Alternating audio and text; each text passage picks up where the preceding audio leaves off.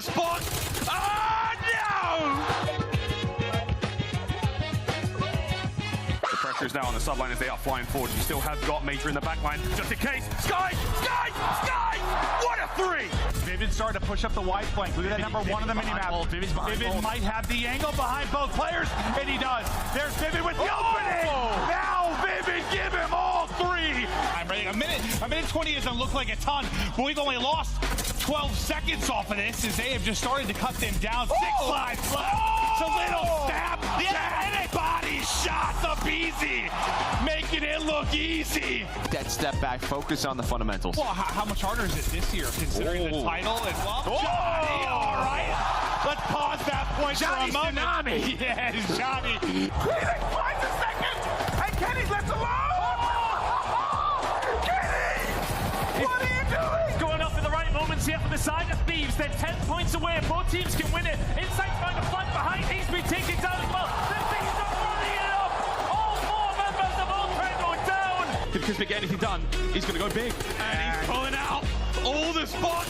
Oh, no! That is it. There is not a whole lot you can do. No 1 versus 3 for Bant. He's alone. The green wall surrounds him. He finds the first. And Shotzzy, not going to get it. 1v3 for Banks on the cards. 46 HP, just about surviving. Dashy is chasing him down. Which way is it going to go as Banks just played this absolutely perfectly? Oh! Benjamin Banks with a 1 versus 3. To the back line. Nice bit of work from Hydra. On to the point we finally go, and it's attached. The lone man finding the kills is attached, somehow stays alive, gets another. Great bit of work out of Røkkr. That's the break. And with all this pressure, all this setup, Simp from third, shots through the window, pistol out, but Neptune, he'll get his first kill in this map too. 2 versus 3, not a lot of time. You still have aBeZy to deal with. I mean, the shots are going to come in. aBeZy does it, take it down. Yeah, look at where the other 2 are though. We've seen it happen before. It takes quite a miracle, but who knows? Still 15 seconds left. It's just if Neptune can get into a spot, you need Slasher to stay alive. He's going. They're going to find one. It's all on Neptune. It's all on Neptune. And he got it. I think he got it. Are you kidding? still players inside the point, but the flank is in, and the flank for 3. That would have been the Glide Bomb, couldn't connect. And fun enough, after all of that, you still have Paul in the air. Paul! He's hunting for it. He's hungry. The man seemingly doesn't miss. Oh, what the hell is going on?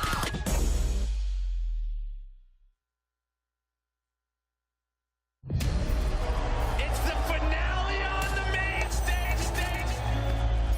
Again, it's the king of the hill. What does it mean to be the best? They have just started to cut them down. 6 lives left. It's a little stab. Yeah, body shot. To prove that you belong among the elite. Scump gets it done again. The 1v3 clutch makes it look easy. Who will rise to the occasion or fall to the pressure? And Kenny's left alone. Kenny! These select few will never back down, never rest, never quit. Oh, it's over! Throw in the towel! But New York have done it! Bringing pride to their cities and fans around the world. Seattle, hold on! They line up for the comeback of time! We summon these few to settle the score. The center can't quite do it, but it's Cammy on the other side of it! It's King Cammy goes off! The kills come in for London, and they shut them down. And Afro gonna get one. Does, and tries to get out. Look for the second Afro! There can only be one true champion. And it's Methodz once again. It is gonna be City for the winning. Few more points before this one is done and dusted. Oh my God, it's in! They've done it! Day 2 of the Call of Duty League Championship starts now.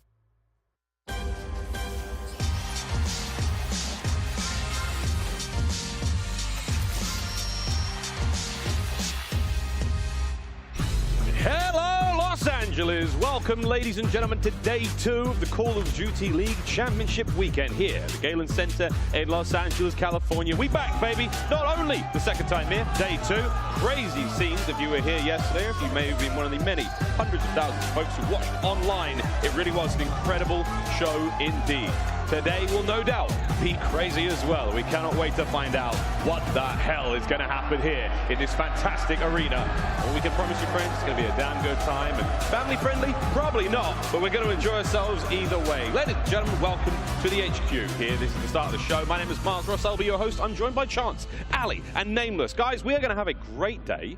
Guaranteed. But how are we feeling after yesterday's affairs? Names, we'll start with you. Listen, I'm feeling amazing. We had Game 5s across the board. It's only right for champs, and I cannot wait for today. We know it's going to go to Game 5. Like Chance said, let's just play one and done. Let's just get that round 11, round 11 hype off rip. aLLeY, how are you doing? You good? I'm doing lovely. I watched some cooking shows. I dreamt of cooking, and now I get to watch teams cook each other on main stage. It's going to be a great day. Oh, magnificent, Mr. Ashworth. We spent a lot of time yesterday together screaming over the gameplay. How are you doing? I'm trying to conserve my energy, you know, like those like round 11s and then Game 5s. Like it is like that was Thursday. We have so much Call of Duty left to be played, so I'm trying to be ready for the end. You know, we'll be ready for something, friends. Here, let's take a quick look at the bracket now of how yesterday went down and how today will go down as well. Left-hand side of the screen, as you can see, nothing but Game 5s. Yesterday was truly a spectacular day of COD, breaking records, hearts, all sorts was getting crushed yesterday on that main stage. FaZe, Surge, OpTic, Thieves, winners round 2 today. We've also got the Subliners and Ravens and Ultra and Breach in the elimination bracket. And guys, that means that one of those teams in each of those matchups is going home. Nameless, will you shed a tear? Man, that's tough. I know some players might shed a tear. I mean, you play your whole year for this, and you know you're going to go back and like it was Game 5, that first series. So they're going to lay it all out there, man. I mean, these teams, a couple have been pretty inconsistent over the last couple of months, but we know about Ultra. We know about New York. They can make these runs in the lower bracket. And even Breach, like they look good in their match yesterday. We saw some big moments. So we truly have no idea who's going to win either of those games. We may not know who's going to win these games, but we know when they're going to play. Schedule now on your screen for day 2 here. This is Friday. First and foremost, the London Royal Ravens are going to be taking on the New York Subliners. That is an elimination matchup. One of those teams is going home. After that, Breach versus Ultra, same case. And then our winners bracket matchups the last half of the day there. Surge, FaZe, Thieves, OpTic to close out the day. And woo-hoo-hoo, it is going to be a ton of fun indeed. Chance, are you prepared mentally, spiritually, emotionally? I mean, look, we're getting there, but like it's bangers, right? It's At the all end day. of the day, like OpTic versus LA. Even before that, you get like Seattle, who might have the curse-like edge against Atlanta FaZe. Atlanta, obviously the team champs last year, trying to like not have a nightmare season. The only way they can avoid that is with a win. So it's a spicy day indeed. Yeah, let's talk about that one indeed. Seattle versus Atlanta, one of our winners bracket matchups coming up later on today, guys. Should be a real good one. And of course, we're running it back from what a major final. Yeah, I mean, Seattle's had FaZe's number. I mean, they've been a thorn in their side all season long, and I really think it's just like the way Seattle plays. They're hyper-aggressive. Pred is unbelievable versus FaZe. He absolutely turns up, and they've dominated FaZe in the controls, so that's definitely where, you know, FaZe is going to want some redemption here, and, you know, after what we saw to Seattle yesterday, control wasn't looking that great, aLLeY.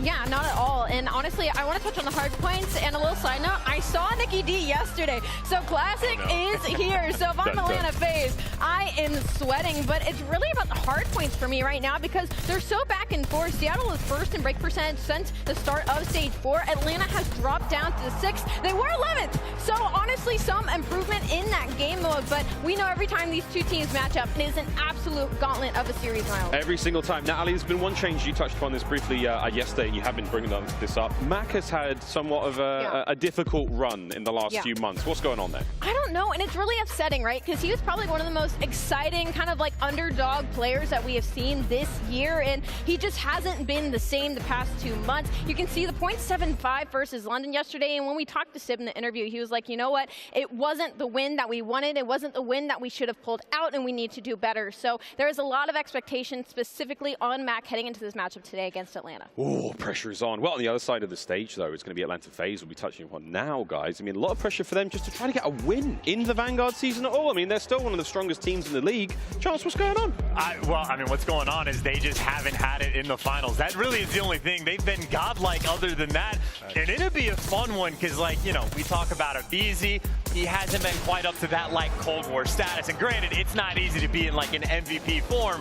But yesterday, he was looking like he might have been in that ballpark, and even just for the matchup against Surge, like it's a couple rookies on one side going against a bunch of guys that are like 2-time world champions, and Then it'd be an interesting one, right? Because I think this would be, what, the fourth, like, you know, COD Champs finals that Simp and aBeZy have been to in a row. Sheesh. If they can get there, so there's no shortage of dominance when it comes to this event for FaZe. And what's really scary is that at the beginning of the series yesterday, it was like, oh, what is happening to Atlanta FaZe? But the next 3 maps, once they were in a rhythm, they looked literally unstoppable in all of those game modes. And it all started with aBeZy, right? Like, throughout the entire series, he just kept getting better to end that Berlin S&D with a 2.75. That's definitely going to be your player to watch when it comes to the series today.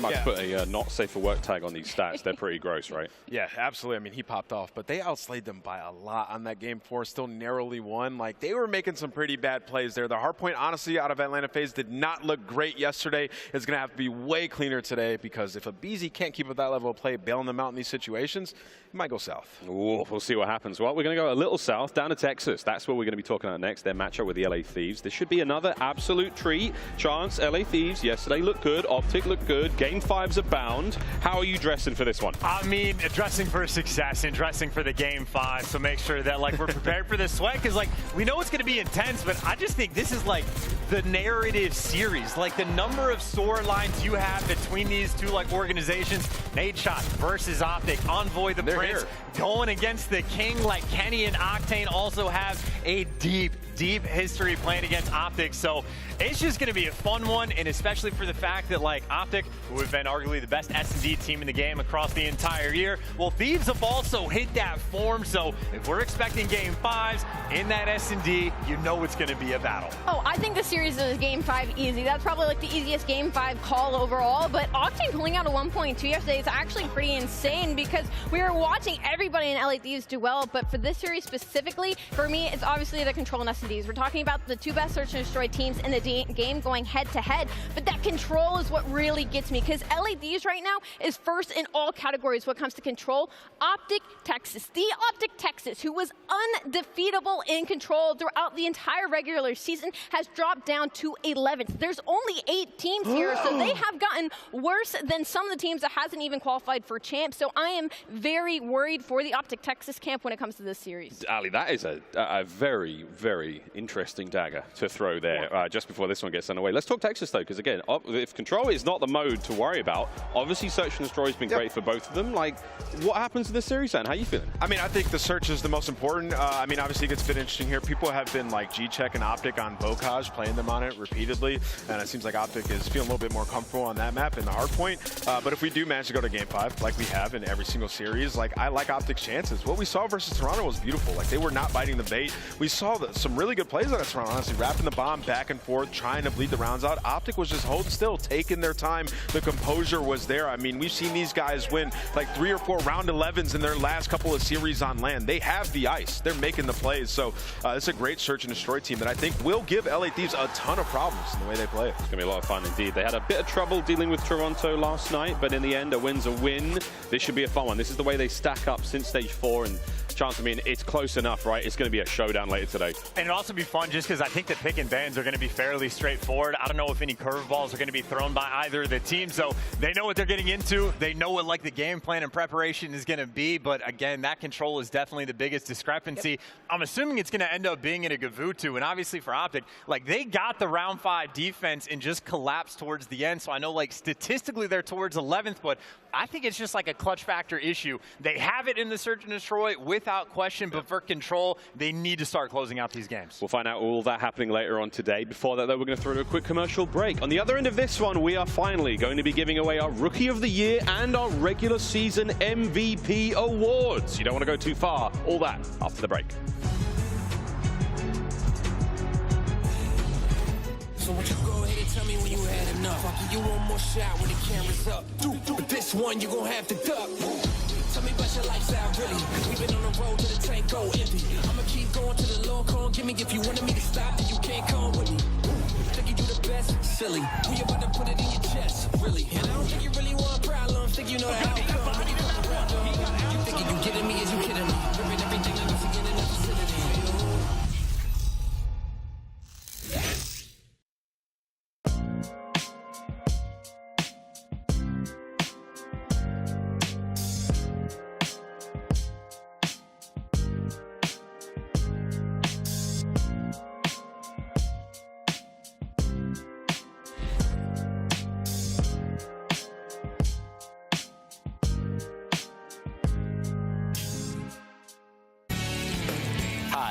Austin/Røkkr here with Zenny Eyewear.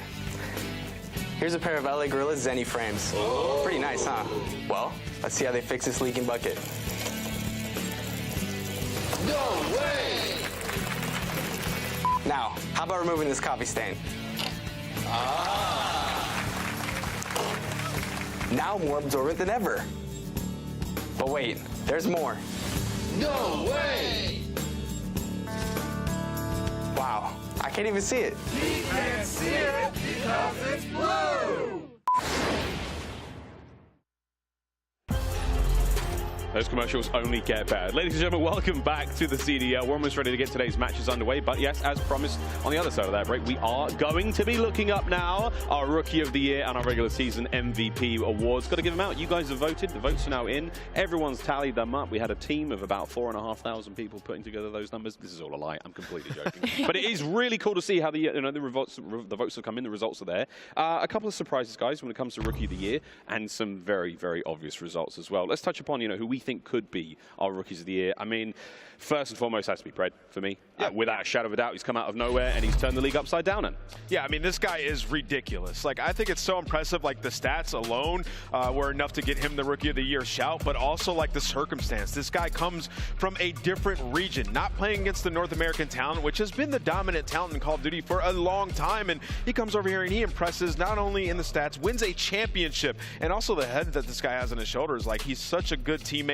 You hear his teammates talking about him in practice, how hard he goes. So Pred, without question for me, was the #1 shout, but also his teammate. Sib has been nasty, aLLeY. Yeah, no, I'm right there with you. I mean, that's a player, like, to have 2 candidates for Rookie of the Year on your squad, like, shout out to the Seattle Surge, but I think what's so impressive about Sib is he's always with his head down, right? Like, he's been one of the most composed players that we've seen this year, and he's always just about getting the job done. Like, we need to get better. We always need to be improving and playing our game, and he's shown it with the numbers as well. Like, when we saw them playing yesterday, something that stood out to me about Sib was Pred in that first map was 34-15, and Sib was only 27-20, but they had the same damage. They both had over 3,100 plus damage, so Sib will always get his own. And not only that, like, the clutches that Sib will do on the map, doesn't matter what gun is in his hand, you need him to pop a 2 or 3 piece, he's going to do it, Miles. And I would just say, though, for, like, Sib, it's just, like, the eye test for me, right? Like, you watch this guy play, and even in Challengers, it's just, oh, he will be a pro one day. That is, like, no questions, almost expecting to be MVP. It's like a Dashy and Cellium kind of, like, prototype-esque player. Like, it's just a disgusting skill cap this guy has. He just kills quicker. He really does. Another player we want to touch upon, of course, from Boston Breach, Nero, man. He has been truly explosive, popping into the scene, making a big difference then. Yeah, and, I always tend to lean towards the SMGs when it comes to this. Like, if the stats are there, and Nero, like, he's been absolutely unbelievable. And if Pred wasn't this generational talent, I honestly would have given it to Nero. I'd be like, I think this guy's the Rookie of the Year.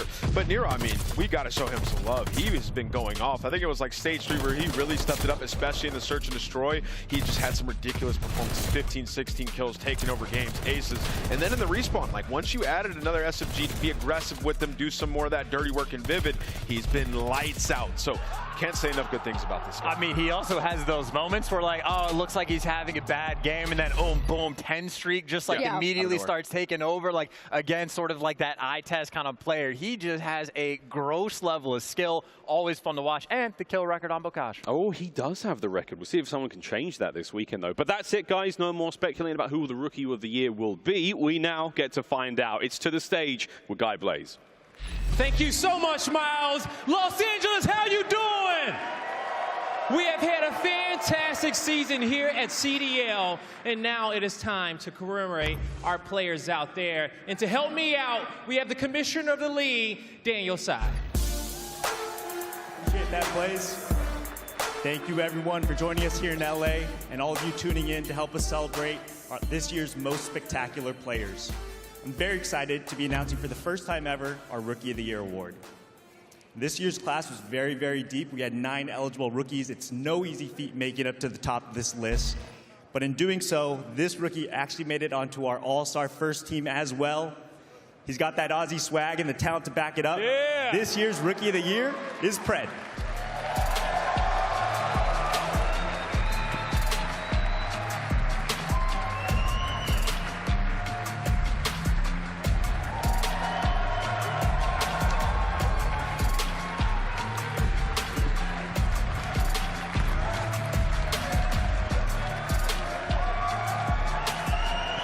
The man himself, pretty boy Pred in the building, coming out with the Rookie of the Year award.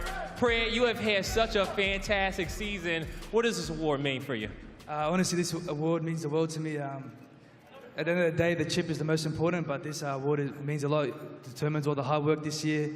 Coming from Australia, you know, a league that's really not, you know, even looked at. Coming over from there and, you know, playing the way I did this year is make my family proud and my teammates as well. Yeah. And I know they're all so proud of you. And coming over here and playing with the Seattle Surge organization, talk to me about your teammates, the org, the coach, and the guys that help you get to this spot. Honestly, I wouldn't have a chance to even receive this award or even be on this stage if it wasn't for my teammates, my organization, my family, my coaches. Without them, they, you know, set me up for success. It was more about me just succeeding in what they presented me. So, you know, I think I did a good job of that. But without them, I wouldn't be standing here right now. All right. Any last words you want to give to these crowds out, to the crowd that's been supporting you? I just want to say thank you to all the fans, everyone that supports me and my team. You know, it's just the start of the journey, so I hope you guys are coming along. So I appreciate you guys, man. Give it up for Pred one more time. Miles, what a guy.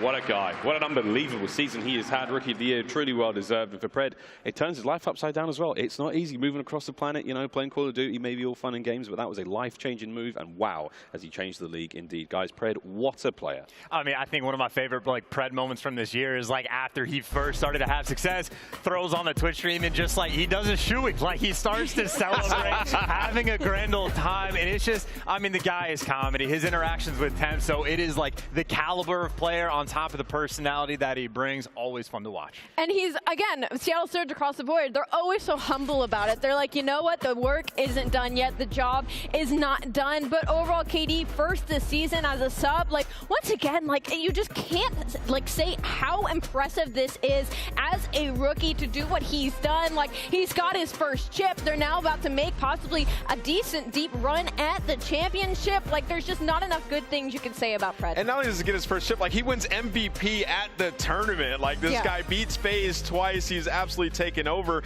And then he comes into champs, like the very first map of the tournament. Like, you have those jitters. This guy starts off like 26-7, just dominating the game, making a statement like, no, I'm not a one that I'm here to stay. So I'm pretty sure Seattle is happy to put the franchise tag on this guy and keep him for years to come. They really should. And the only other player to do something very similar to that in their opening season was Simp. So hey, man, heavy spot to be in. Let's talk now about our regular season MVP, though, because again, another really important season accolade to give it away. Last year, it was Simp himself. This year, who knows, friends?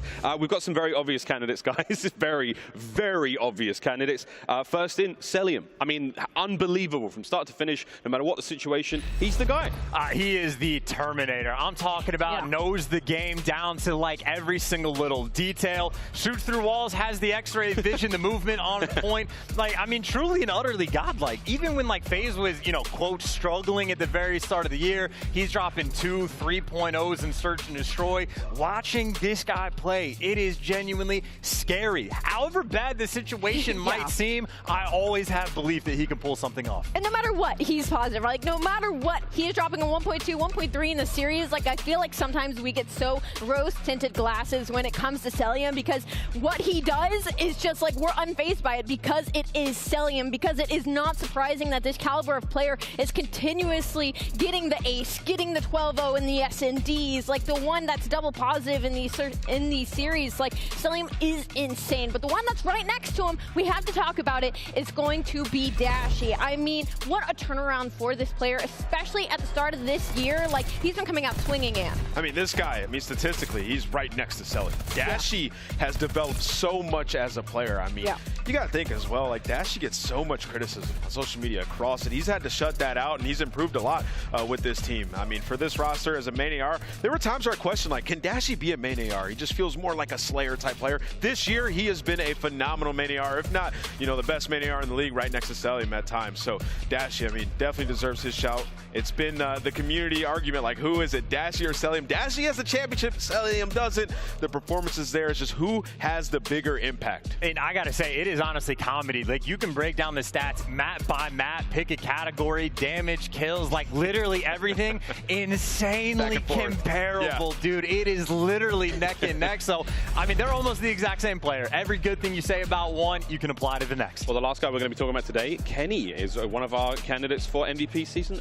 Ali, it's been late, but he's a late bloomer, but boy, did he bloom. I'm right there with you, and this is a player that I have to give so much props and flowers to. I have probably been one of the bigger Kenny critics of this year, just switching that role into that sub and having to learn that in the middle of the year and then pulling out a championship at the end of it. And since then, Kenny has just been lights out, specifically on the Berlins and Tuscans. I mean, he just absolutely takes over maps, and it is so impressive for me to see the championship caliber of Kenny. Yeah, I mean, when you talk about valuable player to a team, like Kenny is certainly the most valuable player on this roster. Like when he turned it around, I mean, they win a championship, and you know they've been competitive on LAN all season long.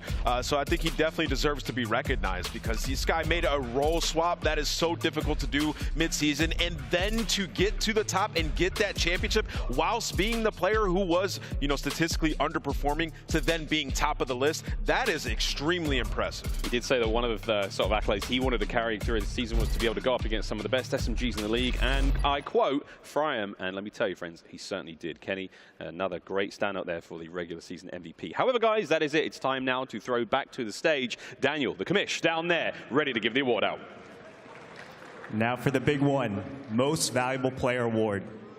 To be honest, this year's voting was pretty one-sided. This player earned 90% of the first place ballots this year. He knows how to maximize every spot on the map, and he's been an absolute force on this year's most consistent team. The 2022 Call of Duty League MVP is Cellium.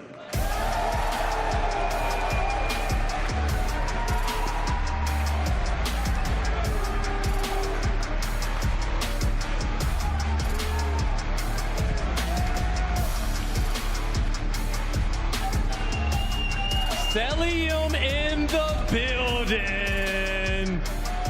Oh my God. How does it feel coming out on top with this MVP award?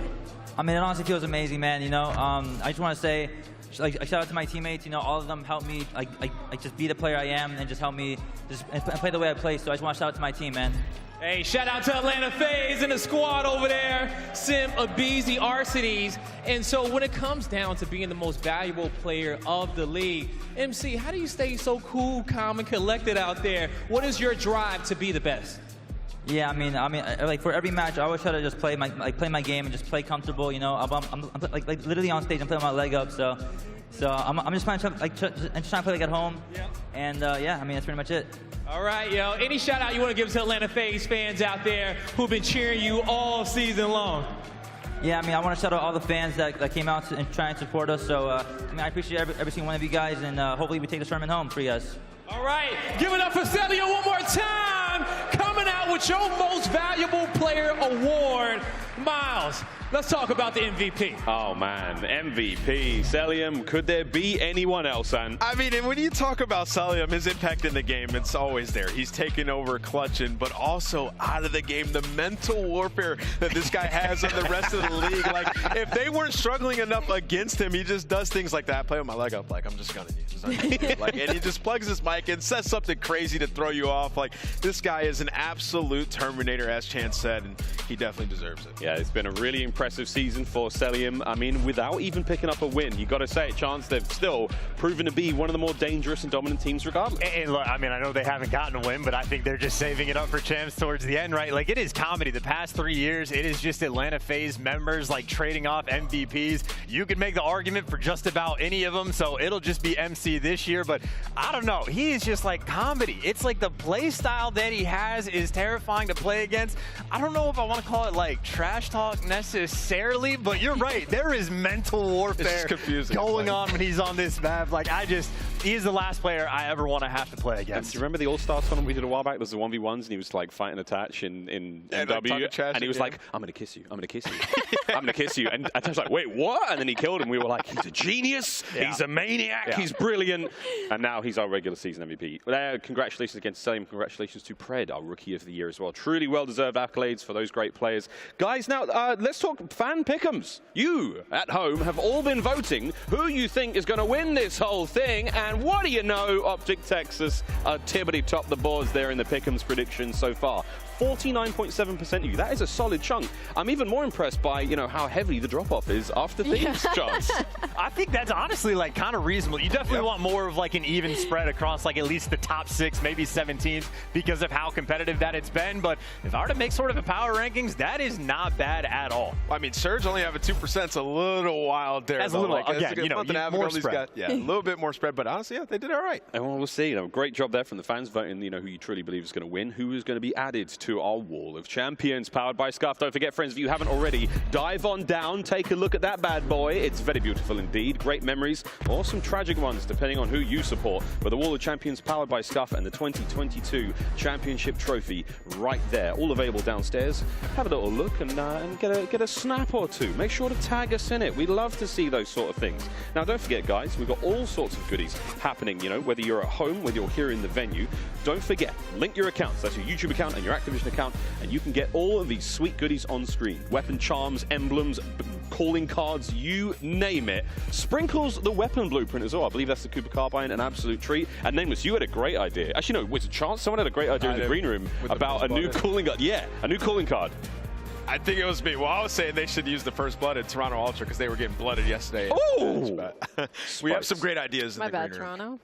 It was Eagle wasn't it? Eagle Chow. More on that later. I have butchered this joke. You know what we're not going to butcher, though, is MW2. Here it comes, friends. Don't forget, on Sunday, lots more fun to be had. Tune in on Championship Sunday for a special segment on Modern Warfare 2. Find out what is next for the Call of Duty franchise with a special guest interview taking place on Sunday. That's going to be a lot of fun. Very interesting indeed to see what happens there. And who knows? Maybe we'll give some things away along the way. Ladies and gentlemen, we're now going to go to a quick break. And when we get back, it is almost time to get today's matches underway. Day 2 of the Call of Duty League Championship weekend starts right after this.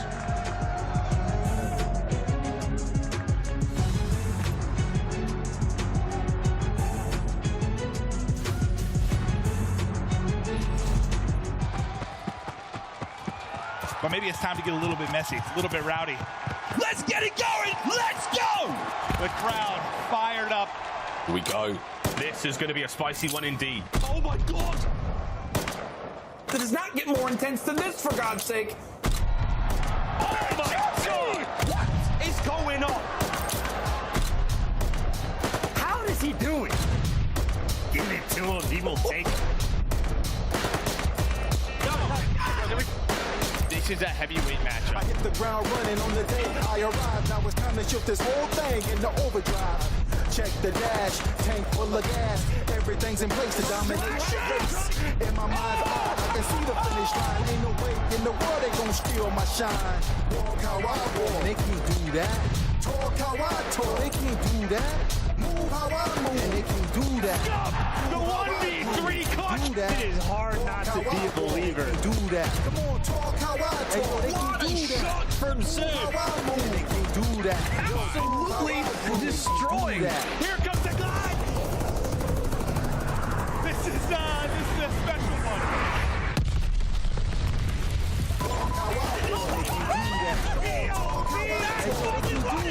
He's done it. What? And for the king, Arcitys gets Chris rocked. One way or another, it was inevitable. That is unbelievable. We got a squad, baby. Still looking like the best player in the world. That is disgusting. Ice in the veins indeed. It's done! It's done! I'm ready to run through a brick wall after that video. Boy, are we hype! Almost ready to get the New York Subliners versus the London Royal Ravens underway here in the Galen Center, starting day 2 with an absolute bang. Ladies and gentlemen, welcome back to the desk. Guys, this is it. Day 2, almost ready to rumble. Everyone pens down, finish your notes. We'll get on with the series in a moment.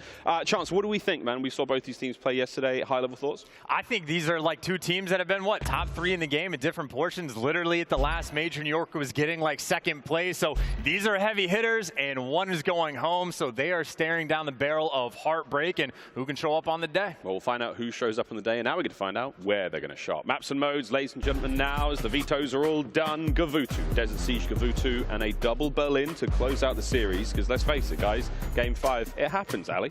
Yeah, and again, this is one of those series where most of the maps, I mean, these teams are really squaring up on some of their best, except for that Game 5, Miles. Now 3-10 on the side of the London Royal Ravens, so they want anything but a Game 5 when it comes to this layout. Yeah, I mean, I'm interested for that gavutu control. Like, I mean, we've seen New York play well out there at times, but also, like, that's a map London, like, at least the control at times have been good on as well. So that's the big one for me in this series. Yeah, London is going to be a tough one. Chance again, we saw them yesterday, a bit of a heartbreaking defeat for them. I think it would have been a lot more fun if you're a Ravens fan to, you know, have that cushion in this tournament. But, you know, if they find themselves staring down the barrel of defeat, do they have what it takes? Well, they have what it takes, but I think the question is the ARs, right? Like, Gizmo has not been the same player from online to LAN. We've yet to see it. And I'd say, honestly, for both of these teams, I trust all of the SMGs. It truly is the ARs, especially on maps like gavutu, where we got two in the mix that I just want to see if they can show up. Like, obviously, Trey, one of the most legendary EU players of all time. We have high expectations for him, but it is really just that AR counterpart. That is where I'm staring at. And, of course, the same can be said for Paulehx. It is two guys that have underperformed. I'm right there with you. And when it comes to the game fuel keys to victory, they need a rebound series from Nasty. He had a .77 versus Seattle yesterday, but a 1.0 at Major 4. What's interesting about a player like Nasty is I feel like he always gets better on land. So to see that KD for me is a little bit surprising, and I am expecting a big bounce back today, but also in control. I'm not that worried about it because it is gavutu, and Afro is one of the only SMGs in the league that is very comfortable on that map. When London is doing well, it's because Afro is in his element. He had a slow start yesterday, but he was absolutely frying by the end of that series. So unfortunately, they still lost it, but I'm hoping he got his first series jitters out of the way. Well, if you're not worried about the gavutu control, I won't be worried about the gavutu control. New York Subliners, though, will they be worried? And I mean, for them, heartbreaking loss against FaZe yesterday. Put on a good show, has to be said. Yep. How you feeling about the boys coming into today? I mean, just a tough draw. I mean, there was opportunity for them to win that Tuscan hardpoint. Oh, yeah. Close that series out. I mean, they just kind of threw it away on a couple sloppy rotations. Also, like, trying a one-by-one challenge on the P3 for the break just didn't work out for them. But, you know, if we're talking about individual performance, like Kismet, he just wasn't exactly the same in the second half of that series. Then also Paul hasn't been able to get that same slang that we've seen from the online hardpoint New York team. Like, even on land, those first couple matches were kind of easy, realistically. And then also for the game fuel keys to victory, Chance, what does New York have to do? I mean, I'm just going to even focus on the second point, just to keep hammering home, like the Gizmo versus Paul. There have been significant drop-offs from online to land, so I just want to see him break it out. I know Paulehx after Major 4 was talking about having like hand issues, and obviously that can play a major factor, but a couple weeks have gone by. There's no more time for any sort of excuses. All four players have to be ready to play, especially with the map set that we have, and even still, like, as good as New York has been at hardpoint, still for the gavutu, it's one of like their least played. I know you get a big one against FaZe, but also they nearly blew like a 100-point lead, so I think it'd be very fun to see him run it back. Well, it's going to be fun to see it. aLLeY, final point? I was just going to say, like, obviously it's hard to compare a team like London to the Atlanta FaZe when it comes to that gavutu hardpoint, but to Chance's point, they had like an over 100+ lead, and Atlanta FaZe flipped the switch, and there was almost nothing New York could do about it. I mean, it ended up being like a 7 or 8 point game, so even though London has been struggling in hardpoints, if they come out hot, we don't know what New York we're going to get. Whoa. Well, it's time to find out which New York and which Ravens we're going to get. We're ready to roll. The walkouts are ready. Guy Blaze, let's get it. Let's get it, Miles, and let's get it, Los Angeles, as it is time to kick off day number 2 of Champs, and it's going to be an elimination matchup coming all the way from the East to enter this stage first. Let's see what London is all about.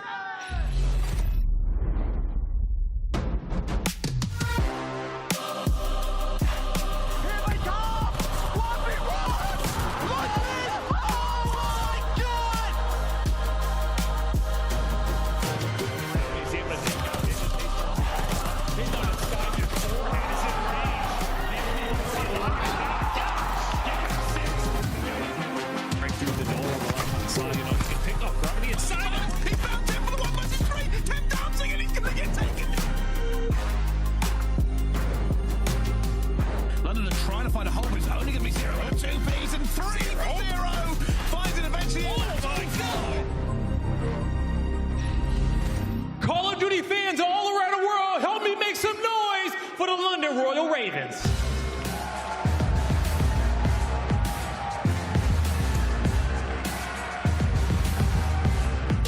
Give it up for Zero, Nasty.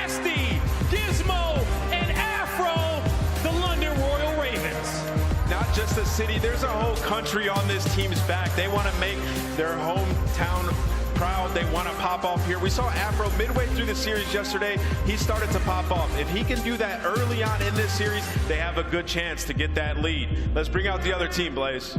Yes, it is. It's time to bring out the boys from New York. Stand clear, because here comes the Subliners. Y'all think too small, I got big dreams. You just starting, I'm way ahead at the end scenes. Started reading and dodging all of the quick schemes. Money like your Spotify, boy, I got 10 streams. And I'm still looking for more. My people, they got a soar, I'm putting that on the Lord. Ain't accepting, ignore, just kicking down all the doors. Guarantee you, boy, if I ask for it, it's gotta be real big. I gotta make it just for my kids and for their kids, just kids. That's wealth years and years. Promise my brother soon as he out and finish this bid, we finna do it bigger than anybody ever did. The odds is real big, jobs that's real big. Satan trying a little, my God is real big. Stayed up on the grind and the cards is real big. I gotta do it big, the only way that I can live.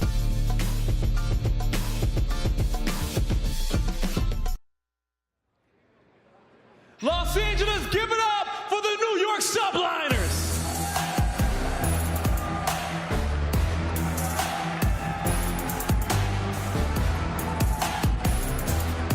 We got Paulehx, Hydra, Kismet, and Crimsix, your New York Subliners. They did the impossible, but the story is not done yet. And honestly, all eyes are on Paul to retake the crown. And you know what? What better team to take it from than the London Royal Ravens? The loser bracket run has to start here, Blaze. Let's get this match underway. I am so ready, aLLeY. One team has to go home, and we're about to find out who it is. To cast the match, give it up for Ton and Bryce. Thank you very much, Blaze. Yes, we are live here in this beautiful day 2 of Champs. And make no mistake, yesterday was one of the best days we've ever seen at the championship for all of Call of Duty esports. But today gets even more spicy. One of these two teams we are going to say goodbye to straight away. For London Royal Ravens, they have tried to get themselves into a position, the promise, the potential has been there, but it has not been realized. And today, they need every single scrap of it. For New York, the Cinderella story was written at the major, but it could all come crashing down. Does the glass slipper fit? Have they got that carriage, or is it a pumpkin here at the championship time? You have prepared that this morning, my goodness. You know, the storylines are beautiful heading into this one, though, as you said. You know, for the side of the Ravens, it is very much that promise that we have not seen when it has come to the stage of being on LAN, whereas for the side of New York, it was like that for a while as well, wasn't it? We didn't really see what we did expect from that team when it has come to LAN, but both these two teams now at this point need to bring everything they possibly can. Looking at the map set, I'm sure we will do in just a second. I agree with aLLeY. There has been Tamigo channels on this one. There has been a couple of occasions where people are like, oh, you want to go on your best map? Yeah, bet we'll do it. No problem whatsoever. I definitely feel like New York Subliners, though, will be looking at this. I was talking to Jay backstage. These guys have went for the AR side of things as best as they possibly can. They want to try and nullify Afro, if at all possible. He was firing yesterday, and he's going to need to be firing today if London want to continue their season. They certainly will. The pressure is on. Make no mistake, you do not want to be the first team to leave Champs. Going into this one, we actually looked at the statistics before this. It's pretty good for both teams in the first half of it. The problem is going to be statistically in the second half of this series, it will favor New York. So London need to start strong and try to convert that into a win early. It's a tough map, number one, it has to be said. For the side of London, we need to see more from them on the half point front, just overall. How good they were in the online stage during stage 4. Needs to translate here to LAN, or they're done. The same applies to New York as well as we get into Gavutu to kick off day 2 of Champs. All right, let's get right into this one. Straight into P1, you can see both teams, the nades are raining. And the players are trying to break straight through. Obviously, New York first in, but it will be Afro. Managed to get in and get it, and there's a few kills already going down for London. But Hydra and Kismet, they stop the bleed. It's such a huge matchup, isn't it? When you're thinking about Hydra, you're thinking about Afro. Two of the best SMGs in the league. Both from Europe, going at it up against each other. Good play from Nasty here as well. And again, I agree with Dashy. We need to see more from him. Typically, he has been one of the more consistent players when it's come down the line for the side of London. But to kick things off, it is New York with a slight lead and heading over towards P2. New York already thinking about that. Want to try and lock down this last final 15 seconds here for the side of Ravens. They'll get a hold of that. Yeah, they have got it. You can see already on the minimap. Nasty's going to try and make a little bit of a play towards green. I don't know if he has been seen. He has Hydra. Gets him before he can do any damage, and both will be fully in New York control. If they try to get this lead back, it's obviously very little difference between the two teams at the moment, but they are trying to put them into the blender here, Ton.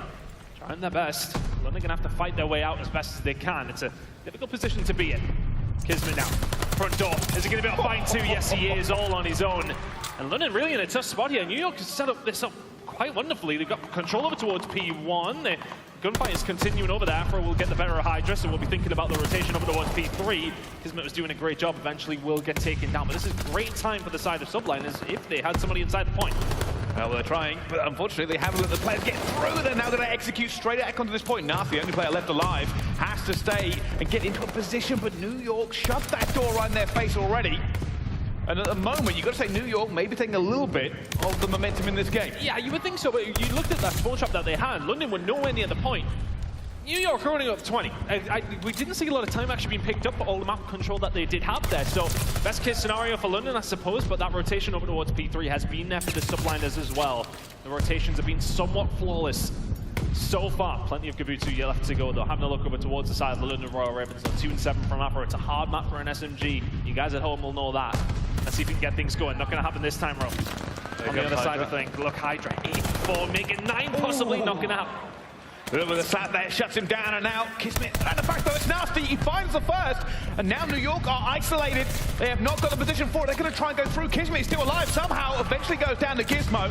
It will be the scrap time for the Ravens. They've got to be careful. They do not want to give away the rotation that is just on the cusp of being crucial. Yeah, this next minute or so is super crucial for the side of London. He'll start to flow through though, and New York will pick up that final 20. If you're London though, you want to make sure you batten down the hatches. This kill could be important if Kismet can find it on the Gizmo. He gets taken down. Rotation is going to be there for the side of the London Royal Ravens. Taking a step back though, so far so good for New York. They're being the first ones there to pretty much every single hill outside of P1, and they are the team that are finding the most points. But we know how much time can be made up over towards this back P4 side. Pressure starting to come in from New York. A big kill from Afro. Kismet's now going to be a good position. He's going to be looking for a kill straight out of the gate here, and Crimsix gets one. But shut down. The spawns have flipped away. And I think London are going to realize, you can see them pushing through Cliff now, trying to lock this one down. Players going to go towards Dark. London are putting bodies in position to try and shut this one. And even with the stack from New York, it is difficult to get in a position. Gizmo shuts it down. It's such a tough one. We see so many teams do this to the opposition. They force them to spawn over towards the back. It was a really good push from New York, but it didn't work out on the other side. London survived at the point, and all of a sudden New York spawned towards the back. Kill still coming through here for the side of London. 13-7 coming out from Nasty. He's on a 4 spree. And London have done so well since New York got that back spawn. They haven't had a sniff. They certainly haven't, and I tell you what, New York, they are going to lose the lead here. Let's find out how they recover with the New York Subliners. Listen in. Take your time, take your time, take your time. Be careful crossing beach. He's watching the cross. He's got a bomb, he's got a bomb, he's got a bomb. I got by. I'm getting a sub. I don't see anyone, R1, R2. I'm taking Ivy. Pushing up mid. Nice. Yo, what you say? Pushing up. I don't have any techs. Pushing up close strong. Yo, one's R2, R1 going S1, and one's weak. I'm watching S1, I'm watching S1. We got time somewhere. Back green weak Gizmo. He's top green Gizmo. He's not, give me, I dropped that. I don't see him. One guy's gonna be S1. I got one top green. One's gonna be S1. Gizmo dead. I'm watching over you. Yo, retro weak. Yeah, I'm pushing up. They're gonna be close to you again. Look, let's see. All right, the patience from New York as they try to apply the pressure here onto London, but London are holding strong at the moment, but Paulehx tries to make the hero play, but it's not good enough. It's 2 back-to-back hills that have been fantastic for the side of the London Royal Ravens. New York were sensational over the first 3. I said those rotations were crucial, but when they've lost the rotation, they haven't been able to find a way through. Speaking of rotations, though, P1 is under their control. If you're the side of Ravens, though, keep an eye on Zero. He's going to be the one pushing on the flank, with the rest of the team go through the front door. Here they go. He gets more through there. He's not going to be able to find it. A 92% hold rate for the side of either one of these two teams when you get there first. Sorry, I wasn't sure if it was anybody in particular, but it is one of the highest hold rate in terms of hills. But it is going to be London to break through with 40 to go. Well, they've got it. aDeRa's trying to get out of there. They know exactly where he is. He needs a little bit of reinforcements from up top. You can see the guns of London are swinging this way, but already the trade has come through. They've got to lock down the stairs. Kills going back and forth. New York are slowly but surely trying to make their right position. Nasty's got the awareness, and thank you very much. And London hold it down. So much of a better game here from Nasty so far, 20 and 11, and he may well be the difference maker across the board for each two teams. Looking at what London are doing now, though, they're pretty much doing what this side of NYSL did to them. They're forcing them into those back clip spawns, and there's Zero with all three. There's another player pushing him as well, as Crimsix going to be the next on the chopping block. It does not matter, the damage is already done. Zero is just refusing to die outside cliff. Eventually will fall down, but is the damage already done? That rotation's in for London. They have it, but they don't have the numbers. Keep an eye on that minimap. You can see New York are here in force as Paulehx pushes straight through with 6 health. And now London, we're in a great position, and they are in a great position on the scoreboard. New York will be looking to drag this one back with as much time as they can physically squeeze out of both. There's a big fight over towards P3. That Nasty wins up against Hydra. Stops the push coming on through for the side of Subliners, and Ravens can just about hold off. Nasty still having a hell of a game. Subliners not out of this one yet, though. Good 25 seconds left to go here. The pressure is on for them to push through P3. They want to try and get control of green if they can. London have been very stubborn here, though. They have not pushed themselves forward. They have not overextended. They want to lock in the spawns for P3. Yeah, London would have liked a little bit more P1 control, and they don't have it. Hydra is here, though. Gets that first kill, and now London are reeling. They don't have the bodies. They don't have the position. Afro has to stay alive. Keep that available for his teammates to get through. As Hydra keeps cutting his way through London. He now gets under the point. One more chance. Of course, the French Phenom breaks this open, and London have taken a step back. 80 points in the lead has evaporated. The Subliners fan said, "Vive la France." Hydra pushes his way through all on his own. The rest of the team doing the job over towards green, but London, we talked about them being stubborn over towards P2, not wanting to make that push. Nasty gonna have to call this in to help his team out. He got this, well, nothing, as he pushes them towards P1. London have stopped the bleeding momentarily, but New York are not in a bad spot. Yeah, it's actually a really good recovery from London. They managed to find the kills. They pushed it all the way back. It was looking disastrous for them. But now they have to be careful. This rotation could be crucial. Hydra may try and take the scrap time away. I think that's his plan here. Just don't get London any more points. He flies about in here and has stayed alive. Eventually goes down, but it has denied London time. We are off to the races. We are going to P4, and it is crucial that New York dig their heels in. It was London who were here first last time around. Subliners looking to lock in a good amount of time here. Just keep an eye on London, which side of push they're going to go for. It's looking like it's a full cliffside break. Hydra's going to be the first one to try and defend here. Gizmo will be the first one to fall. He is. Shots are in. Hydra defends on his own. Nasty still continuing up his good form. Will find another, but he's the only one on London who can find a kill. I try to do it. Look at the spawns come in. I don't think New York know exactly they're about to be pinched completely out of oblivion. But no! Paulehx, Kismet, and Crimsix have shut it down. London are now spawning halfway across the continent. They have to go so far. This is looking like New York taking the lead. The thing is, though, London did not want to spawn towards the back there the second time around. When you got 4 down, all of NYSL can spin around and stop you even getting anywhere near this next hill. London took their time on the kill cams. If you noticed on the minimap, they did not come in quickly. They are now there for the rotation over towards P5.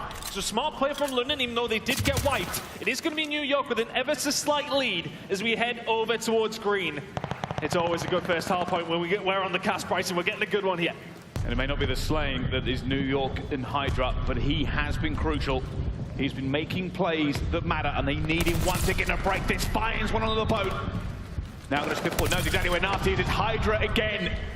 He is cutting it down London. He's giving his team the opportunity to flood boat and get towards it here. The time is ticking away from him, but London have not got the point. I love that from Afro, though. He's managed to push his way through boat. Now he's going to start causing all sorts of issues around this area. Trying to just cut off the head of the snake, stop New York getting in. Makes a good movement through P1. He's found a couple of kills on his way there. Eventually Hydra will deal with him. Nasty, though, in the position over towards P1. Will have to back on down, but his time is going over towards London. They cannot quite win it here. But look for that P1 control. There's 20 seconds to go on P5. We're thinking of P1 shortly. Nasty trying to cut everybody down. Found it. Afro finds another one as well. It's pressure for New York. They have to worry. They aren't going to get this rotation. They aren't going to get the scrap time. And Nasty's ready in P1. New York have everything to do. London have to get the reinforcements here.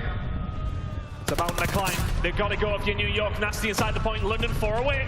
And now they come. Here come New York. Seconds are ticking. And Paulehx is trying to make it. It's not going to be good enough. New York were not fast. They were too slow. And London have taken the hard point. The first blow has been struck in this elimination game. And while New York had the opportunity, they had the methodology to try to come back into that game, it was just not enough. They couldn't break through, they couldn't get in position, and the game has ended. Consistency from the ARs of London helping them out there. Afro not necessarily having the best of games, but I loved the play at P5. And again, what led up to that? It was a really, really nice hold from New York. They wanted to force London towards the back, but London took their time. They did not want to spawn instantly. You know what it's like? You don't want to be back in there immediately. Take their time to get the spawn out, they get the rotation from P5, and they lock in every single point that they possibly can. That said, Afro didn't have a great game, but it's that rotation through both. He finds 2 kills there as New York was starting to heat up. All of that time goes over towards London, and it is a mountain to climb for the side of Subliners from there. A couple of big kills from Nasty throughout that game, actually, is a 30 and 21. Not quite the highest damage in the game. Gizmo having a good time as well. We talked about his performances online. Not quite replicating what we've seen online. That's a bit more like it from the youngster. Yeah, and that's one of the things that can be quite frustrating about COD Esports, right? We talk about the KD, we talk about the slaying. Nasty obviously had a good game. But the reason we highlight so many other plays is they are important. You can get 1 or 2 kills, and it can translate to about 30 seconds of time. Yep. That's why we highlight Hydra. Obviously, not dropping the biggest of numbers, but big kills matter.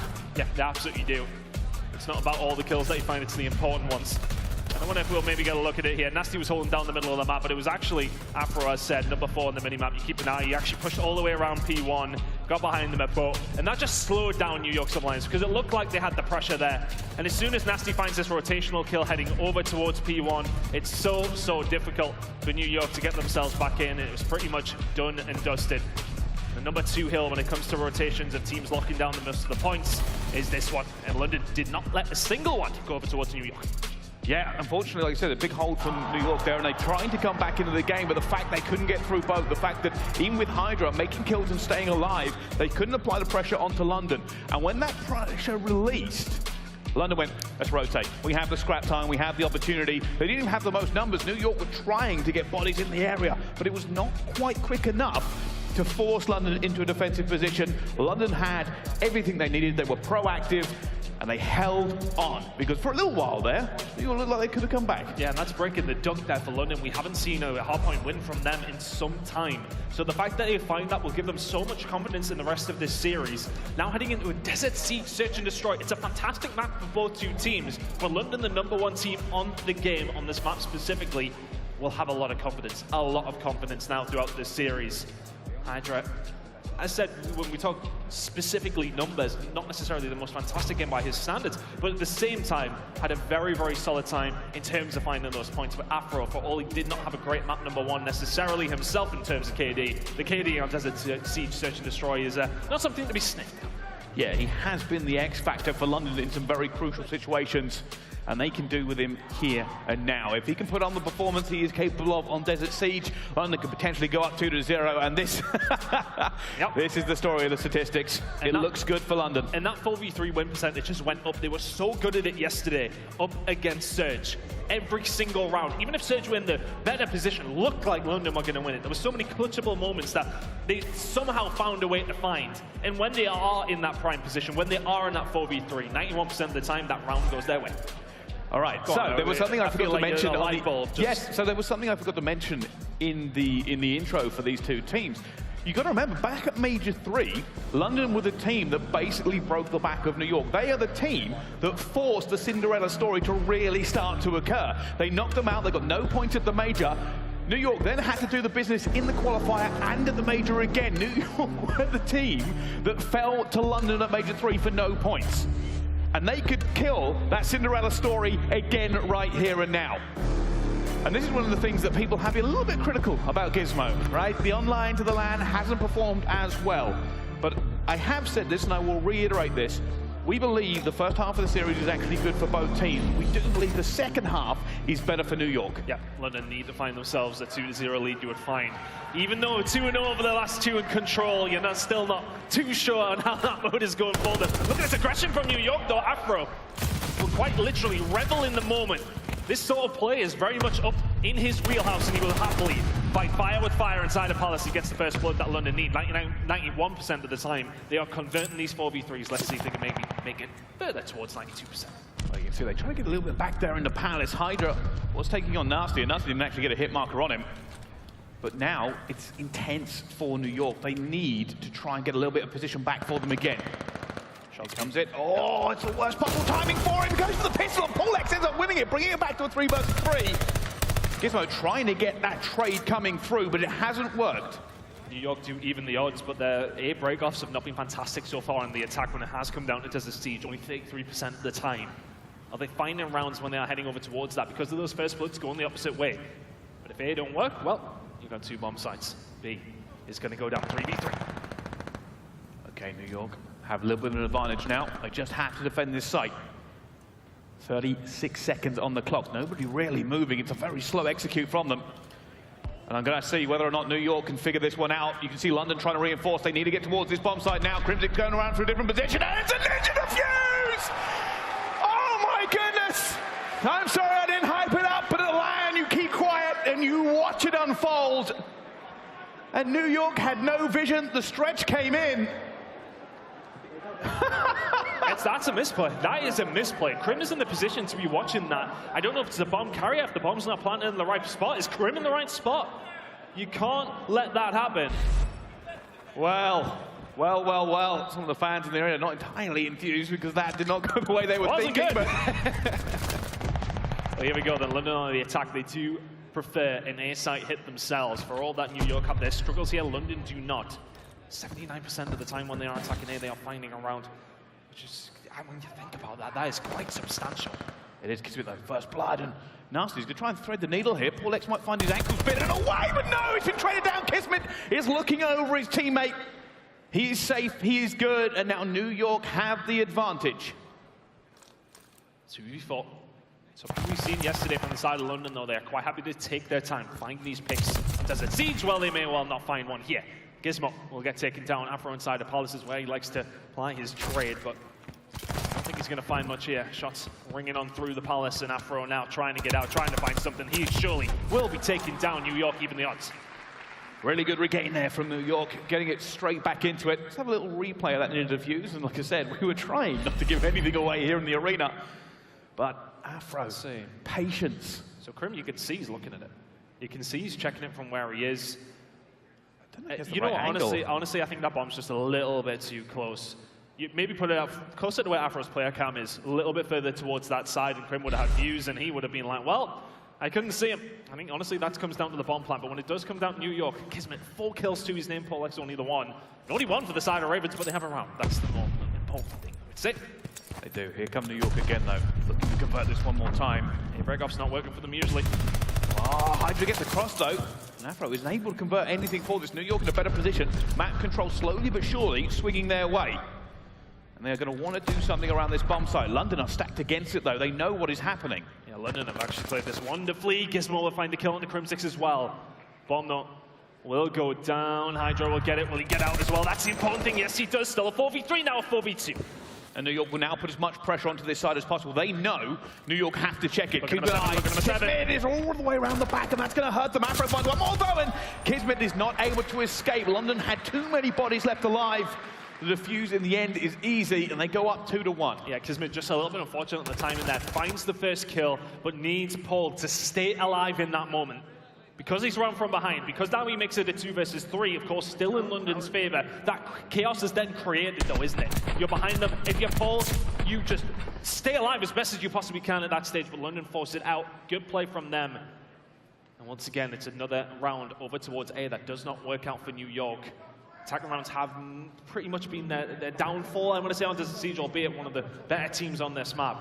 So far, so good for London. Well, London now on the attack again. They won't want to let this one go. They'll try and get this lead as far forward as possible. Zero with the sniper. At the moment, New York only really have one player over towards B, but London are playing a little bit coy. They are waiting to see if anybody gets aggressive. First blood over towards New York. We talked about those first bloods for London being so influential. Not going to find them this time, Afro. Be careful. Through, that's big. 3v3. Gizmo's in a little bit of no man's land. He might need some reinforcements. Hydra's already gone down, and Gizmo's going to try and get out of this one. He's folded! Oh my god! How on earth did Gizmo stay alive there? Nasty gets another one, and Paulehx is left alone in a 1 versus 2 with the sniper. He cannot believe his teammate has gone down, but he gets the first one. Brings it down on 1v1 versus Nasty. And the boomstick is banging. Can he find one more kill? Nasty will find his way out. 40 seconds to play with here, and he just has to be patient. He's holding the angles. He's gonna see him. Oh, the hit marker comes in. Nasty survives. And now Nasty's going to be a little bit worried for it. Does he hold this? Does Paulehx hold it? Exactly where each other are, they don't know. They come into it as well, and it will be Nasty in the end. Holds it by the skin of his teeth, the hit marker. Devastating to New York.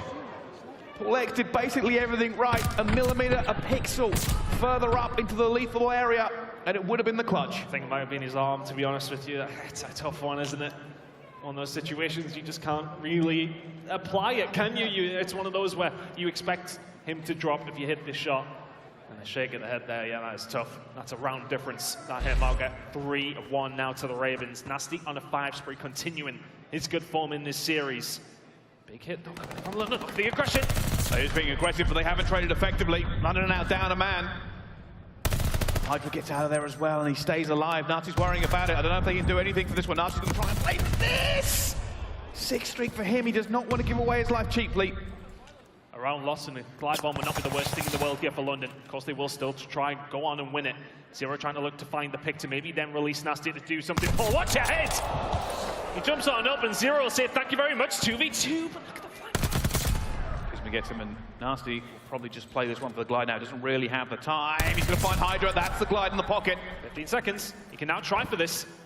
I don't know, Ton. I really don't know. Time, when it's that short, it causes all kinds of issues.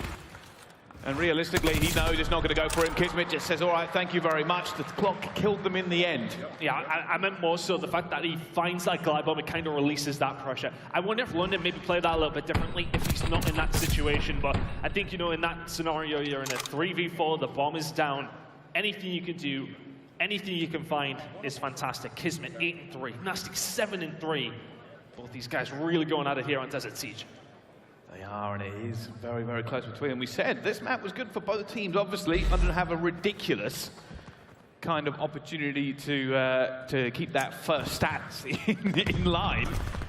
Basically, it does favour them, but this is champs. Anything can happen as Kismet goes straight out there. Traded. Back to a 9-3. It will go down to a 3 versus 3, but there are bullets flying everywhere. Afro finds a second. Good with the SMG and also with the auto. Who'd have thought? Zero having a little peek around the outside over towards B. Still a bit of a neutral attack here for the side of Royal Ravens. It does work out for them quite often as well. The attacking round's very solid, but the defense even better. If we find another attack here, they will feel super confident heading into the rest of it. But New York just trying their hardest to slow them down. But Ravens quite happy to be slow. Crimsix has been spotted, tagged up. Plenty of health left remaining, but we'll have to back on down. And now, with the time remaining, New York have an opportunity here. If they can find a pick and slow down the Ravens just a bit, they can bleed off that advantage. Oh, Zero finds something, but it's not going to be enough. Is that going to give the moment, though, for the side of Ravens to possibly do something here? Just a little bit of pressure. Unrelented slightly, and New York have a 2v3 on their hands.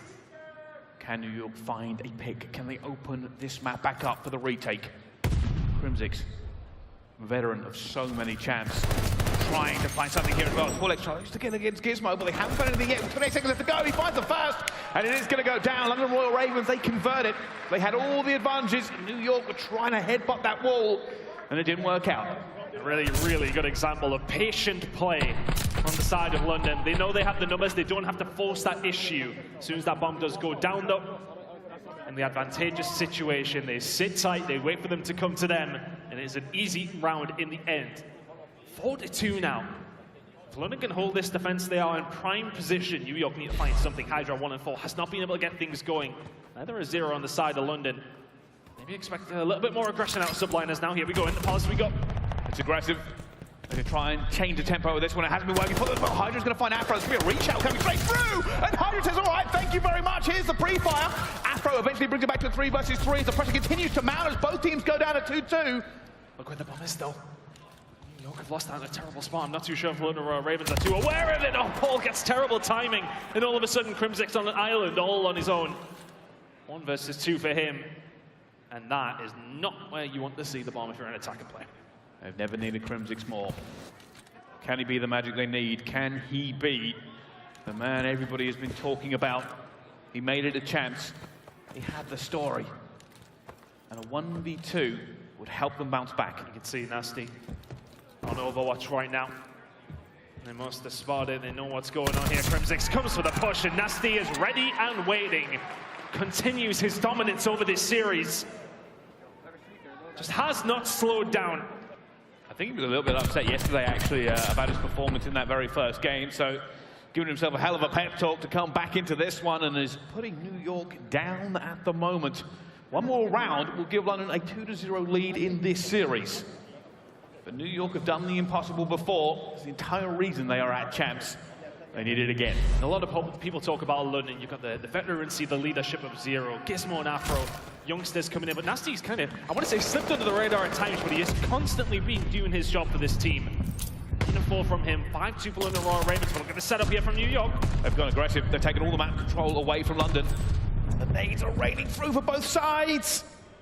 Afro trying to get away from that one. He is going to stay forward. I was about to say, remember that he's got a glide bomb. You've got to be careful of your subliners. At least somebody dies. Yeah, surely, no, he finds nothing. So maybe a little bit of a misplay by London, but nonetheless, that gives them that pressure to then push over. And here we go. The bomb's going to be going down. A 4 versus 4 retake for subliners. You need it. Can they get in position in time? Kismet's going to be found as well. Zero opens up with the first blood. New York have to move now. They have to be greater than London in every single trade. And Paulehx is looking, and London are throwing shoulders. London are setting up. They are wondering where the subliners are, and bullets start to fly for them. Hydra's making a move. Zero's about to be caught. Surely no. Afro finds another one. New York in a 2 versus 4. Paulehx trying to get it. He goes down as well. And Crimsix, last alive, drops. And the Ravens go 2-0 up against the subliners. And they are happy, they are smiling, and they are locked in. A really good performance from London. All the way through, it never felt likely. Immediately from the word go. If you're the subliners, you let that ninja come through in round number 1. Does that just set the precedence for the rest of the game? A 6-2 win for London. But look at that score. 10-6 from Kismet. Somebody help him. Somebody help him. He had a good game, but nothing else to be offered from the rest of subliners. Nasty and co have their way with them. Look at the damage out of Nasty. 1,200 in 8 rounds of search and destroy. That's such a solid game out of him. Yeah, they were just unable to really find anything going, and the trading didn't go their way either. We said there were a few opportunities for London, but hey, maybe that was all sold in that first round. A ninja defused 3 versus 3. And since that point, London did look like the better team. There were flashes of brilliance from New York. They were on the cusp a few times of winning a round here or there, but it's not to be, and now they find themselves in a horrible position. They do find themselves in a horrible position, Brycey, but you're going over towards control. London's recent form, though, 2-0, so maybe the tides are turning for them, but recently it has not been fantastic. I think that's 2-6 over the last 8. Yeah. They have turned it up, but heading with Gavutu control, we have not seen from London in quite some time. New York still have a chance. They certainly do. We will find out exactly how the rest of this series plays out. All map 5s yesterday, and New York will be hoping to go that distance again. They'll be hoping for a reverse sweep to keep the dream alive. But the truth is this, one more map loss and we say goodbye to New York, and London move forward. We will find out what happens after this break. Don't go anywhere. We'll see you right after this.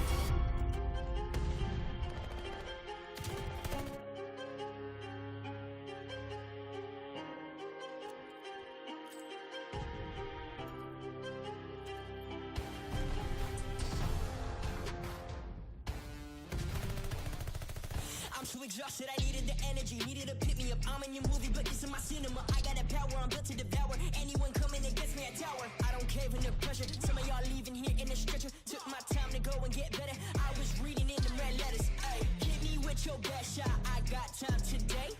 Feeling like a matador with that Red Bull. Oh, no, you can't stop me. I'm running my own play. For the game win, I came to pin anything that gets in my way. Been here, done that. You all know what we came for. Been here, done that. You all know what we came for. Energy, energy, energy. I need that energy, energy. Energy, energy, energy. I need that. Been here, done that. You all know what we came for. Been here, done that. You all know what we came for. Energy, energy, energy. I need that energy, energy. Energy, energy, energy. I need that energy, energy. Been here, we done that. We done that. You all know what we came for.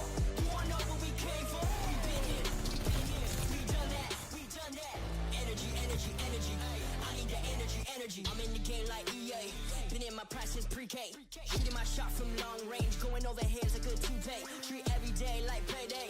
Y'all been living so mundane. My work week is Sunday to oh wait, that's every day. Putting in overtime. Punching the clock, I'ma get what's mine. While everyone's sleeping, I'm living my dreams. I got a coin that's so divine. Lord, take the wheel like 10 and 2. I'm losing energy, I'm overdue. I've been on the top ropes, hitting my pose. Watch me hit the power moves. Been here, done that. You all know what we came for. Been here, done that. You all know what we came for.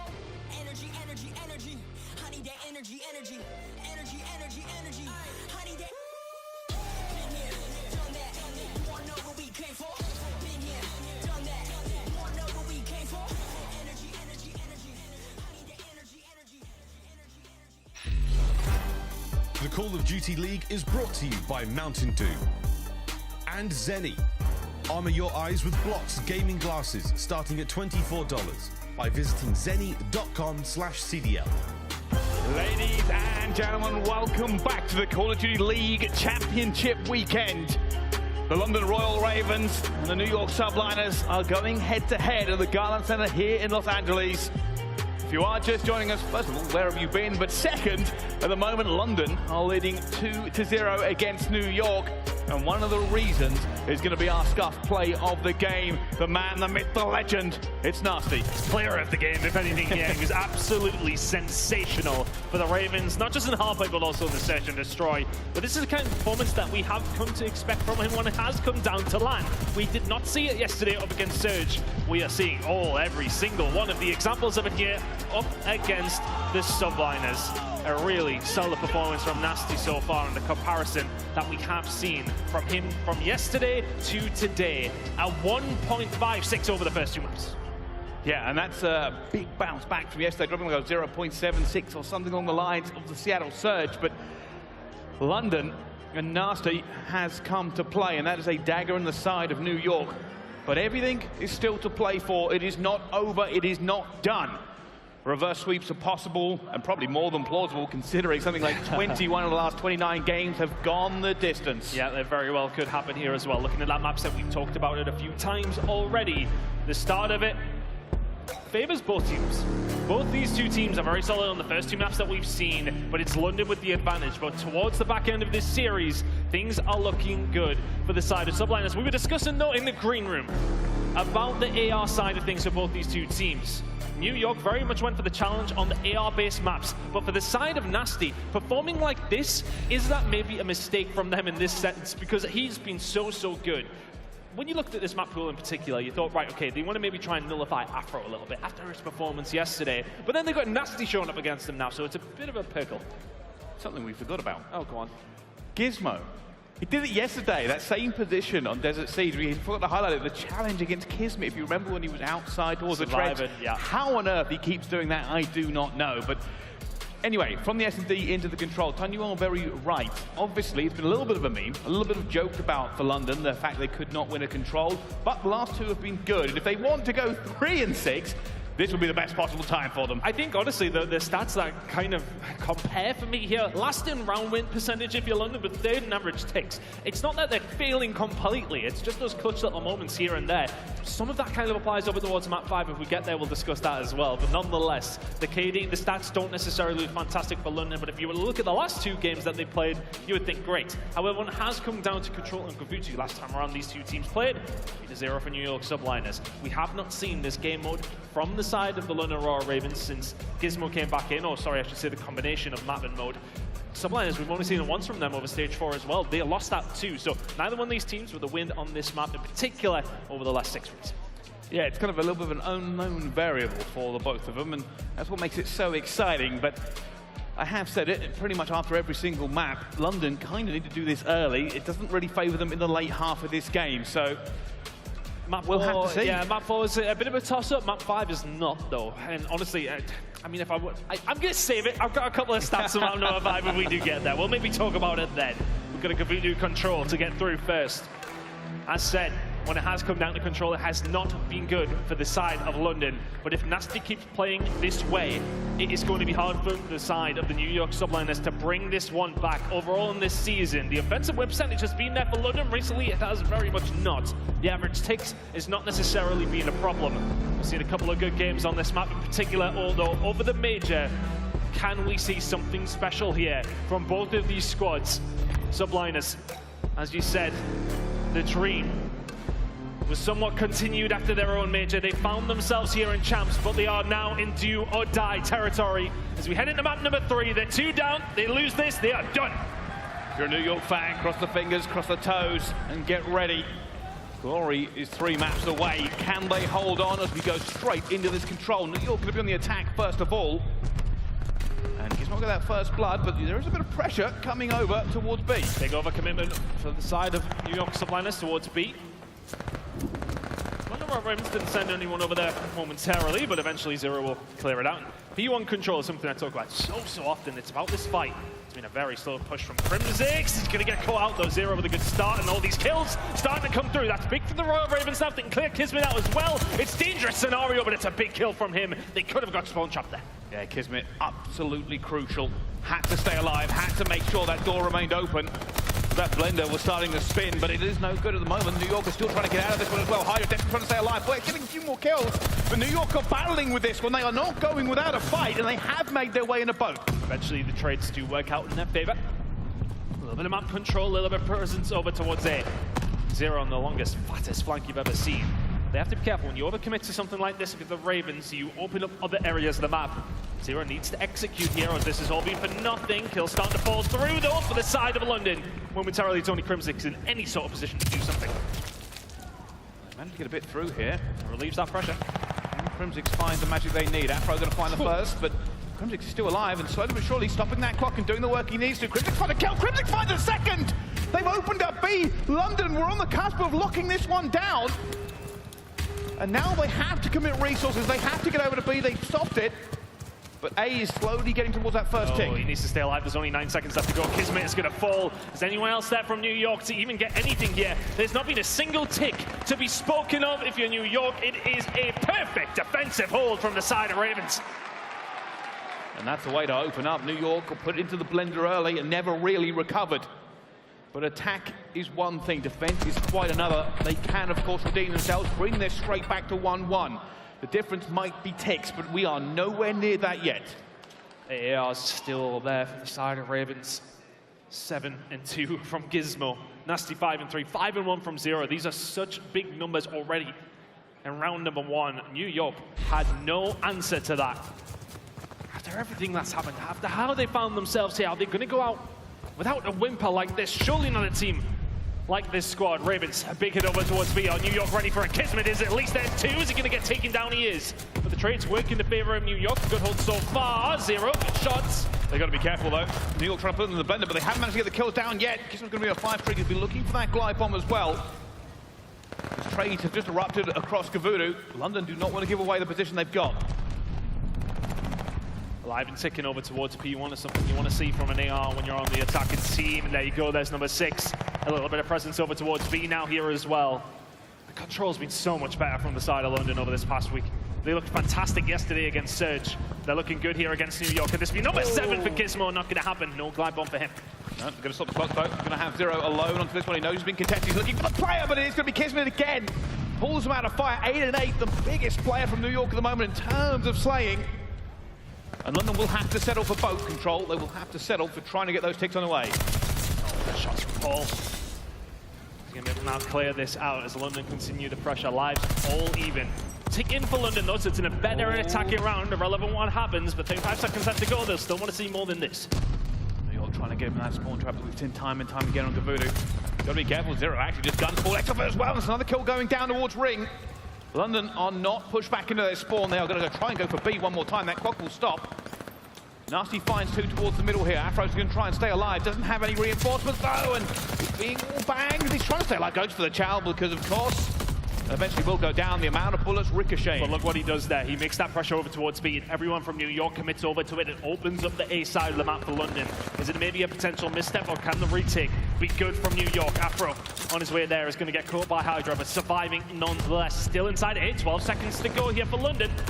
Trying to stay as well. They get a few kills going down, but Paulehx gets another one. London will jump back onto this point and expose himself potentially to Paulehx. Doesn't get a Zero, and Afro kills. That's the first 2 coming through. London will probably just settle for this one, get that time on the board. For New York, defenses will now be thrown up. Ring control, beach, and make sure nobody gets through green. Whatever happens here for the side of Ravens, though, it is a win.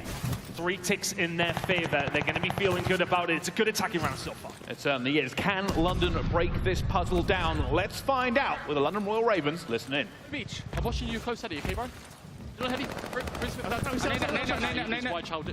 okay, yeah, that's what you want. Set up. Come on, side, come on, side. Wait for you on Hydra. Come on, Yeah, come on, side. He killed Kiz and Hydra, they both just got 2 kills. Okay, yeah, we need to fucking make sure that shit. Nate, listen, Nate, you want, Nate, you want, Nate, you want. It's top boat, is that top broken? Yeah, top broken. There's only one P1, there's only one P1. He's weak, should be dead for a nade. One shot. Check.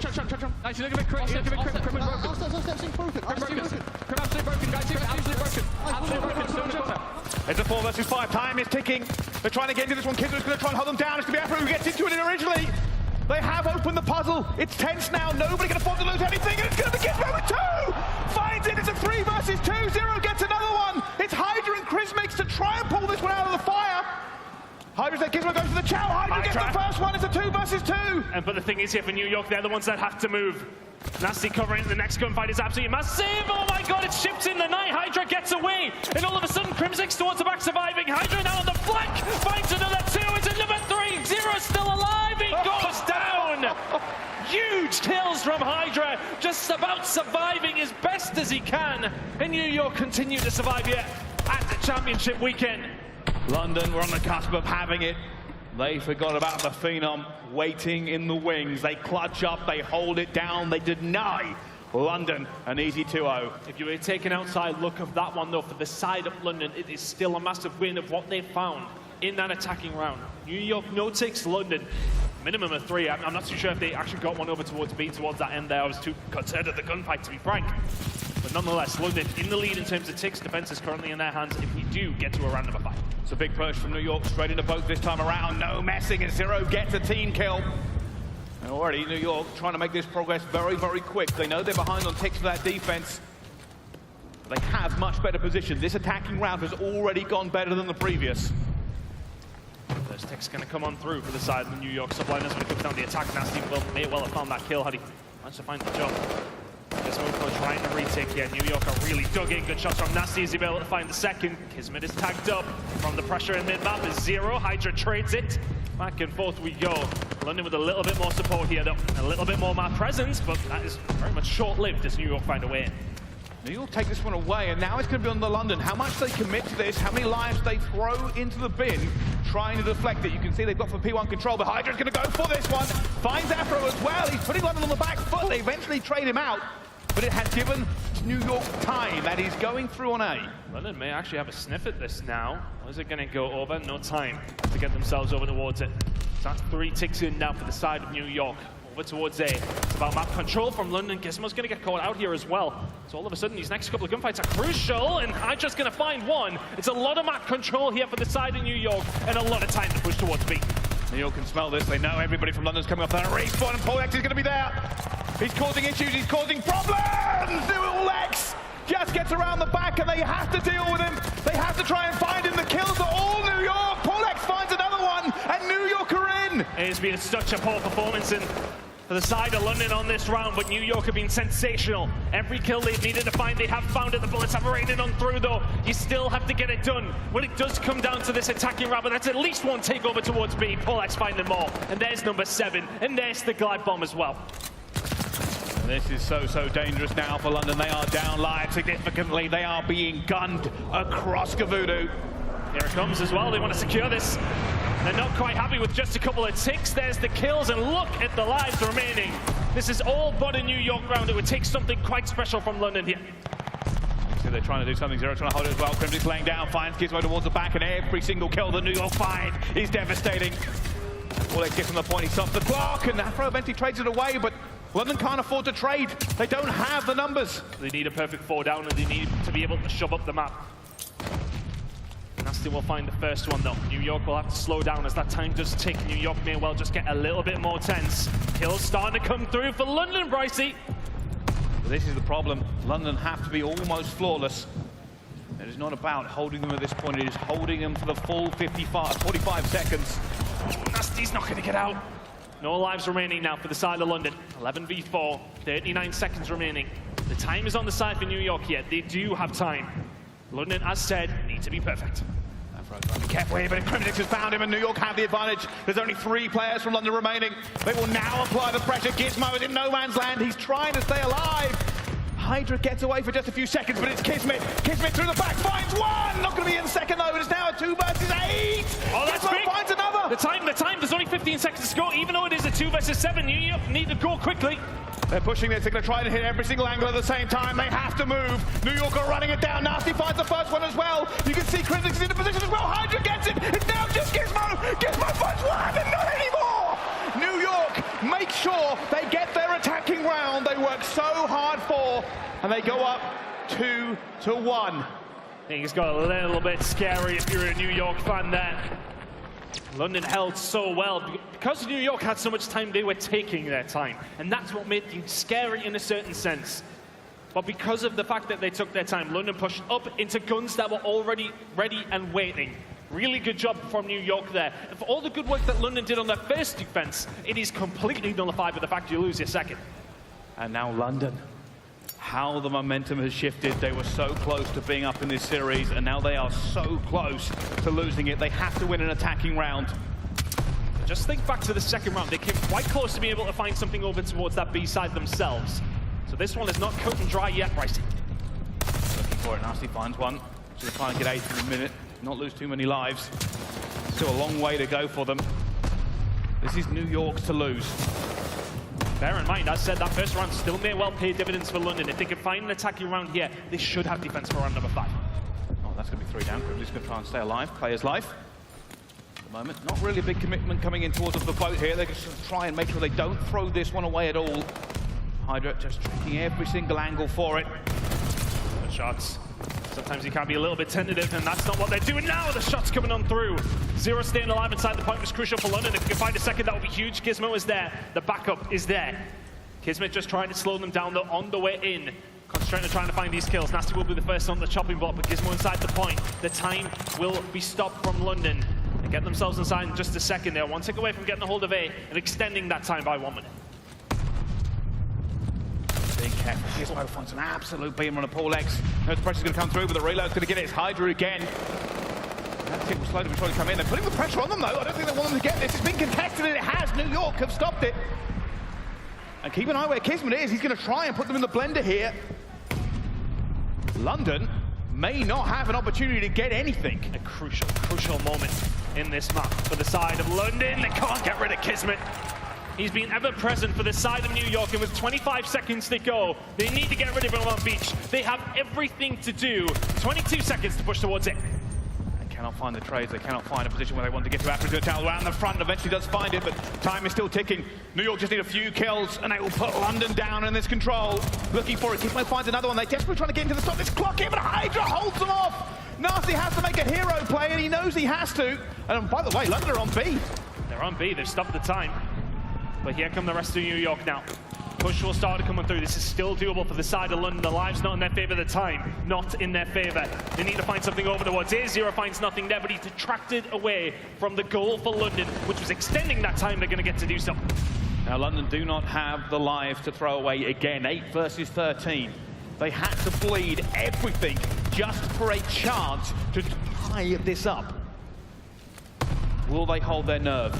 Is there anything left for London, or have New York done the damage? We know though, when it comes down to control, you can dominate a round and all of a sudden a 4 down can change the tide.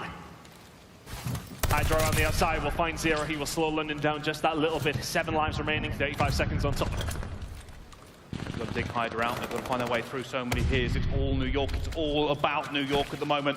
This is their game to lose as Hydra stays alive and finds another one. Crimsix gets one more, and it's a dagger as Hydra refuses to bow before London's pressure. And London have to be flawless. They don't have the lives, they don't have the time, and they don't have this map. A really solid performance from the side of New York. I don't know if London are going to have the time. They're not going to have the numbers. That attacking round. New York have been glorious. They have taken the control. They have stayed alive here at Champs. And this is what we were talking about. It ain't over till it's over. We knew control could be a bit of a swing. We knew it was going to be difficult. But for London, it's lost in that defensive round. You cannot let that slide. And Crim7's happy about that one. 2 more maps to go, my friend. The maths is not difficult. New York know they can bring this one back. And the job has only just started. The magic is still in the air. New York remain unbroken. Hydra holding them down. Like I said before, 29-23 for him, but crucial kills. A 2 versus 3 clutch by him and Crimsix, staying alive, playing London like a fiddle. This is what makes New York so dangerous, and with a little bit of momentum on their side, this could go all the way. This could be a reverse sweep. We could be seeing more magic at Champs. Yeah, we might as well just send it to map number 5 at this stage, might as well. I mean, look, that one, London was so good on their first defensive round. So good. The second round, where it looked like they may well find an attack, and it was a clutch up from New York. Remember that 2 versus 3? It's not long ago. But considering the round after that, New York then find an attack themselves. 2 rounds that just do not go London's way. And all of a sudden, New York, driving position, need to hold your defense. It is a good control, and the end from them. But London will rue some mistakes there. They had chances. They had chances, right? They did, but New York were just better, like the ice, to hold down that attacking round. Yeah, Hydra went huge. Absolutely massive from him. And they just got the slaying on board. You got to remember, New York, they just kept putting themselves in a great position. They were winning everywhere on that map. That's one of the things we expected for them. Of course, London, they were 2-0 in kind of controls recently, but they have lost another one. That is now 2-7 for them. Both on Berlin's. Haven't seen much from Gabutu from them. You know, it makes a difference. It does make a difference. 1-1 over the stage 4 for New York Subliners when it comes down to Gabutu. London yet to win it over the last, what, I want to say 2 months or something. So it was always a map that was going to favor the side of New York. I think London would have known that. But looking towards the last 2, Berlin hardpoint, we've seen London lose it yesterday by the slenderest of margins to the Seattle Surge. They want to right that wrong here up against New York, though. Coaching coming in now, make sure all London stay on track. New York will be doing the exact same thing.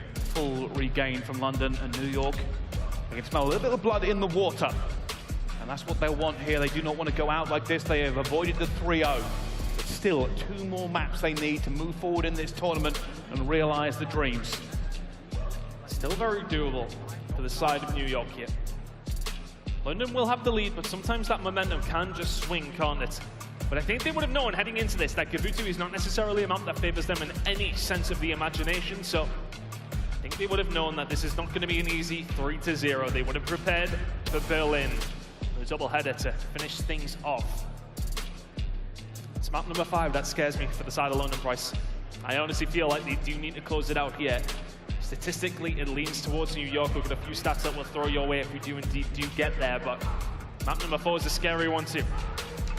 It is very, very scary. We said we think London need to do this early. New York, probably, the favour is swinging their way. They have a lot of support here in the crowd as well. In fact, there's some sort of pep talk going on at the front. I don't know what's happening, but somebody is pumped up in the Garden Centre. They're trying to get the crowd hyped up. They're trying to get them on their feet. The pep talks. We love it. We love the energy. It was a wonderful, wonderful major back in New York. Crim7, all the New York staff did such a good job. Best event of the year so far. Sorry, every other franchise that we did see. And they're trying to warm them up, trying to get everybody hyped, trying to get the fans behind their team to just give them that tiny extra bit of difference. Is that £5 note? It's a £5 note. Well, it looks like the crowd's a little bit more divided here than in the major, but it doesn't matter. What does matter is the gameplay. What matters is the hard point. What matters is the scoreline. We are going to find out. Here are the series stats for them. You can see Nasty slowed down, Kismet Nasty both on a 1.2, Afro 0.78, but Berlin is a little bit more his kind of map, 0 on a 0.96. I mean, how good did Afro look on this map yesterday? Has to be said, but for the New York Subliners, the slaying hasn't necessarily been there. Hydra and Kismet, though, have been the only ever present. Kismet had a good map number 2. Hydra had a decent map number 1. They've been there, but they need to be more than that here when it does come down to Berlin hardpoint over the season. Of course, it is a 12-9 record for the side of London, 13-6 for New York, and New York 5-1 over stage 4. London are going to have to bring the heat here. They are. They're going to get into P1 first, of course. That is the preferred side. But New York looking for this. Afro opens up instantly. Paulehx trying to back Nasty, gets one onto Hydra as well. They've got to be careful here. Paulehx just trying to stay alive. Crimsix finds another one, and the pressure will now come onto London. I think it's something still like an 8-1 victory record for the side that starts on the good side when it has to come down to Berlin. New York just trying to find a route through here. Kismet alive and kicking though. Inside the hill needs a little bit of support. The flank comes in from Kismet. Can't find a second. That's the inside point. He finds another of his own. Good job from New York. Break on through. 20 seconds to go. It's a nice break. Huge from New York to get in there at that point. They executed perfectly, bringing this back to a tie game. You can now see both teams going over it. New York are going to try and get in a fire and cut off the reinforcements they know are coming from London. And Kismet gets this one as well. And they are now opening up the taps onto London. They are gutting them down left, right, and center. That's a lot of kills in a row coming in from the side of Subliners at the perfect time. London, because of that beneficial side, though, do get a good chunk of time, even though they pretty much get wiped off the map. Now the rotation over towards P2 is important. P3 also is something you have to consider, but London have to consider winning a gunfight at some stage here. Hydra skating around inside of P2. Crimsix will help them out. Still time towards New York. New York have stacked this heavy as well. Every single way they go, there are just bodies ready to cut them down, and London can't find anything. New York are just getting gunned. But Hydra now on a 4 streak, and they have flipped the spawns as well. New York are playing perfect hardpoint. A disastrous start though for the side of London. Nothing has went their way so far. Spawning towards Dock side. Paul on a 5 spree. Hydra on 5 spree of his own. Can he keep this one going? 2 more for the glide bomb. Can he manage to lock this one in? There's number 2 and not there. Now the spawns are flipped again though, so both teams have been very haphazard in terms of locking down these fire spawns. We know how important they can be. 10 seconds to go on P2, London on P3. Huge gunfight for Paulehx. He's into fire now, and London will have to react to it. They wanted to push them back as far as possible.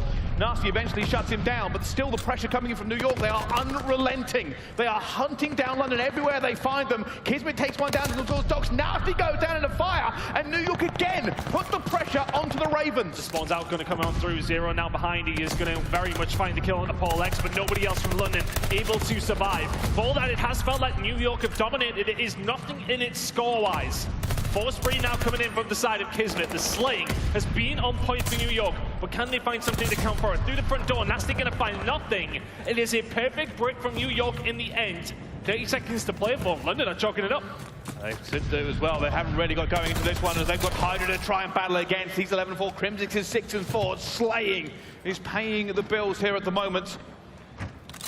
And New York have caught fire. Afro 3-10. How good he looked against Surge yesterday. He's going to have to start turning it up here for the side of London pretty quickly, or New York. Things will maybe get a little bit silly. It's a slow, meticulous way through the middle of the map here for the side of New York. They've trapped London in, but the gunfights are the ones that are important.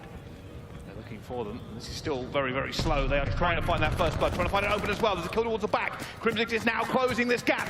Crimsix is going to go straight in, and that is unbelievable amount of shots coming out of Kismet. Just completely destroys him, and now New York are in. And that was the glide bomb coming in from Kismet. It is all orchestrated by the side of Crim.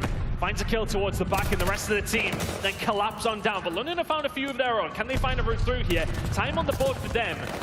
And as we said, though, it has felt dominant. You've seen that kill feed is mostly looking exactly like that. But all for that, New York, yes, they've got a lead, but you would have thought it would be more. Well, I'll tell you something, at the moment they look fully in control. New York have come alive in the second half of this series, and they are gunning. Hydra is 14-5. London are looking lost on Berlin. S&G's making the difference here. Hydra, 14-5. Afro, 4-13. Up and close and personal. Hydra just is not missing bullets right now. The confidence seems to be there. Afro will find one. Paul will trade that one out, but importantly for London, they do have the side of the spawn that they started Berlin on. They need to make sure they make this count though. P5 time, going all the way over towards Subliners. That lead though, now is starting to grow.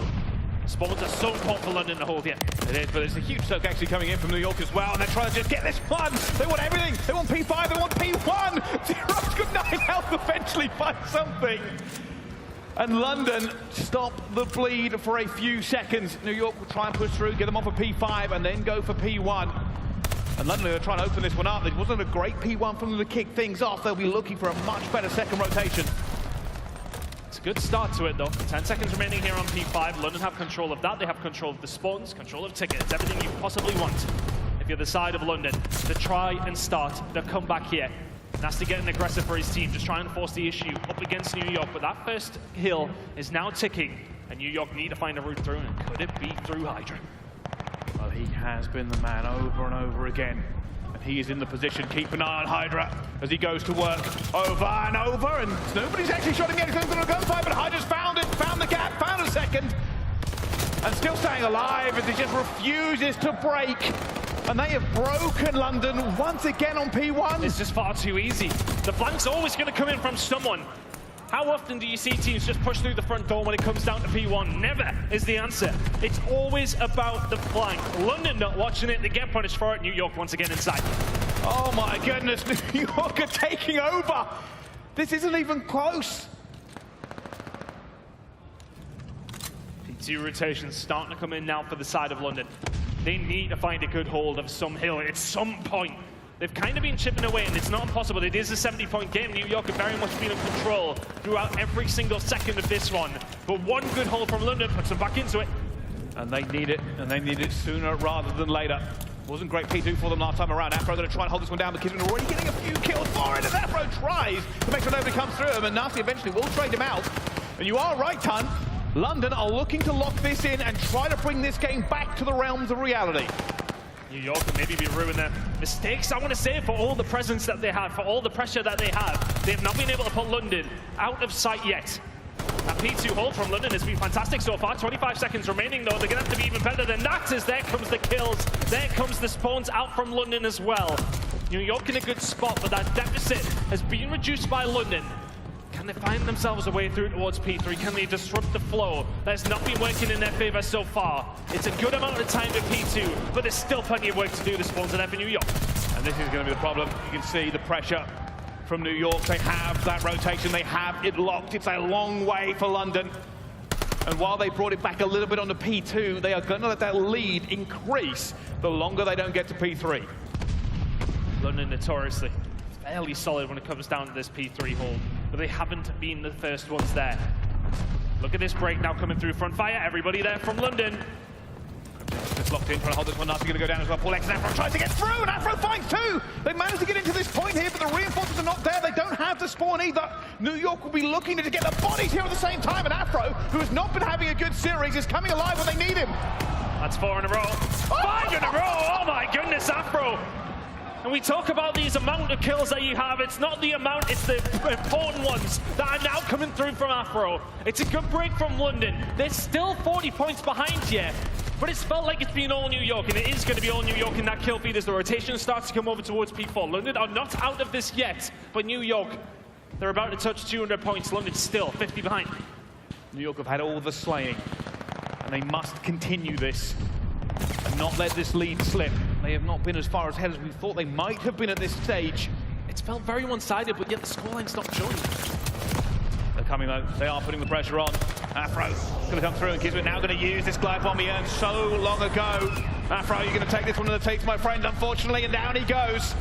And the pressure, Zero's going to try and stay alive. It's Zero versus Crimsix, and he does eventually get the gun, but it's not going to be enough. There are still too many New York players here. Hydra finds two, jumps out of the window, somehow finds a third, as Hydra continues to be a pain for London. 4 in a row from Hydra, and that third one looked absolutely disgusting from the other POV. Make it 5 from the French Phenom.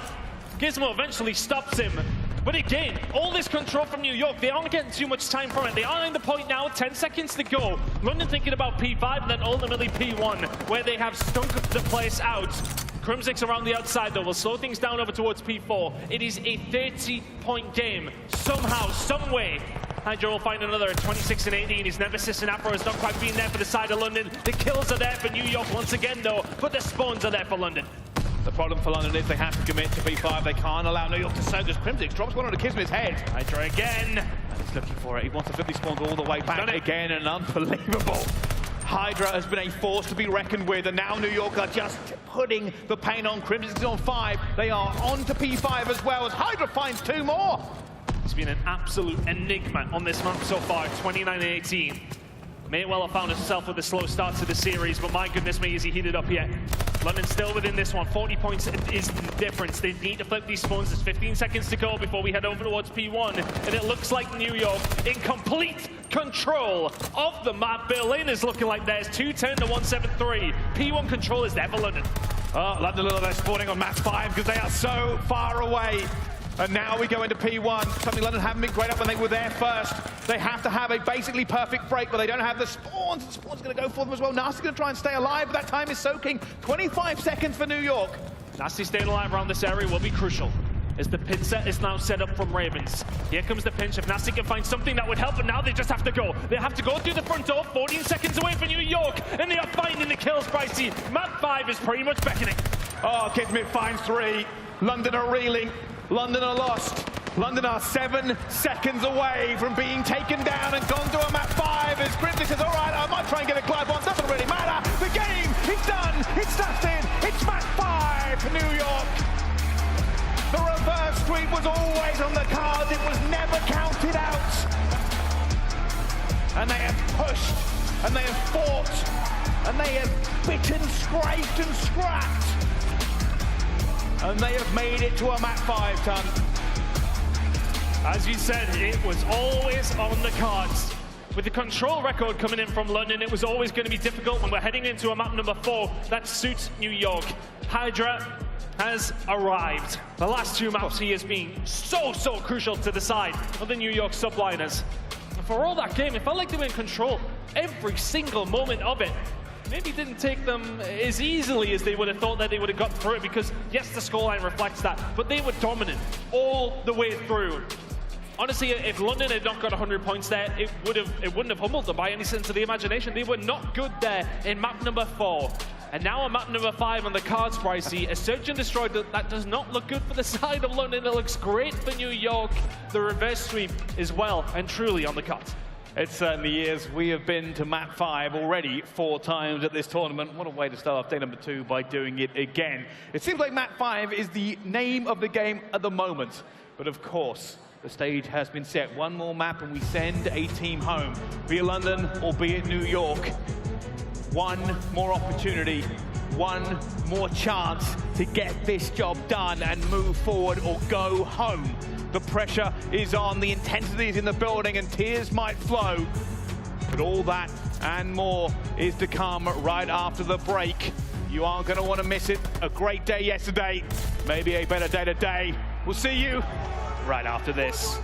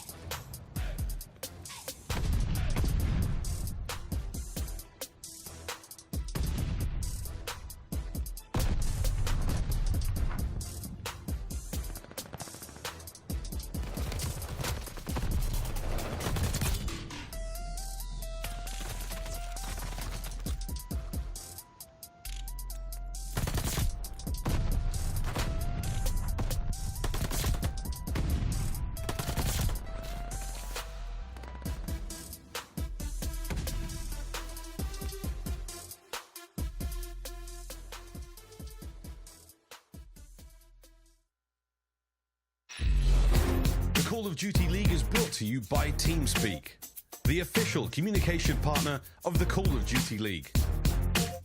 And AimLab, official first-person training partner of the Call of Duty League. Unleash your potential.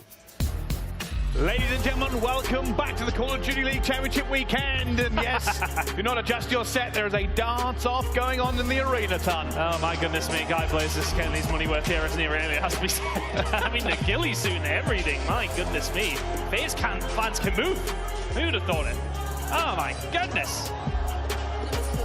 Oh, I mean, I don't need to say a damn thing here, do I?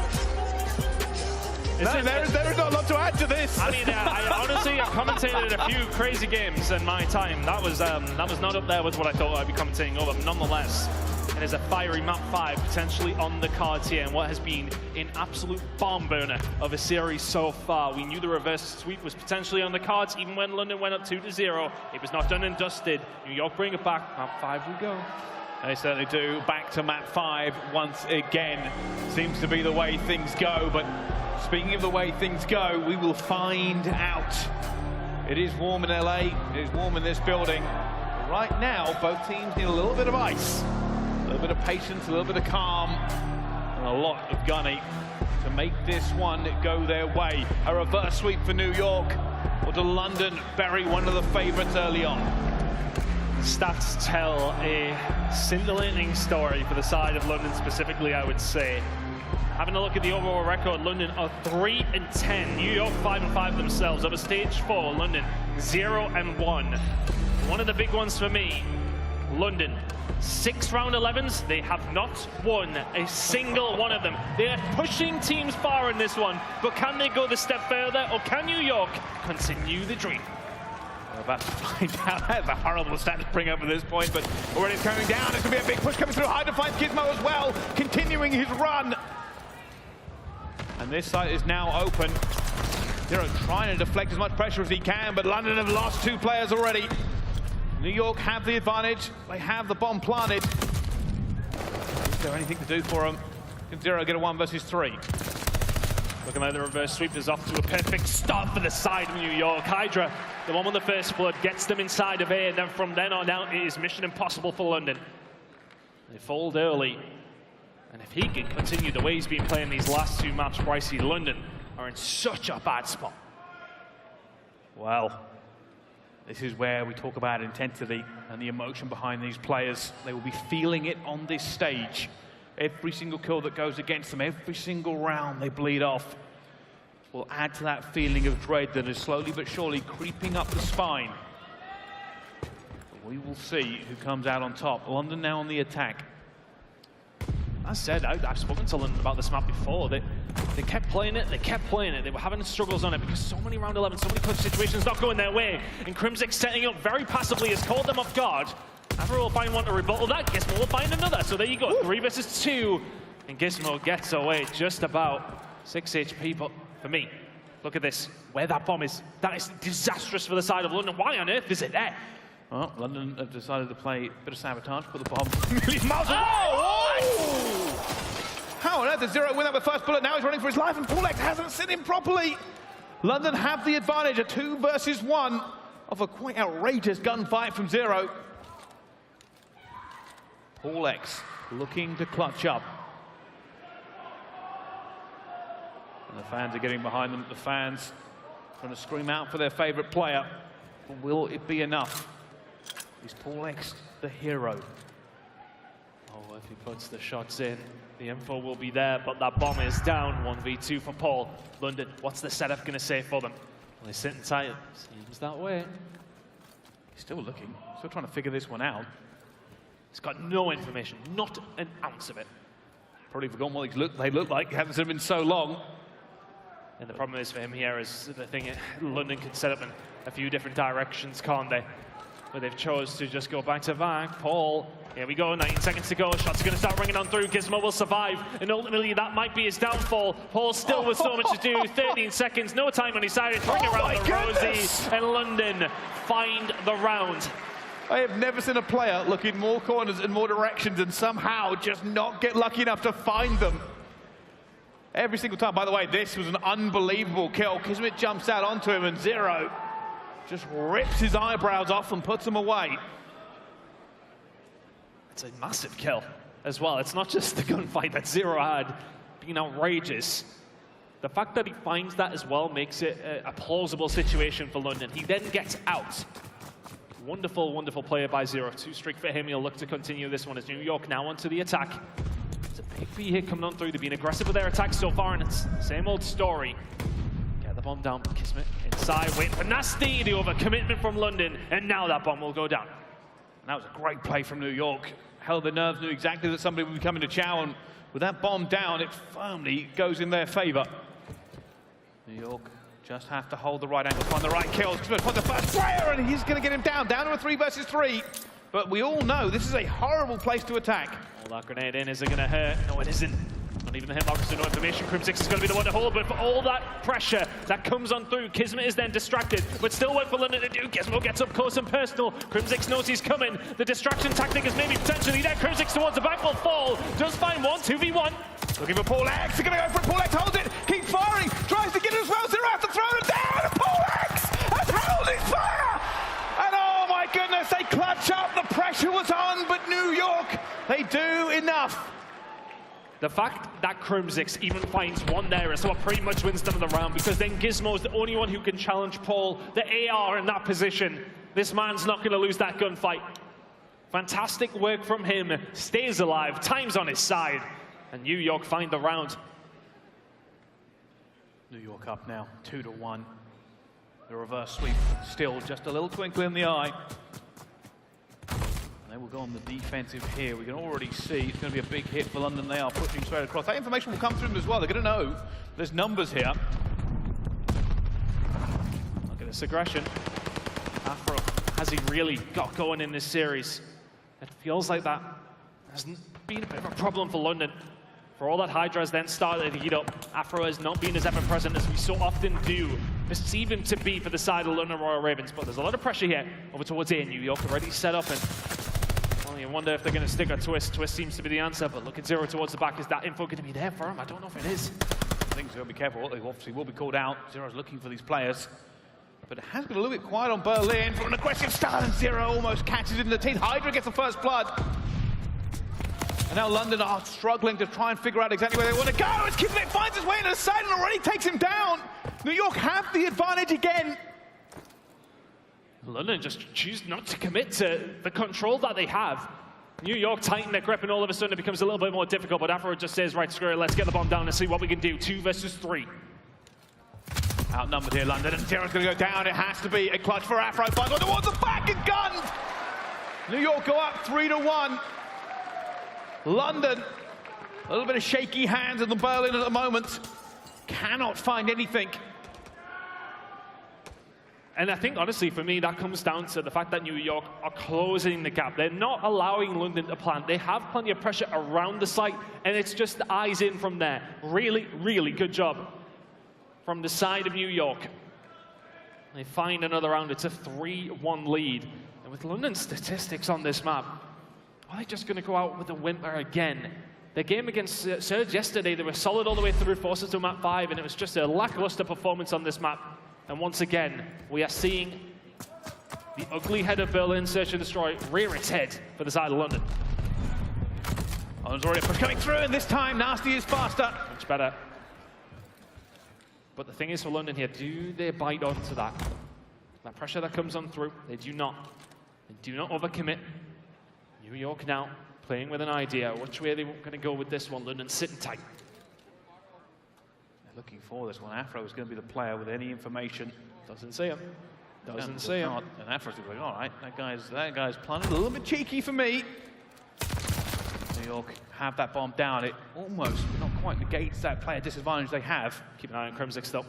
He's the one now playing an island. Is Nasty going to be aware of this? He probably is. It's very standard position as the rest of London now start to set up Crimsix. The shots are going to rain on through. Is Nasty going to be there to maybe try and trade this one out as the shots do ring on through? Nasty though, up and down they go. Crimsix still surviving. They need to start doing something soon, London. The shots are not there from Nasty. Crimsix towards the back. This is a big gunfight to go for. Nasty finds one, Gizmo another. Paulehx left alone. They're going to try and take him down. Paulehx holds his fire again. Shot, he gets 2, but no! So close. Paulehx throwing bullets at that bomb site. Has a 5 streak, but London just had too many players. So crucial that Nasty eventually does find Crimsix towards the back there. If he falls, then all of a sudden Paulehx surviving. Yeah, he just needs to survive until Crim gets there. Time was on the side for New York, but Gizmo and Co had the numbers. And the bomb defuse comes through. 3-2. London with signs of life here, Bryce. Tell you what, Crimsix almost made the play as well. That was very, very close to him completely destroying the London setup. But just wasn't to be, and now London go into the attack. They'll be looking to try and time this one up 3-3. That is easier said than done. There's a little bit of information. Nobody's going to drop there. Too fast. Aggression coming through. Afro is yet to really arrive on the stage here on Friday.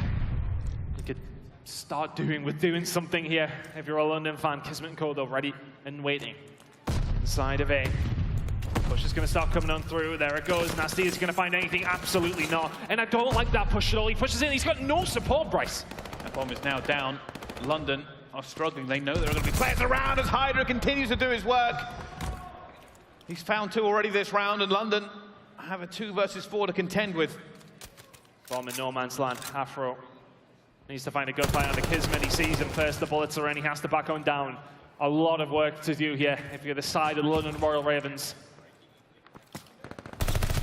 Trying to be careful. Zero trying to even these odds, but it's not going to work. New York are patient. They are calm. They know they hold the card for it. But Hydra doesn't care. That's 3 for him, and he's not going to get the ace as Paulehx eventually sweeps London off the board. 4-2 now for New York. Just so solid from them, and honestly, these attacking rounds from London, they look lost at sea. That push through from Nasty, I understand that you've got to do it. You've got to break into the site at some stage. But there's nobody there even from a supporting angle to help him. If he goes in there, there's nobody there for the trade. To me, it looked like maybe a bit of a misstep from the side of London. So far, so good, though, for New York. They have been solid. Reverse sweep is well and truly not just underway. It's very much on the cards. A 4-2 lead now for New York. 2 rounds away from surviving. And London need 4 more to continue their Vanguard season. It's aggression in spades. New York looking to execute very, very early on in this. The key player. We can see it. It's already given a fight. 1! Not the second! It's shaky, but it's okay. Hydra has found one back, though, but it will be on London to have the numbers this time. Nasty's going to have to make his way around here as Hydra and Co are really putting the pressure on. Hydra on his merry little way once again, though, just finding routes, finding certain angles, and just toying with the side of London. Is he going to be able to toy with them? Yeah, Zero's going to be the first one. The chopping block gets out as well. 2 versus 2. He has just been unbelievable the last 3 maps. He's played like just being such a pain all the way through it. Oh, Crimsix starts a grenade on a Nasty. He may well be in trouble here as Hydra going to challenge. Nasty has to back down. 35 remaining. Trying to figure this one out. Nasty's probably going to call his teammate, at least give him some information on what's going through, but they are unsure if both players are there. Hydra comes straight out for it as well, and the will get taken down, and Crimsix will get that trade coming through as well.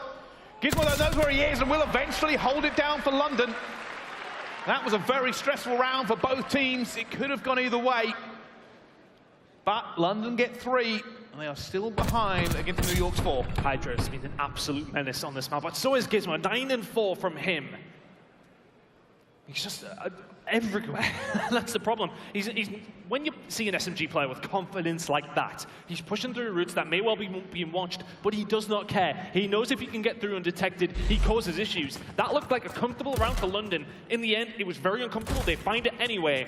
A 5-2 scoreline would have been very different to the 4-3 one we now have, and the aggression from London's going to start coming through. First blood is there. That opens it up for a little bit. They know where Crimsix has been playing so far on this map. It might mean they feel a little bit more confident to commit to this, but right now just trying to hold on to this advantage and not give anything away. You know, sneaky. Oh, he's got 2 players there. They open the door and almost gets it back for them. Look at the aggression. Look at the aggression. Is it going to pay off for them? Kismet will find one at Afro, and now if you're London, what do? You commit towards it, and look at the wolf packing from New York. Zero's got so much to do, but he's done a good job at doing so. Get out as well. It's a 3v2 now for London to tie it up. That could have gone disastrous for them, but Zero holds his aim true. And the thing is, he got so much info. He's calling this one out. I think Gizmo has seen it. He's seen Paulehx as well. But New York are going to try and execute onto this one. They don't have an awful lot of time. They are putting the pressure on. They're looking for the skates. Where on earth for London, they're thinking. Trying to get full. Kismet already finds one. It's now down to Paulehx. And a 1 versus 3. He's on the bomb site, but he's alone. Zero goes for a Chow. Wait 7.5 seconds. Chow again. Zero actually goes for it straight away. Doesn't matter. The numbers are there. And London tie this one up. And Gizmo plays that one wonderfully.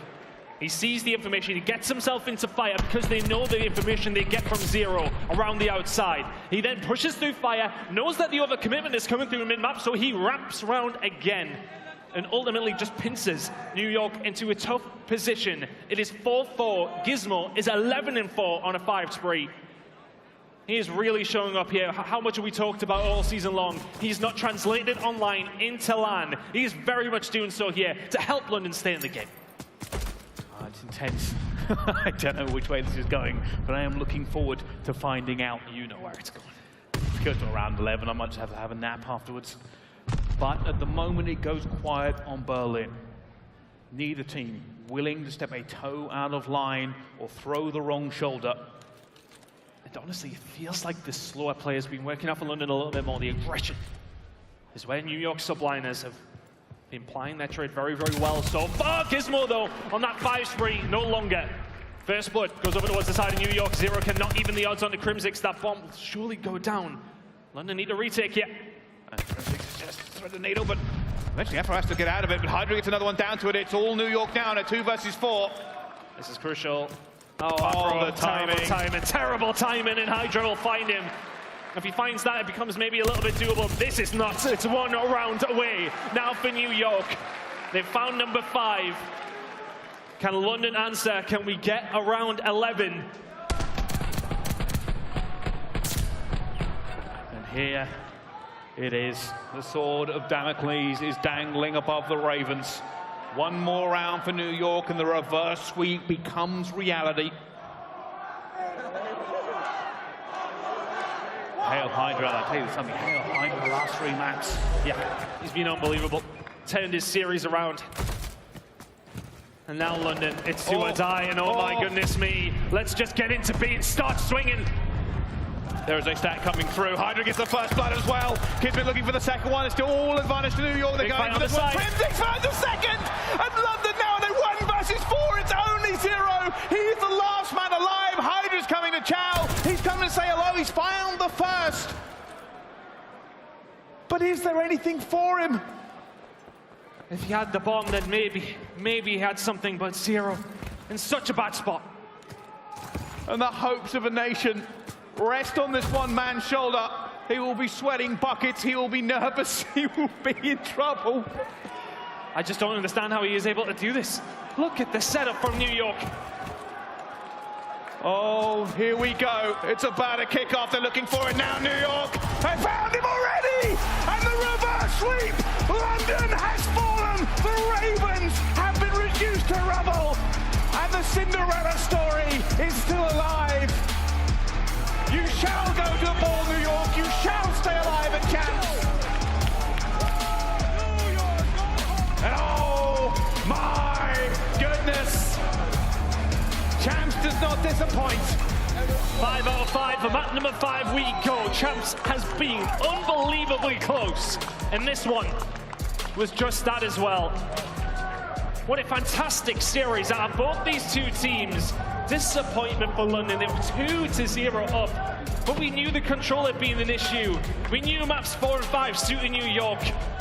It was essential they found that lead. And then just somehow find one of the last 3. They couldn't get the job done. I like you. And New York, as you said, the fact that they found themselves here at Champs was somewhat of a miracle. And the miracle may well just continue here as they find the win to kick off Friday. They are happy and justifiably so. A reverse sweep to keep them alive, to keep that little bit of a dream. As they try to march forward in this tournament, they fell at the first hurdle, but didn't stay down. They got back up and they fought. And of course, we went to another map, number 5. Of course we did. New York will advance on through, but it's a touch on London of a season that I want to say offered a lot of promise. We've seen them at the beginning of the game. Everyone kind of had them way down there in the pecking order, didn't they? I think a couple of people are like, was it 12th in the power rankings heading into the season? they proved a lot of people wrong. They did prove a lot of people wrong, and I think this is a young roster who will start to go on and develop their careers, but it just wasn't to be for them this year, was it really? We've seen some flashes of brilliance, but that was pretty much it, unfortunately. But again, there's players on that roster who have a lot of their career left to go, alongside Zero, who has been a great leader for this squad. There's still time for a lot of those players in London Royal Ravens to write their legacy, but it will not be here in Vanguard. It certainly will not. A disappointing end to the season for the London Royal Ravens. Potential unrealized is probably going to be the story of them as well, but that is probably the worst way to lose. There's two great maps from the begin with, and they just could not keep a handle on New York. Every player had their story to tell for New York in that. And we highlight Hydra a lot for probably obvious reasons. That man was skating, Tom. Oh, he played so well in those last 3 maps in particular. The control in the hard point and the S&D to finish things off. He started heat up. We didn't see it in maps number 1 and 2. We really seen the nasty show, and he was fantastic, but they just couldn't continue. It felt like the wheels fell off just a little bit as soon as that control goes towards New York. And that is the story of that series. I know that map number 5. It certainly is. Well, we say goodbye to London here at Champs, but we do say hello to Blaze on the stage. It's a Crim to view. Hi, Blaze. Thank you so much, Bryson Tun. Give it up for the New York Subliners surviving elimination in a map 5 banger once again. We're 5 for 5 here at Champs Crim, but you've been in plenty of series like this before, and I know you don't like it. It was a lot of pressure right there after you guys lost map number 2. Yeah, I mean, man, it's just so dumb. Like, it's Champs. Everyone loosen up. Loosen up. That's all we got to do. And, you know, there was a situation before we even started playing. Hey, Scott, if you're back there, I'm wearing fucking shorts tomorrow. I don't care. Oh, shorts! Because here in California, it's hot. AKA diarrhea butthole of the United States. Well, yeah. Sorry. We love LA, Crim. Hey, enjoy your 54% taxes. Hey, anyways. We love LA. Hey, we all agree that sucks, but let me get to my point, right? Yes. Only in California, right, is it 74 degrees outside, and they have the heat on. Yo, it's hot in here, right? Hot, though. Is it hot in here? It's the city of champions. They don't believe in AC. Now, is the AC going to affect you if it comes down to win another champs ring? I mean, I saw Simp. Hey, watch your profanity. Who said that? Anyways, point is, I saw Simp drenched in sweat, okay? He's a $110 on a good day. Yeah. Okay? That guy's got no muscle, no fat, you know. But his shot is superb. Dude. Too soon. Any words you want? I can't fucking beat him, dude. Hey, but you know, hey, could it be this weekend? You know, you guys got a tough matchup coming up here in the loser side of the bracket. Any words you want to give to these fans and everyone who's been supporting you on this Cinderella journey if you get another ring? I got some words. Yo, Nade Shot gave me confirmation. There's gonna be a new LAT merch drop. So, like. Oh. Yeah, go line up. What are you guys still doing here? Hey, you heard by the him. way, yo, Scump's in the 3rd level. He said he's doing autographs. Are you gonna do autographs? I think you are. Wait. I just want to see who goes. Nah, well, they here for you, okay? They here for you. Hey, appreciate it, guys. Love you guys. You know. There we go. Everybody, give it up for Crimsix. Hopefully you enjoyed the show. One time as the show continues. Yes, but at the end of the day, it was a good thing that it went map 5. It was good for the community. Shit's weird, man. USA. All right, as the USA chants start, let's take this one back to the desk. It's a lot to break down. There's a lot to break down after that one. I don't even know where to start. Listen, Crim is the main character, and we're all just we're all NPCs. That's all I gotta say. Well, I mean, look, let's try. I'm going to do my very best to reel it back to some level of reality here. London has fallen. The Ravens will be the first team eliminated here from COD Champs in the 2022 weekend. Wow, man. I mean, a reverse sweep chance, a tough one for the Ravens. I mean, they started so strong. I mean, and it's almost like poetic that their year ends on Berlin S&D, because if you go back and look at it, you know, 0-6 in round 11s on that map, literally from stage 1, if they could have more success on their map, their year would be radically different. But from the start of the year to literally the bitter end, they just didn't have the ice on Berlin, and yep, that'll be their year. I mean, no, Chance totally touched that point. It's just their map pool that beat them in the end. Like, they're 0-5 in Tuscan S&D, so obviously, you know, they don't want to square up with New York Subliners on that map, but I almost almost would have taken the risk, to be honest. Having the loss on the Berlin S&D yesterday, obviously having that stat of being 0-6 around 11s on it, like, I feel like at champs, like, sometimes you just got to risk it. And unfortunately, they played the safe Berlin. It didn't pull out in the end. And it's really unfortunate because I feel like we saw a different Nasty and Gizmo in this series when it came to the London Royal Ravens. So not a horrible year, but definitely leaving a lot to be desired. I mean, it's just tough. I mean, they get knocked out in 2 double Berlins, Hardpoint and S&D, both their last 2 series. And, you know, looking at this one, they had to close them out on that control. Like, they had the opportunity to do it. You cannot lose a defense on Gavutu. Like, later in this series, you know you've had troubles on those maps as of late. So for them, I think it's a tough loss, man. And then also for Afro, he didn't have the best performance, but it was a lot of AR-heavy maps there. Still would have liked a little bit more out of him in this one. Yeah, tough one. But that is going to be some of our segments here finished on the game break presented by Prime Gaming. Now to the bracket. We go further, deeper into this tournament. Subliners find themselves to Elimination Round 2. We bid adieu to the Ravens. Their campaign here on Vanguard comes to a close. Up next, though, Ultra versus Breach. Another elimination matchup. We will be saying goodbye to another team here in the most insanely exciting and tragic at times tournament of the entire year. Ladies and gentlemen, time to go to a quick commercial break. We come back and we diving back into brand new action here at the Call of Duty League Championship Weekend 2022. Don't go too far. It's only a tiny break. In fact, you know what? Stay where you are. Don't move. We'll be back.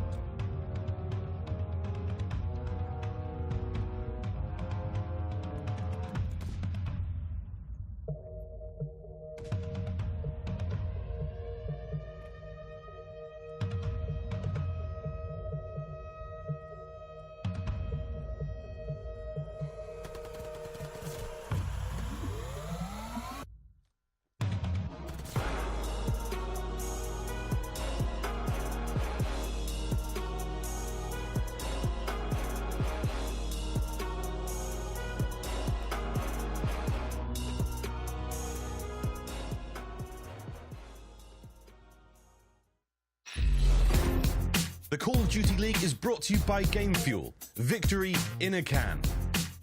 And upgrade your game with a Scuff, the official controller of the Call of Duty League. Amazon Prime members get free games every month and a slew of free content for your favorite games like Call of Duty.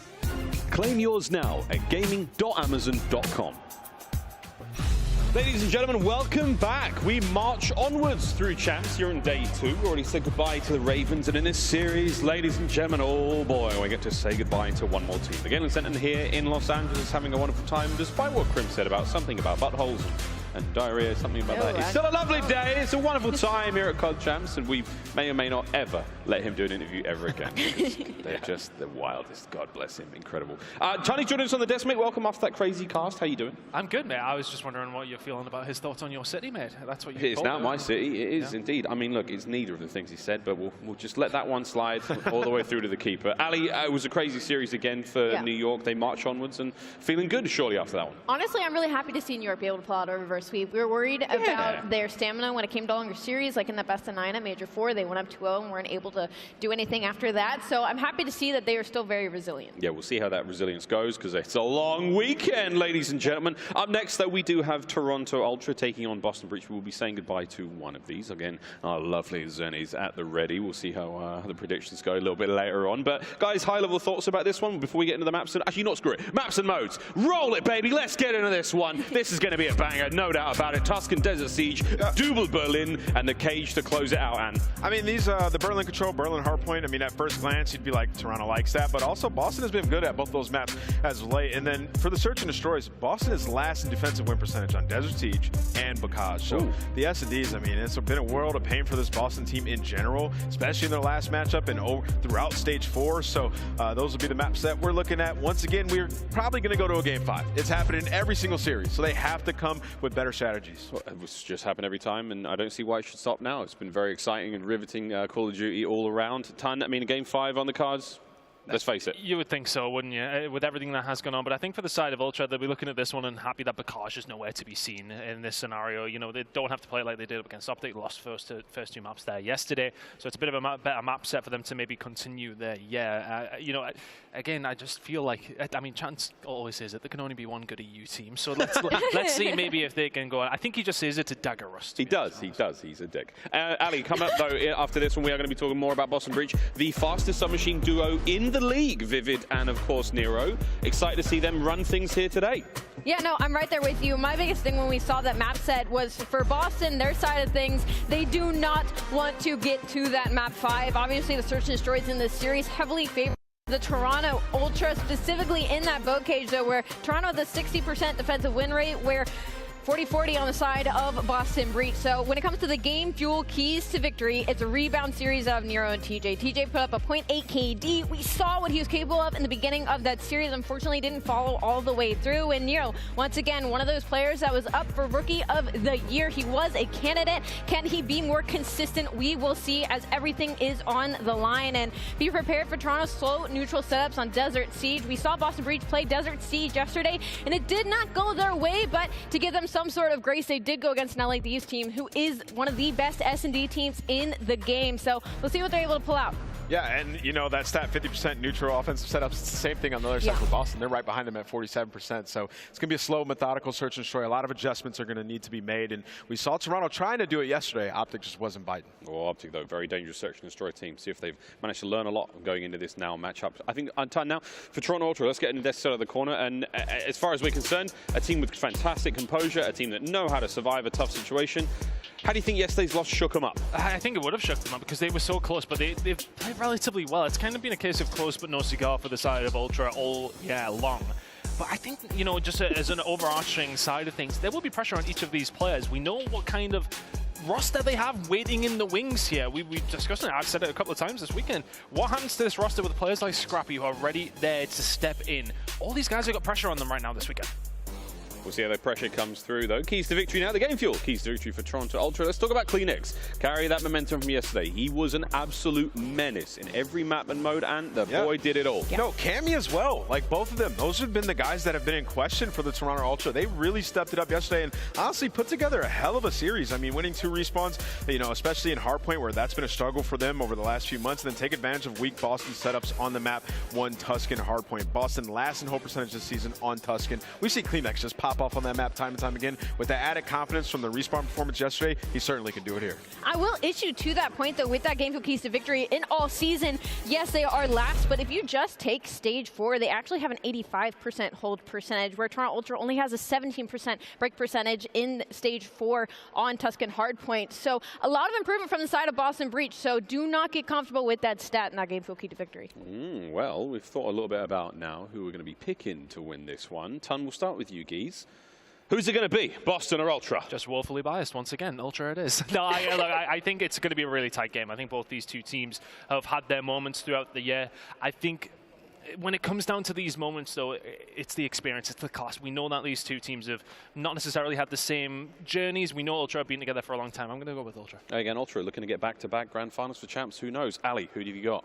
I think I'm going to go to the likes of Boston Breach, mostly just because of the way their respawn has been looking. Toronto Ultra has been struggling to pull out any sort of footing when it comes to that game mode, and the fact that CleanX had an incredible series yesterday, and they still couldn't pull out the win. I thought the moment CleanX had a good rhythmic series, Toronto Ultra was going to look insane, but they weren't, and they still got to lose. They lost both Search and Destroys against OpTic. Granted, OpTic, one of the best Search and Destroy teams in the game, but Toronto Ultra at one point was as well, so I think I'm going to go with Boston Breach in this one. Oh, and we're all tied up. Where you going? Yeah, I'm going with the Toronto Ultra. I mean, I think they have the composure and the teamwork. Yesterday, a couple moments away from winning that series, and then also at Major 4, like one situation away from beating OpTic. They just keep running into them, but OpTic is a different beast than the Boston Breach. I think Toronto Ultra, with CleanX and Cammy performing like they were in yesterday's series, they're going to come in here and they're going to take this one in Game 5, though. Well, it has to be a Game 5, doesn't it? Right, well, ladies and gentlemen, you know the deal. I've taken off my Raven Zennies because, let's face it, they're out of the tournament now, and I am going to be diving back over towards Toronto Ultra. I just think they're strong enough to get the job done, and I think that Destiny is going to be willing them back to another grand finals here at Champs. Toronto Ultra, there on the little arm, and hey, I tell you what, you can grab a pair of these as well. Head over to Zenny, the official eyewear of the Call of Duty League, and you get these lovely little cloths. And if you are an actual glasses wearer, like most of us are, these things are amazing. And look, it's got your favorite Call of Duty team on it. Right, ladies and gentlemen, let's get this series underway. Guy Blaze, he's ready on stage to walk him out. Thank you so much, Miles. All right, Los Angeles, this is another elimination matchup coming to the stage. It may be set up for another Game 5. The first team coming out, you don't want to mess with them. They got that Boston grit, and into the breach we go. I could not be more happy with like the way this year has gone. It's all about this new identity for Boston. Capsule, Methodz, TJHaly, and Nero. Let's meet them. Boston Breach.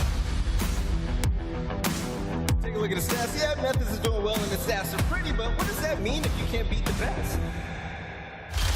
How did you feel coming into this? Well, I felt pretty, I think Nameless kind of hit the nail on the head. I was feeling Boston just with Vivid on the team now. Vivid's got some serious fire under him. I introduce to you the Boston Breach.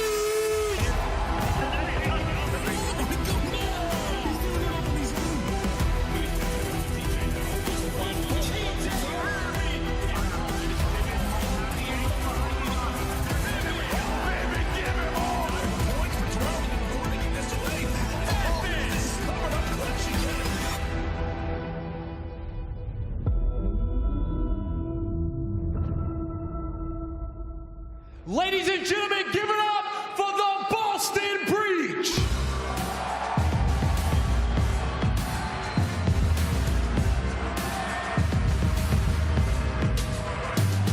Make some noise for Vivid, Methodz, TJHaly, and Nero, your Boston Breach. Coming off of a Game 5 loss, they still have confidence. These guys were popping off. Vivid had a ridiculous performance in the control. They're going up against a tough team like the Toronto Ultra, but let's not forget, this is revenge for Methodz. Years back, he was dropped by them. He wants to knock them out of champs. Let's bring out the Toronto Ultra.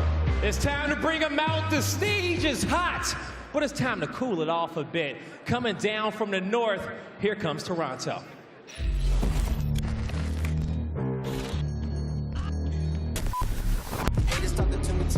pipe down.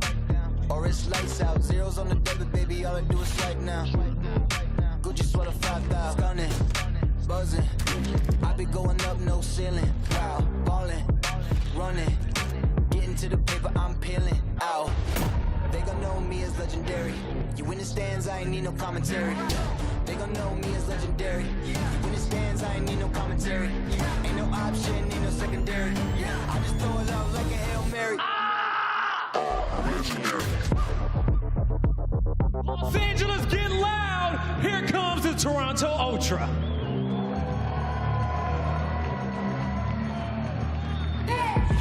Haters talking to me, tell them pipe down. Or it's lights out. Zeros We got Cammy, Benz, Insight, and Kleenex, your Toronto Ultra.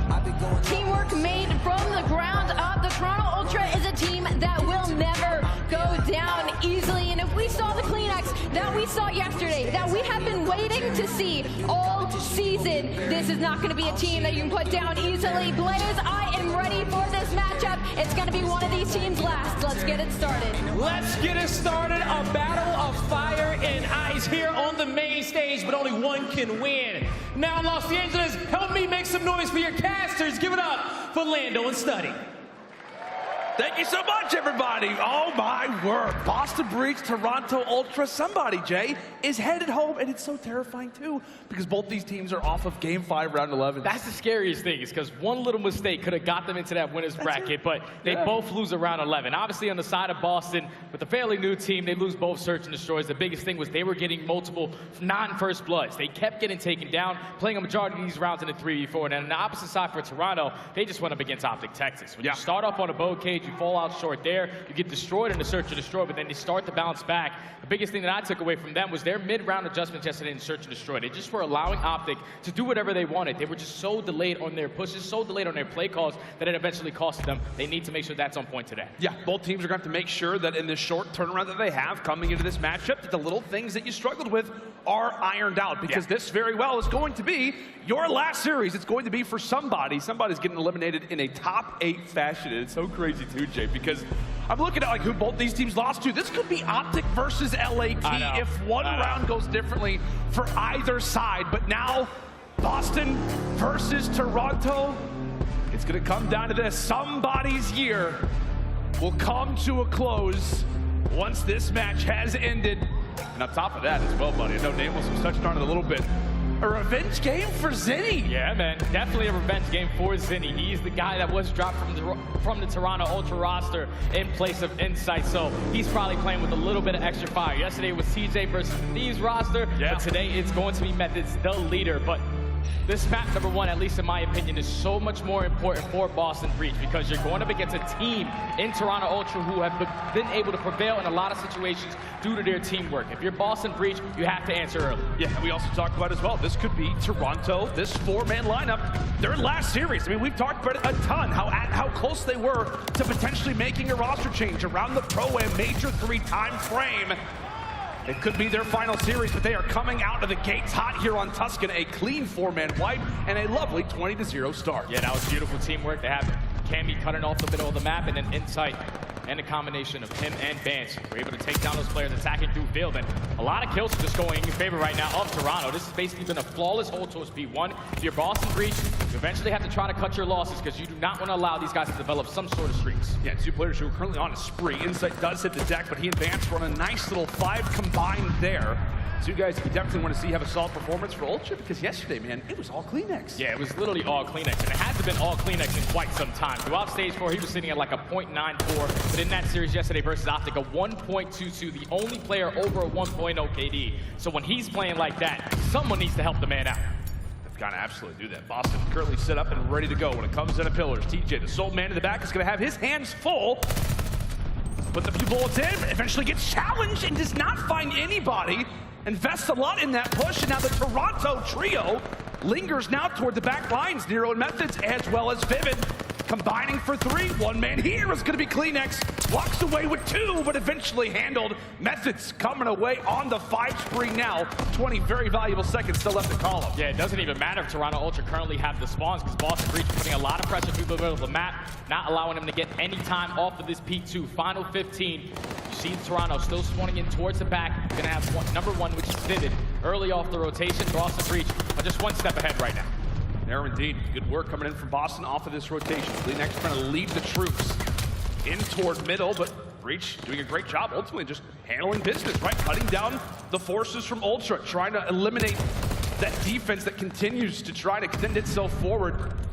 Great job at locking down some time. Current lead change now granted back over toward the Breach end, but here comes the first push out of Toronto. Toronto, they execute the break, at least for now, until Vivid is able to slide down from top fire, get that 2-piece. Methodz finds 2 of his own. So that's going to be 4 dead. All of the Toronto players off respawn, spawning towards that field side. But with Vance winning that 1 gunfight, he could be the potential player to set up the pinch. He's going to slowly try to work it, play for these guys all spawn, knowing that he's timing this beautifully as his team is putting a lot of pressure on towards field. And that's one of the more difficult spots about Fountain. It's not an easy hill to break, but if you get your your nades to timely land up, it can be all out chaos in the back of the spawn. Still 10 seconds. Insight finds himself in the 5 spree. Vance trying to cut a few players off of that rotation, but will not get it. Insight extends the streak to 6. However, Breach, maybe the more important factor of the 2, continue to drive themselves through this side of the map. And player number 1 actually just spawned behind. Vivid can make a play here on the flank. Yeah, Vivid's the guy. He's going to potentially flip these spawns for Boston with number 8 spawning where he just hit towards that P2 side. You know that at least some pressure is coming in towards the back as Boston from multiple angles are able to win the trade, able to break in for now. But a huge one-on-one between Nero and Kleenex. Nero is able to win it. Boston still spawning out, but Nero, he's trying to do everything he can to just hold this down. Ooh, he's looking to press the envelope. Nice and aggressive is Nero. Fiery as ever toward the backside of Church. 25 still left over at Church as TJ looks to handle business. A little bit of a shooting gallery going out toward the outside of field. But man, I'll tell you what, it is just an exchange of fire back and forth. Both teams continue to battle as Toronto getting ever closer toward 100 seconds. Methodz looks to contend, he drops, and now it's about the rotation toward P5, and looks like Ultra are there first. Ultra are going to be here early. The only player here for Boston Breach is going to be TJ, so you have to slow this one down. He's trying to play for a pick, because right now Toronto, at least on that P3, P4, and P5, have been in the lead on these rotation.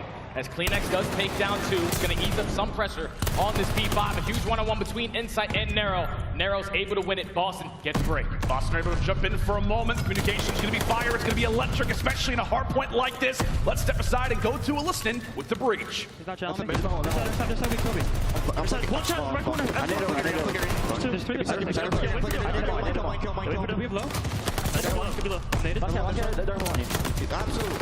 I'm in through. I'm gonna go towards them. I'm on pipe, they can be green. I'll watch green here. They're all gonna be green probably. I'm on new. I see them green. Yes, I got mid. I'm gonna go bottom church. I'm new. Nothing mid. They're blocking inside. Church alley. Or you want to side. I need him. He's going outside you, I think, Bets. Alright, spawn top church. Or top fire. Let's go be outside you. I'm gonna need outside you. I'm gonna need outside you. Outside you close. I'm pitching church. He shot me, Toby. I need him. I'm on that. No one, Toby outside you. RCD right now. Push on ourselves. No one outside you. Toby. I don't see him. There's side, Toby. I can get it. A huge moment in this game, that rotation from P5 to P1. It's been a constant battle back and forth for all of these spawns, whether we're in P3, P4, P5, or back at P1. It is a continuous battle when it comes down to the slang. And we imagine that the comms are also fiery on the other side. Let's check in now with Toronto. Stun him. He's here. Nice, that's you. That's you. I'm still heading. Nice, good shit. Okay. Are you repinching or what? What we doing? So someone help me out. Above you. I'm on left, boys. They might try and hit me. You slide to the tree. They had to wrap deep. But they did, Ben. I'm good. Oh no, Teach on left. Teach on left. There's 2. There's Vivid and Teach on left. Wrap deep. That's one. Nice, go in. Oh, we spawned out. Vivid and Teach on the left. They're gonna spawn out. Yeah, I'm spawn out. Go to the tank. Let's play for tank. Let's play for tank. Keep tank. He's Vivid. He's got an AR. He's playing for the tank. Nice good shit. Watch out, rewrap a sec. One pitch in dead. Yeah, nice good shit. And the cons right there from Toronto. Usually when we go into a listening with that roster, I'm ready to grab a sleeping bag, you know, get real comfortable because it's usually going to put me to sleep. But right there, the intensity is there. They know what's on the line as they find 3 in the V. They were able to get a good chunk of time off that P1. Flip these spawns over towards P2. And now Boston Breach are spawning towards the back. You cannot get trapped back here. You can indeed. Oh, a great shot coming in from Cammy. He takes out Methodz. And now sits on the force break. Toronto continue to lock down this time. And if you're Breach, you continue to knock on the door, but you are not getting anything for your efforts. Another snappy angle as Ultra continue to watch over their teammates. The last few seconds are going to be awarded toward the Breach, but again, it's another positive once you walk away from this hardpoint, Jay. You did a great job at limiting time, at least getting all that you needed out of column, and now you're prepared for P3, one of the best hardpoints in this game. Yeah, Toronto Ultra this time around are going to have those spawns. They do have a lot of map control. DJ with that opening 2-piece is going to put pressure over towards this roof side. CleanX all spawn though, does take him down. Now 2v1 versus Vivid. Vivid has to try to go big in his position, but he eventually gets traded. So now Toronto, they hold strong at least for the first push. All of Boston Breach trying to attack this from that field side. They do execute the break, but there's more bodies here for Toronto, ready to get it right back. Oh, the great opener there out of Benjamin Bance, 24 and 22. Breach still here, still lingering, but Bance, it doesn't matter. Now at 5, can he find the 6th?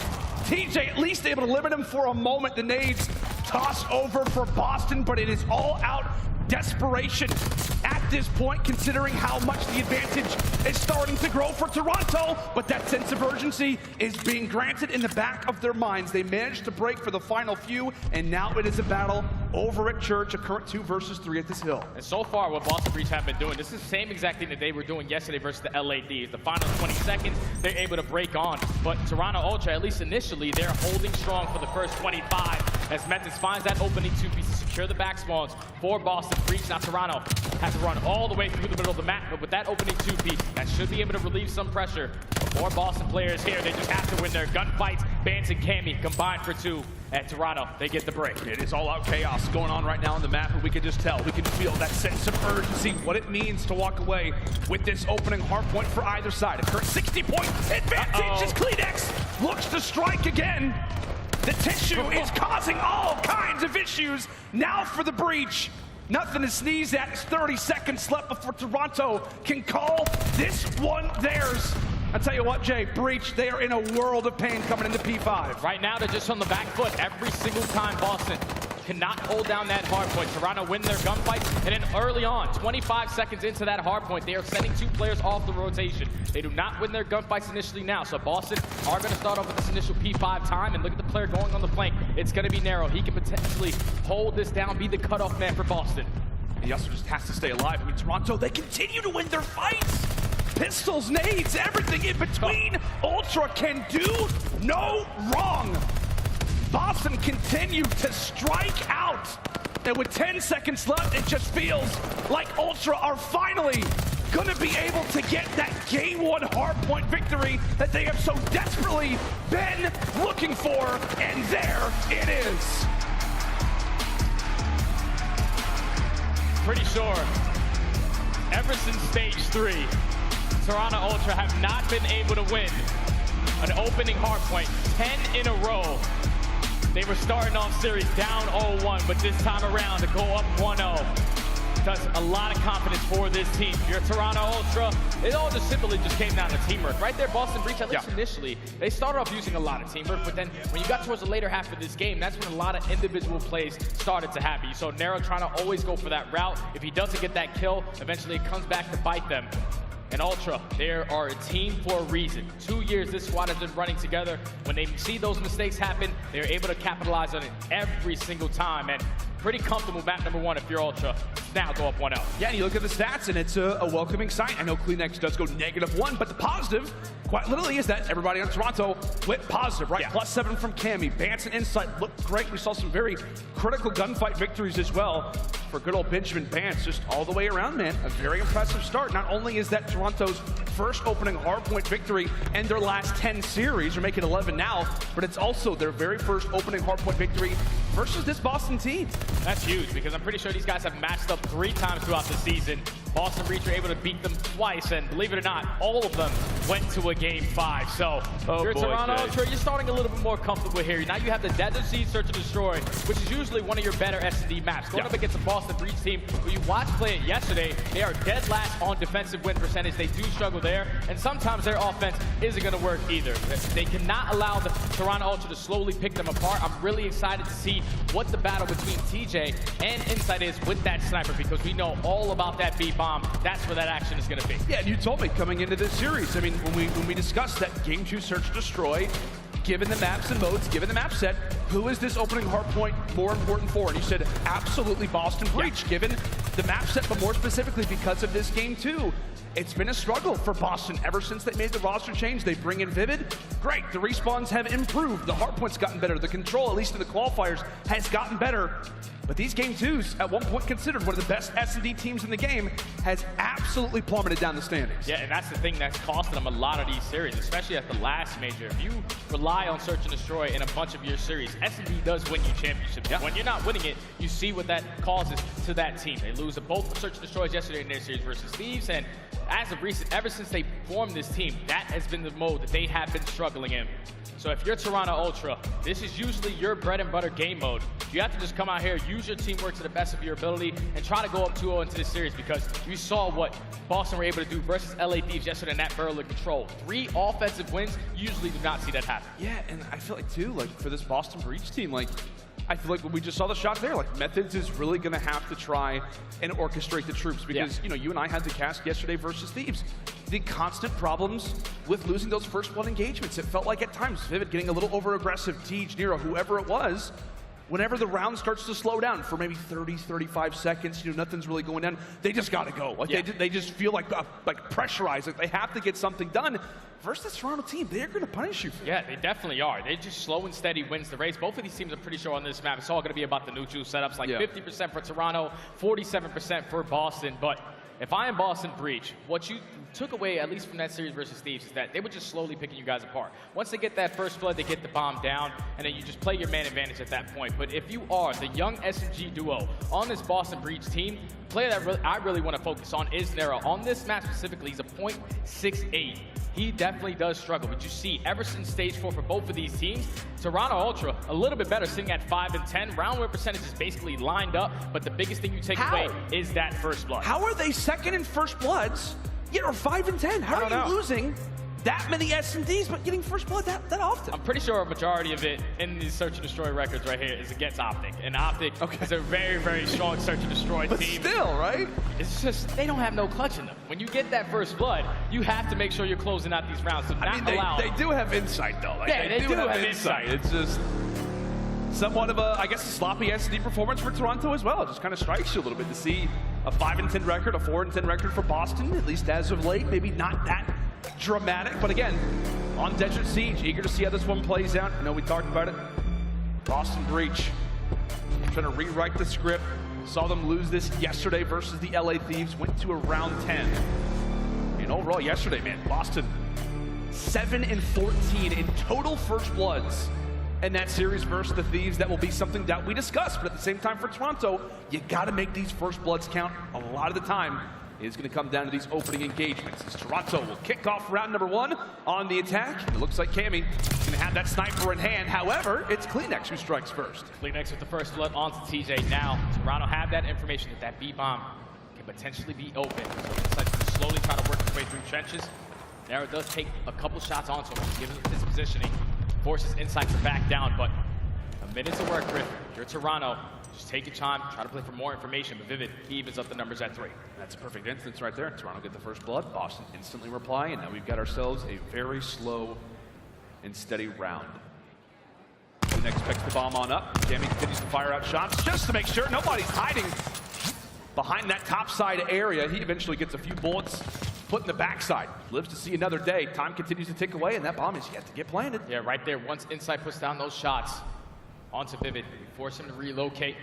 You get this bomb down. Now 45 seconds to work with. If you're Boston Breach, you have to potentially pinch. Vivid was able to spot one into Cleanex, but A lot of time to work with. Insight's in a great position. Just keep them off that site. Yeah, Nero's gonna get a little bit of work done. Able to find the first. Nice headshot. Again, time continues to be a factor. And take a look at Vivid. He's on the defuse. Nero's causing all kinds of problems. Insight doesn't see him. How does he not see him in that spot? Vivid is on the defuse, clear as day. And I guess that is just miscommunication for Toronto on where that bomb was planted. It's definitely miscommunication on the side of Toronto because Insight, he doesn't even move. He's thinking that he can see that bomb from that position between both of those barrels, but Vivid pulls it away, gets to defuse, and I think it was all on Nero. Once he got that kill to make it a 3v2, you're forcing the player who was watching over Insight to now watch his flank, and then Insight's sole focus is simply towards that bomb. Could not get the angle. Boston Breach, 1-0. What is it with these sneak diffuses on Desert Siege? Always on B-bomb. Yeah, I don't know what it is. It's like, I guess it really is a mirage. It's the sand. I have no idea how this map exactly works out, but tell you what, we continue to learn more and more each day. When it comes down to this game, when it comes down to this very map and mode. A nice little angle coming in from Nero. He's able to strike. Current 2 versus 3. Bomb down, and it's all up to Cammy. Position known, and he will fall. Boston pick up that momentum from round 1 and carry it into round number 2. Vivid and Nero starting things off well. And Jay, we gotta take a look at this one again. Gotta just see the angle. Because right here, on this planet, you have got to be kidding me. Pretty sure it's the same thing that Afro did versus New York earlier. Just hides right behind this pillar and gets the defuse. Like, that's truly unfortunate right there for Insight, but talk around that round number 2. Ultra get first blood, but the player on the opposite side for Breach, which has been Vivid, equalizes it again. Takes over that round, finds himself on a 4-3. It's gonna be all out aggressive in towards bottom palace. And we know just the explosive potential that Vivid has. He can just take over maps, take over series. Thankfully has some teammate support. The ever scary SMG duo of Vivid and Nero, and especially around this Palace area, is going to be a headache and a half if you are Toronto. They lose Kleenex. The Great Danes start off round number 3, and they are in desperate need of getting one on the board. A slow and very methodical push coming in toward A now. Just gonna crouch his way up towards this bomb plant. Methodz is not in a position to at least see if they're gonna be planning it, but they do have the man advantage. So now in the 4v3, 45 seconds. You know what these players are going to be all around this great area of advance with a huge one-on-one. Makes it a 3v3. Nero with the trade. Oh, he missed the shot. He missed the shot, and he'll pay for it all on the inside. And this round has Nero all over it. A round of applause is what this man deserves. 3-0 now for Breach. The young guns not messing around so far in this search and destroy. Hey, look at the scoreboard. Look at the scoreboard. Nero statistically on this map is a .68, but obviously starting off 6-0, one off that glide bomb. The biggest adjustment that I see is that he whips out that automaton. He does not keep that MP40 in hand, slows down his pacing. He's allowed to play for a couple picks and eventually just dominates that round. For now, Boston Breach up 3-0. Boston has 10 kills, and Methodz and TJ don't have any. It's literally Vivid and Nero. That is it. What is happening right now? These guys are taking over right now on Siege, and imagine if Methodz and TJ were able to find the few. There you go. There's the glide bomb, and that is bomb planted on top of it. So now Boston Breach into 4v3. You have a glide bomb to work with. Just do not allow an into defuse to happen. You have one player committing on that site, but Cammy at least finds one. CJ with the trade, and both of these players just run right by each other on the site.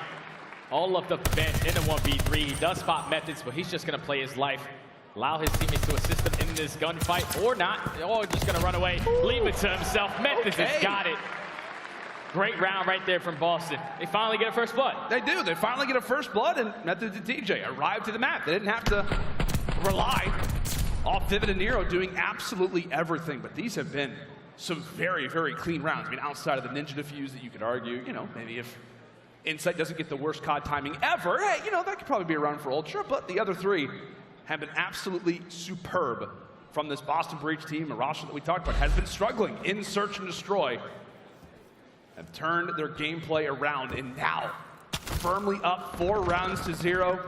Toronto have got to get something going, Jay. Like, this is just unacceptable if you were to go down 5-0. Yeah, definitely, if you're Toronto Ultra on a map like Desert Siege, where they do have an overall record of 8-7. They love to play this map, but Vivid again takes down Insight. Already a 4v3. So now this is going to slow down Toronto's attack. What are they going to do? What are they going to try to play for? They do get some information of where Methodz is going to be, but time is still ticking. This is going to open up that flank for TJ as he's slowly approaching towards that trenches area. He gets dealt with now. Methodz, TJ versus Cammy and Kleenex. Current 2 versus 2, and as we said, a much-needed round, a necessary round at that. If you are this Ultra team, one player on one side for Boston and one on the other. TJ very carefully making his way up toward the back. Cammy, where the flank could be inbound. Caught timing again. Granted in the favor of Boston, and Kleenex just tries to get out of dodge. Keeping things in mind, he's also got to plant down that bomb. He's got players who are aware of his position on top of it. And good night, Toronto. 5-0 now. Boston Breach with the first blood, even though 2 of their players do drop after they get that. Once they get that kill, it opens up the positioning for TJ to eventually work this flank. So in the 2v2, get some great timing onto Cammy. And then right there in the final 20 seconds, Kleenex knew he cannot have enough time to plant that bomb. He has to win the gunfight versus TJ to commit towards A, because they had everything cut off. Right now, Boston Breach playing the best search and destroy I've seen them play ever since 4 in this roster. Yeah, right? Like, this is just, I mean, obviously it's 5-0, but considering who they're facing off against in this Toronto team, who also did lose both of their S&Ds yesterday, a very scary sight for Ultra if they can even move forward in this tournament. It's how shaky the S&Ds have been as of late. Bomb goes down and 2 players hit the deck early as Nero continues to bring the numbers in favor of the Breach, and on top of it, he also has that glide bomb. The rich continue to get richer. It's just rather just gonna be a crater formed over toward that side of the map. Toronto begin to scatter, and now it is all on to Insight. Found out and conquered, and Boston Breach with the cleanest of search and destroys, a 6-0 here on Siege. And Boston Breach, they changed the narrative right there. Yesterday it was 7-14 versus Thieves in First Blood. But even after they were getting First Blood, they got 4 of them throughout this search and destroy. Toronto got 2.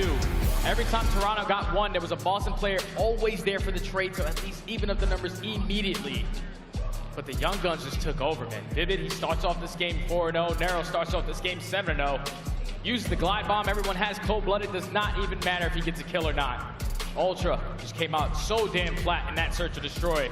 Definitely was not expecting that, but now we have a series. Yeah, and that's just the perfect example of what this Boston team can do, right? When we talk about the issues that they've struggled with in search and destroy, a lot of the times, as you mentioned, getting first blooded, maybe the fast SMG duo getting caught off guard, and it just felt like they were gonna pay for that. They were gonna have their aggression really be paid for on the Siege, but not at all the case. I'll tell you what, man. I feel like when it comes to champs, like, we just have all these stats, we have all these numbers that we've accrued throughout the season. It just doesn't matter. Literally doesn't. I mean, realistically, this is just going to go game 5. Yep, right? another game 5, guys. All right, it just feels like it's going to go that way, but no, ladies and gentlemen, Boston versus Toronto, a current 1-1 score line. As when we come back after the break, we are headed to a very interesting map, Berlin Control, after this.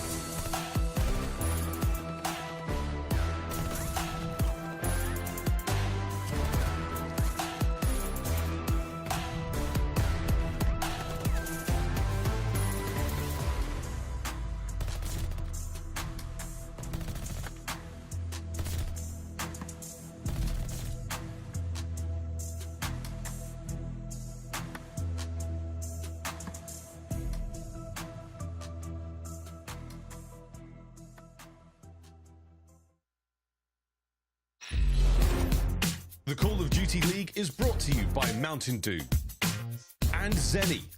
Armor your eyes with Blocks gaming glasses starting at $24 by visiting zenny.com/CDL. Howdy ho, Galen Center. I'll tell you what a great game that we have going on right now. Day 2 of COD Champ 2022, and the crowd is fiery. It's an elimination game going down between the Boston Breach and the Toronto Ultra, and we just saw a smackdown happen on the Desert Siege, a clean 6-0 from the Breach, and now it's time to take a look at our Scump play of the game. And Jay, it's really not a particular play, you know, to point out, but it's just the all-out dominance that we saw from Vivid and Nero. It was just the young guns, man. Obviously, the first round, Vivid gets that ninja defuse. He does not slow down. Every time Toronto got a first blood, he was there to equalize it every single time. And then when he's having such a hot start, it allows Nero to turn up to a whole different level. He finds a 3-piece in this round, finds himself really close to that glide bomb. You can see the energy on the little player cam on the bottom, starting to roar for this young man. Right there, they were just playing perfect search and destroy. Yeah. Everything that Toronto were trying to do simply did not work. The thing that really threw me off, though, is that Cammy was running that sniper. Usually Cammy has that auto in hand. He likes to get aggressive with Bance and Kleenex. Yeah. Usually you leave that sniper all to insight at that B bomb, but that was not the case, and unfortunately, the game plan did not work. They got 6-0 smoked. Yeah, it's a very scary situation if you're Ultra, because again, that is your third S&D loss, third straight S&D loss here at COD Champ, something that you want to try and improve on if you can even get through this game, which probably will be in a game 5, just the way that I think it's going to go. Regardless, at the same time for Boston, you just saw your 2 SMGs, your 2 run-and-gun players who they have absolutely adapted around, just have a lights-out performance. We were 3 rounds in. Methodz and TJ were just happy to sit in the backpack and allow for those guys to carry. But now, being at a 1-1 scoreline, heading into this Berlin Control, Jay, how do you feel about both these teams on this map specifically?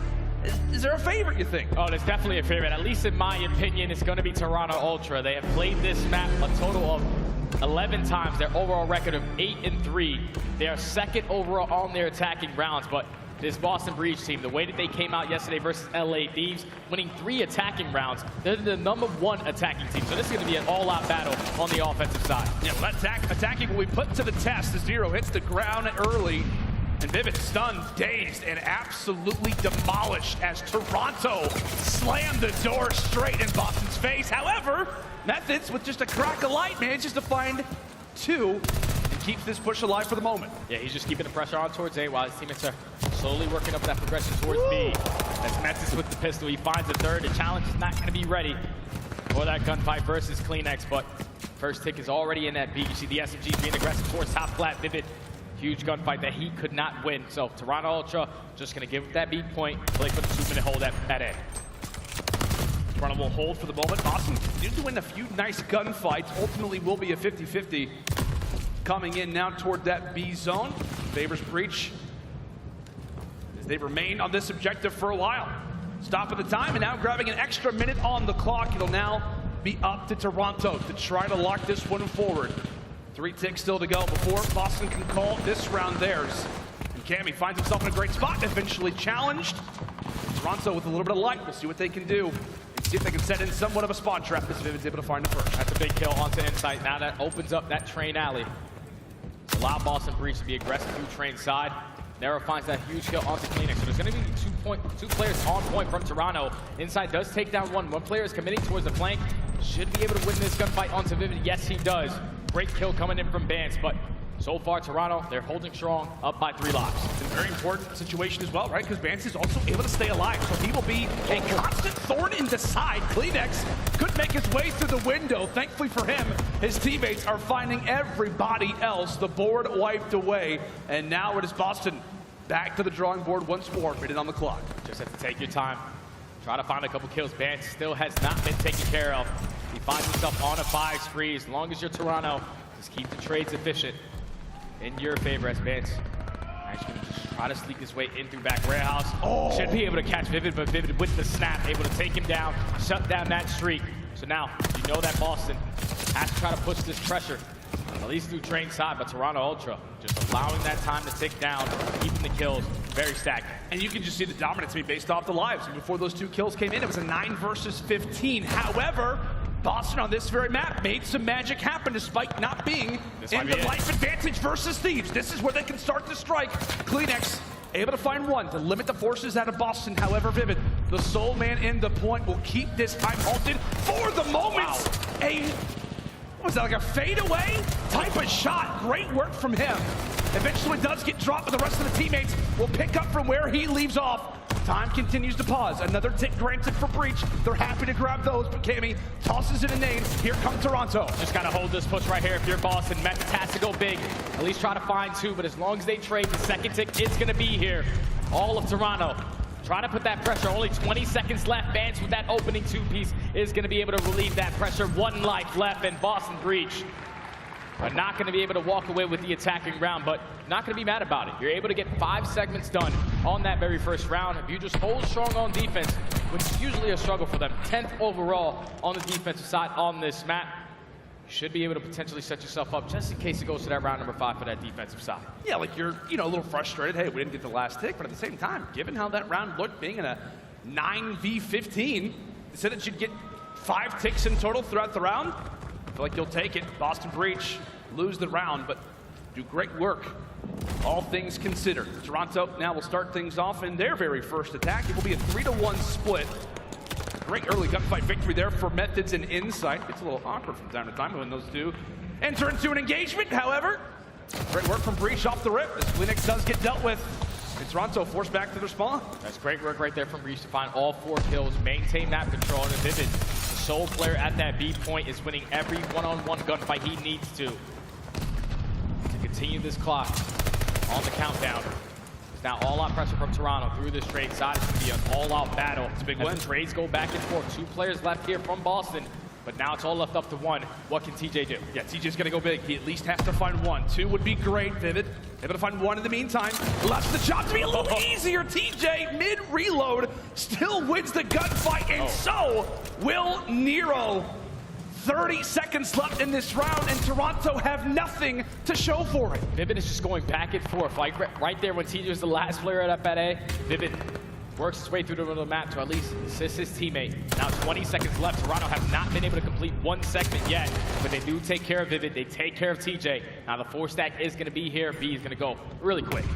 Toronto's like, fine, I guess we'll hop on the objective, and you're going to continue to silence us over at A. Fine. We'll eventually hop on it, a full stack. However, the constant flanks, the thing that got that round number 1 ever so close was this very play. That's all 4 down, and only 10 seconds left. Toronto begin to scramble off a spawn.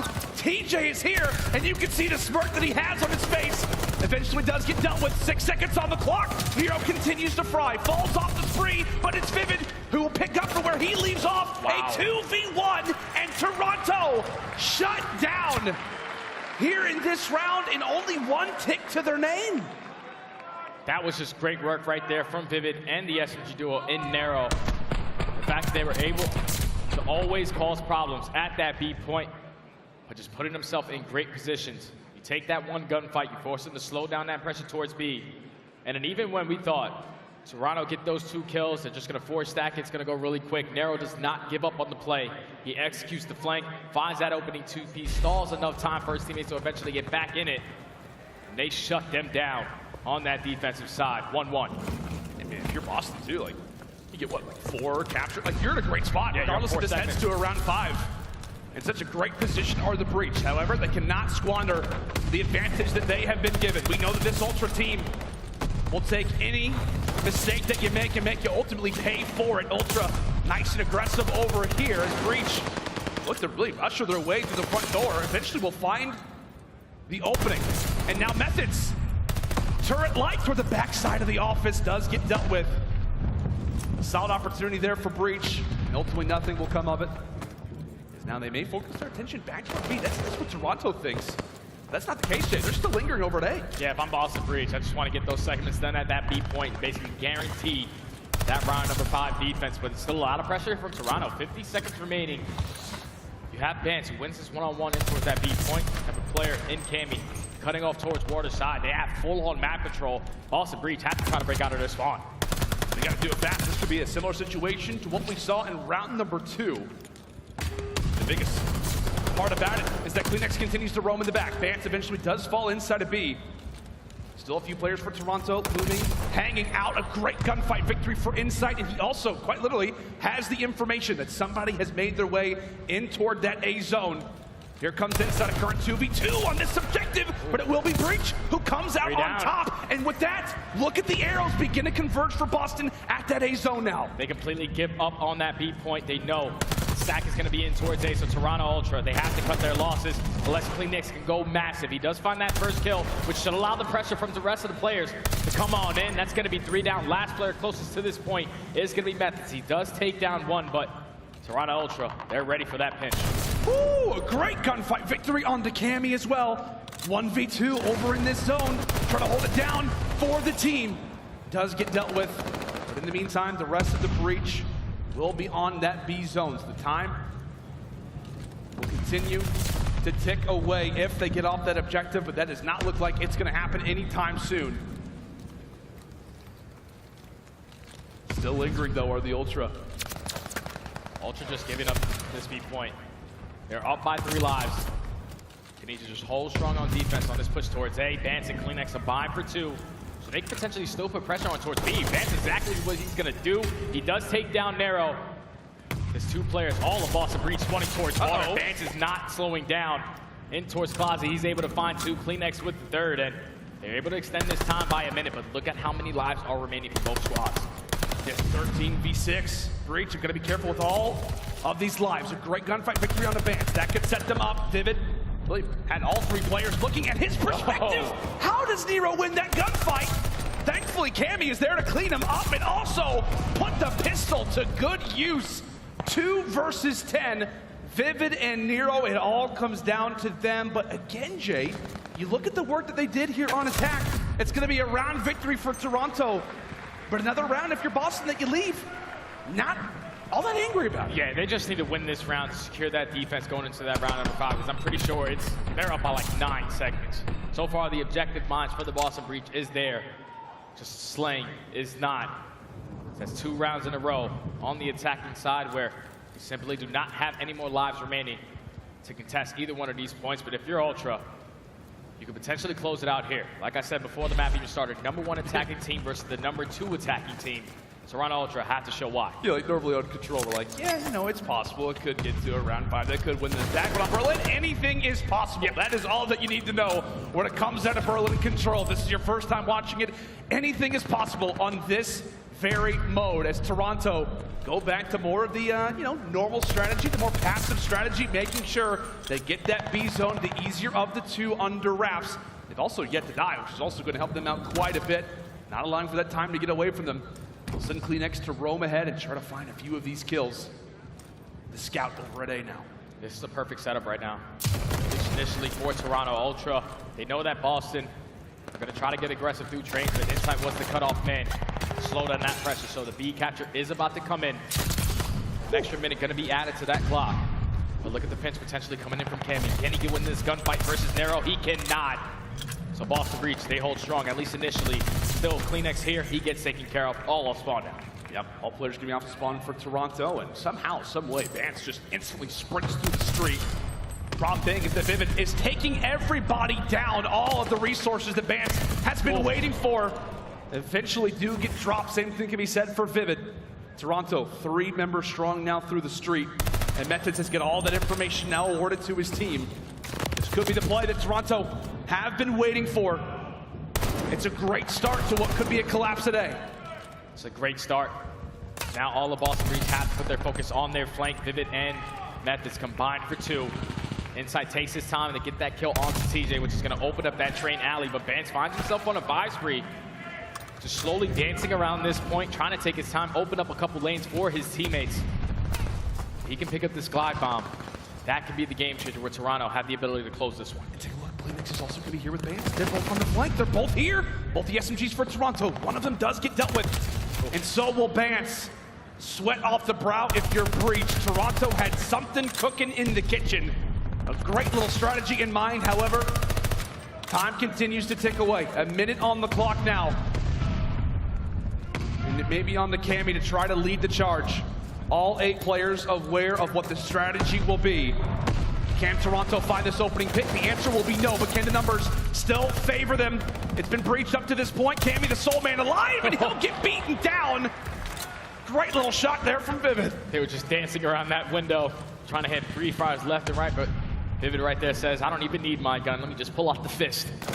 It's the Fury to get that kill as he's not going to slow down. Finds that kill onto Cammy. And with only 25 seconds left, Boston Breach just have to hold aggressively through trains. Methodz, the farthest player, pushed up 27 and 15.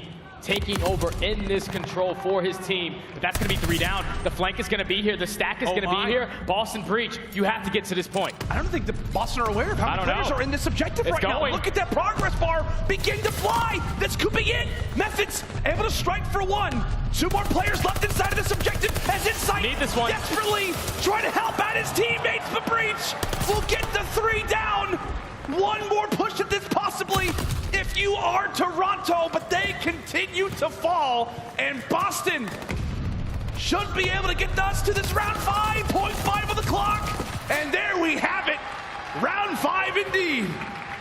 And that was just a beautiful push right there from Boston. For all these players to come off spawn, no one attacks towards top plat. That's probably what you're expecting if you're Toronto Ultra. Let's just hold down the preamps towards top plat, get a couple players off the cutoff, and then potentially just have 1 player committing towards that flank. But all 4 Boston Breach players decide to not attack from that angle. They work through the middle of the map. Methodz with the initial kill and then stays alive long enough to allow Vivid to find that 2-piece.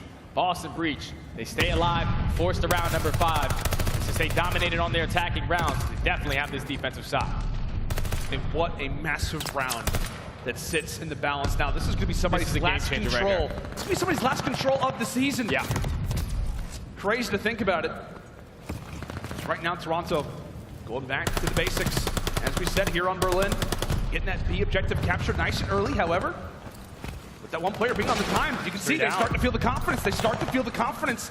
They'll send a few players forward, 3 strong. Now up and around that office area. Vance looks to strike.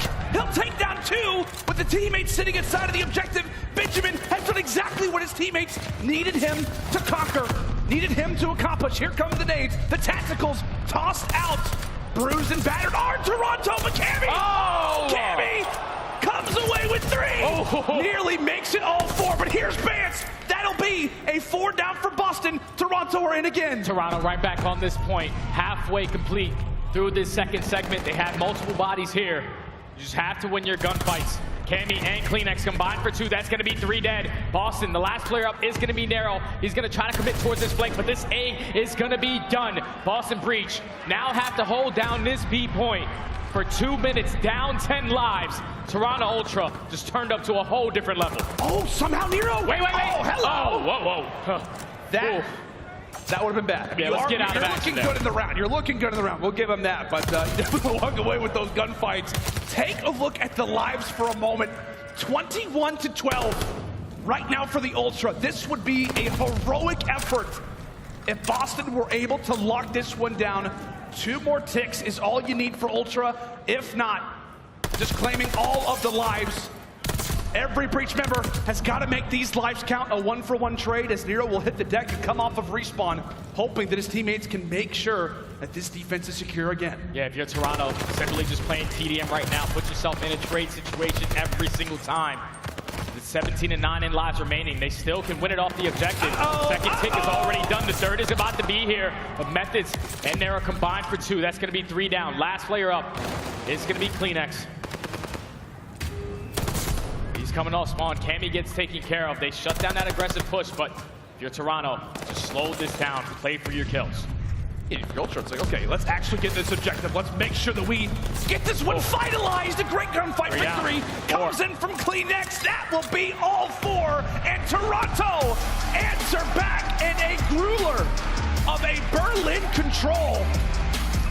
Get it done in a round 5. And Toronto fans everywhere breathe a sigh of relief, knowing that they now have the advantage in this series, up 2-1. And right there, you can just see the struggles right there for Boston Breach. 10th overall on defense on this map. Doesn't matter how many segments you got done on the attacking rounds. If you cannot hold down that A point, that is where the struggle comes in. Right there in that final round, Toronto Ultra, they put a lot of pressure initially over towards that B point, but once they were able to get an initial 2-piece or 3-piece, they transitioned over exactly what Boston Breach were able to do and work towards that A point. But then when it really got away from Boston is when they allowed Cammy off spawn to walk up that alley, find that 3-piece, because once that happens, it's only one player left now for Boston Breach. Even if he gets that kill, it allows a bunch more players on the side of Toronto Ultra to get in that position. They win the gunfights, they close down that A point, and it's very, very difficult to just hold down B, especially when you're down by 10 lives. Toronto Ultra prevail with teamwork and now go up 2-1. Teamwork makes the dream work, and just another grueler, another gauntlet of a control. Such a back and forth affair between both of these teams. Defense to start, it was offense obviously to close, but my goodness, man. What a crazy performance out of these two teams. Like we said, Toronto now sit in the driver's seat up 2 games to 1. And that has got to make you very, very nervous, buddy, if you are a Boston Breach fan, because, hey, you're heading to Berlin next as well. Yeah, that's difficult because so far throughout this season, Berlin has been Toronto's best map. Don't matter what the mode is, control, S&D, hardpoint, that has always been their bread and butter. And we got the chance to watch Boston Breach on this map specifically versus LA Thieves. The thing that really cost them was that P5 to P1 chain. You got dominated on P4, but when you have P5, the initial spawns for top plat, you need to make sure you hold that down. You cannot afford to lose those spawns, and versus a team like Toronto Ultra, they're going to be able to take away with it. You saw what they did in that map, number 1, winning their rotations. Make sure they're trading every single time. No one's individually trying to make plays. They're just on point right now with their teamwork. This is the Toronto Ultra we have been expecting all year. Finally able to see a glimpse of it, at least in that control. It has been respawn so far for Toronto. Can they make it 3 for 3? And at the same time, like we're talking about, Boston fans are obviously nervous, one map away from their season being over. At the same time for Toronto, like you really want to close out this Berlin because of the way that last S&D win, you got 6-0'd off the map. I don't know if you want to see this Boston Breach team in another search destroy just 30 minutes later. Yeah, and I'm pretty sure it's bow caves as well, so that's going to be scary. Yeah. Even though Boston Breach, exactly how they were on map number 2, are dead last in defensive win percentage on both of the S&D maps. They came out with a different kind of game plan. It's definitely champs. This is where you're going to lay it all out on the table. But right there, at least based off that map number 3, one player that I definitely need to step up. This is his first champs. You're trying to make an impact. You're trying to make a name for yourself. And unfortunately, he does not do it in that control. Nero has to be the player to really set the tone. You see what he did in the Search and Destroy. When he starts roaring, when he starts feeling himself, the game is a lot easier. He struggles in that map number 3, even though they force it all the way to round number 5. He needs to have a better performance to at least force game 5. Yeah, and I remember, Jay, like at the very start of the season when this Boston Breach team was announced and we saw Nero and Capsule really for the first time, we saw the explosiveness out of Nero. We saw the potential. We saw the talent brewing. There's a lot of people wondering, like, where did Capsule come from?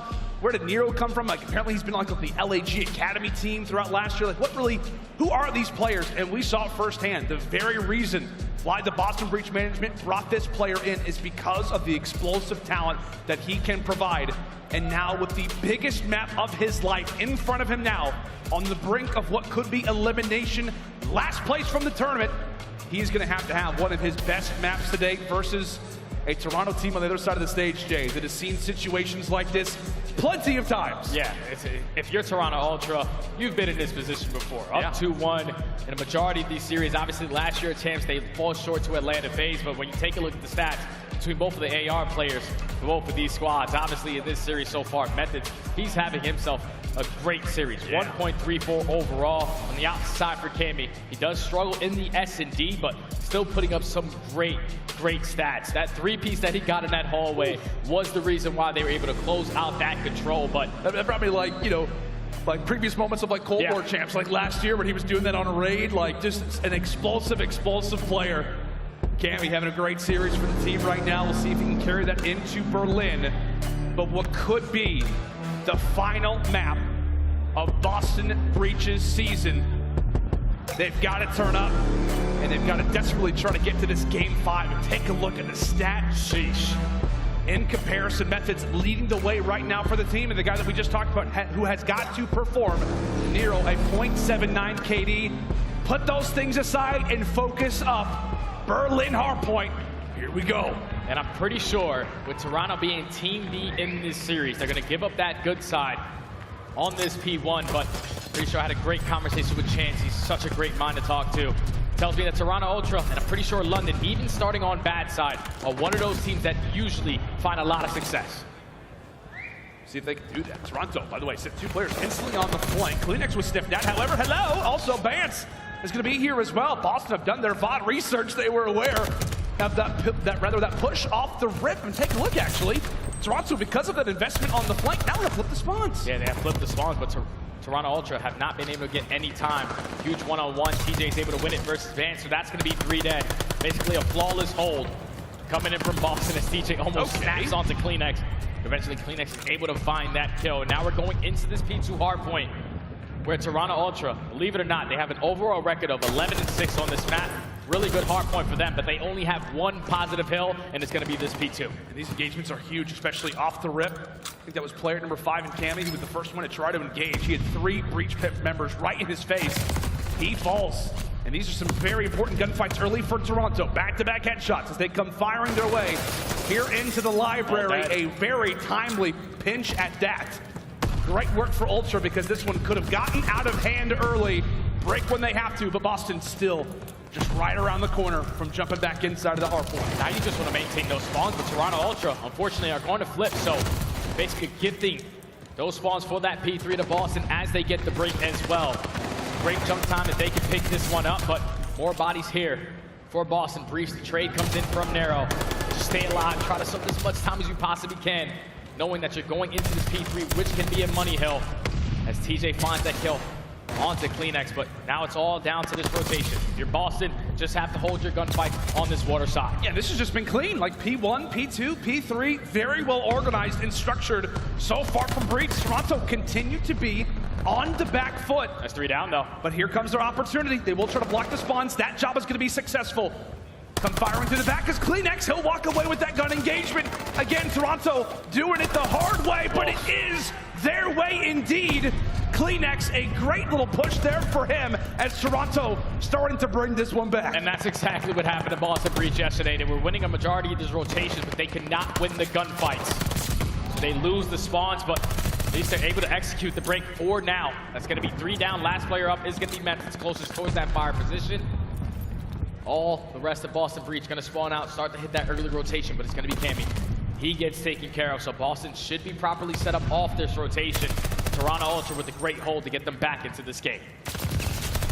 Much needed one at that. Still 20-point advantage, rather 10-point advantage for Boston coming in now toward trains. The biggest thing for Toronto, right, is they've got quite a few players spread throughout the map. They've got player 5 on the top side. That's going to be Cammy. Inside trying to remain on the spree that he currently sits on. Now going to be at 5 in a row. Cammy wins his gunfight. Toronto, everybody wins their gun engagements. Last player in the back is also going to be dealt with as well. Toronto not holding the spawns, but relying on the breaks. And we are inbound for what could be a lead change. 11th overall in hold percentage is Boston, as Toronto Ultra are making this one look easy. Insight on a 6-3, finds a 7, earns himself the glide bomb, and this is where the game starts to get away. If you're Boston Breach, you just have to hold down one of these money hills. Cammy, the cutoff man, cannot find 2, but in the final 20 seconds, Toronto are not going to allow Boston Breach to get any time off of this P4. The spawns do flip, so this remaining 15 is theirs. How often did we talk about that for Toronto? I mean, a team that has struggled mightily in hardpoint throughout the season. Supposed to be a team who would just master rotations. I have no idea how TJ is winning a majority of these fights. But on the topic of breaking, that is what Toronto has done so far throughout this map. The reason why they hold the slim advantage that they do. We're down early, but now sit in the driver's seat. P5 time currently going their way. And right now, if you're Toronto, you just want to soak as much as you possibly can. Give yourself a nice, comfortable lead going into this P1. You do have a glide bomb to work with just in case you're going to any of these rest of these hard points, as Cleanex finds 2. Still just playing to keep Boston off of this time. In the final 30 seconds, if you're Toronto, you eventually have to get aggressive, at least through train side. You want to try to flip these spawns, but also they're going to be here. They're going to attack this aggressively through trains. They're winning the gunfights, but the spawns do flip. Insight with that 2-piece is able to take control of top plat, and it's not getting any easier for Boston. They continuously are playing from the back foot. Yeah, I mean, we can just tell the strategy is totally a flip-flop. Like, Toronto now no longer working off the back foot in every time that they need to win a gunfight. They absolutely are. 17-10 from CleanX, 17-9 right now from Insight. They had that glide bomb to work with, and now they sit in a pretty position over at P1. Toby eventually handled, but Vance reads the spawns, reads the positions. Oh, Vance! Beautiful work out of Benjamin. Toronto continue to roll right now. TJ at least wins the gunfight, but to no avail. Breach is working and having to strive for every bit of map positioning. Yeah, this is so difficult right now because Toronto, they are just trading so efficiently, but Methodz with that kill onto Cammy can be the opening he was looking for, but none other than Vance able to find another 3 in the feed.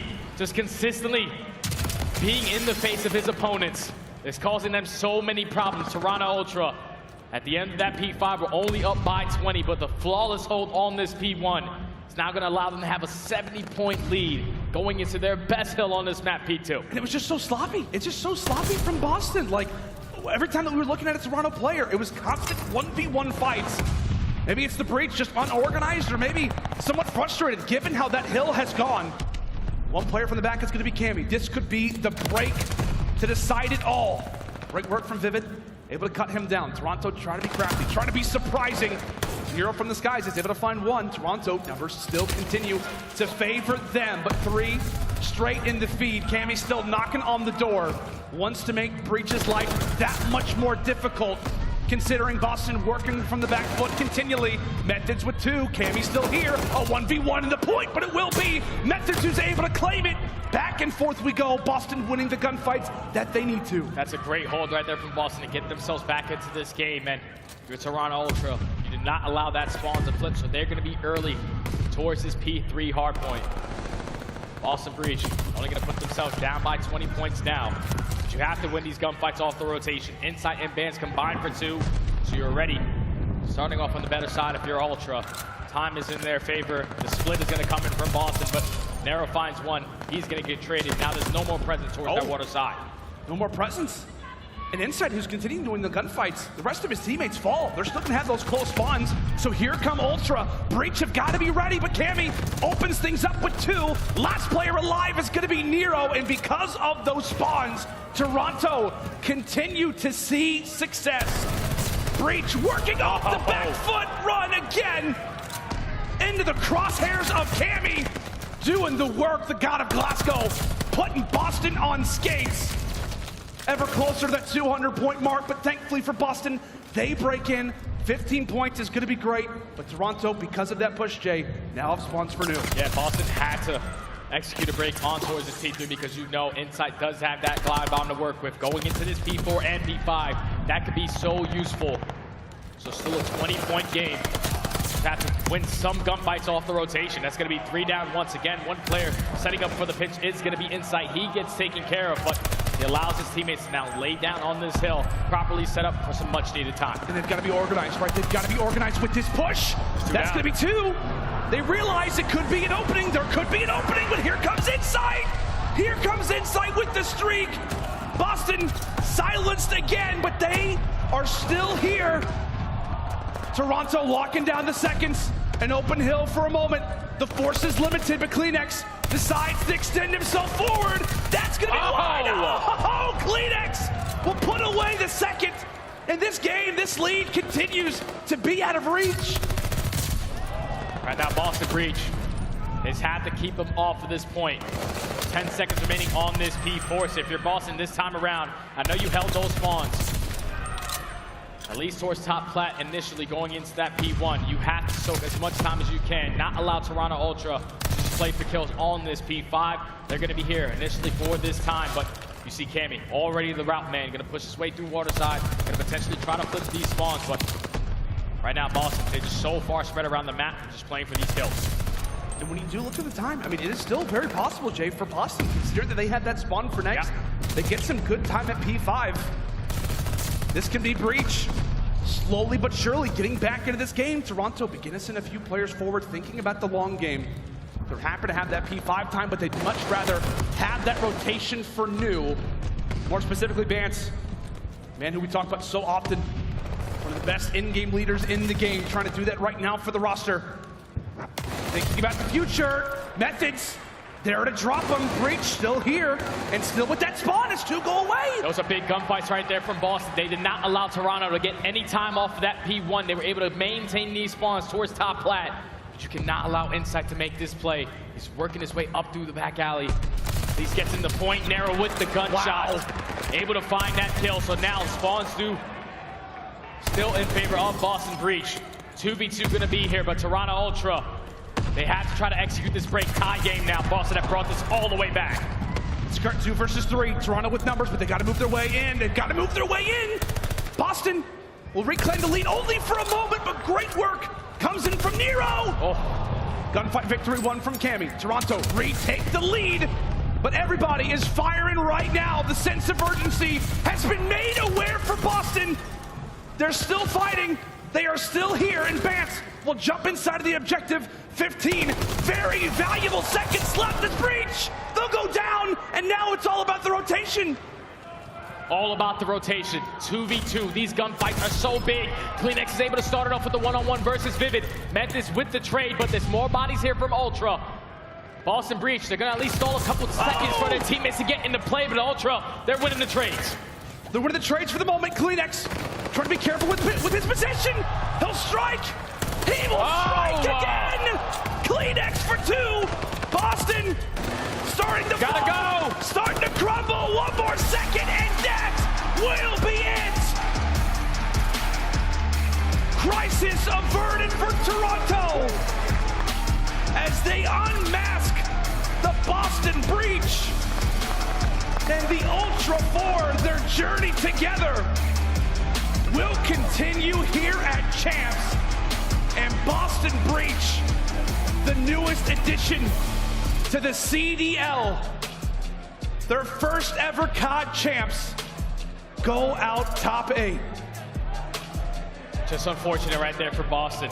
They set themselves up to get back into this game, but they just simply could not win the trade gunfights. Cammy goes massive at that P1 in those final couple of seconds to find that final 2 Ps to secure that extra 10 seconds. And then off the rotation, it's all about the 2v2. Vivid was a little bit too aggressive right there. Does not allow Methodz to assist him in that situation. He gets taken down. Now it's a 1v3 off the rotation. Methodz does take down 1, but at that point, it was just too late. 4 bodies there from Toronto Ultra. They were able to control the spawns for back warehouse.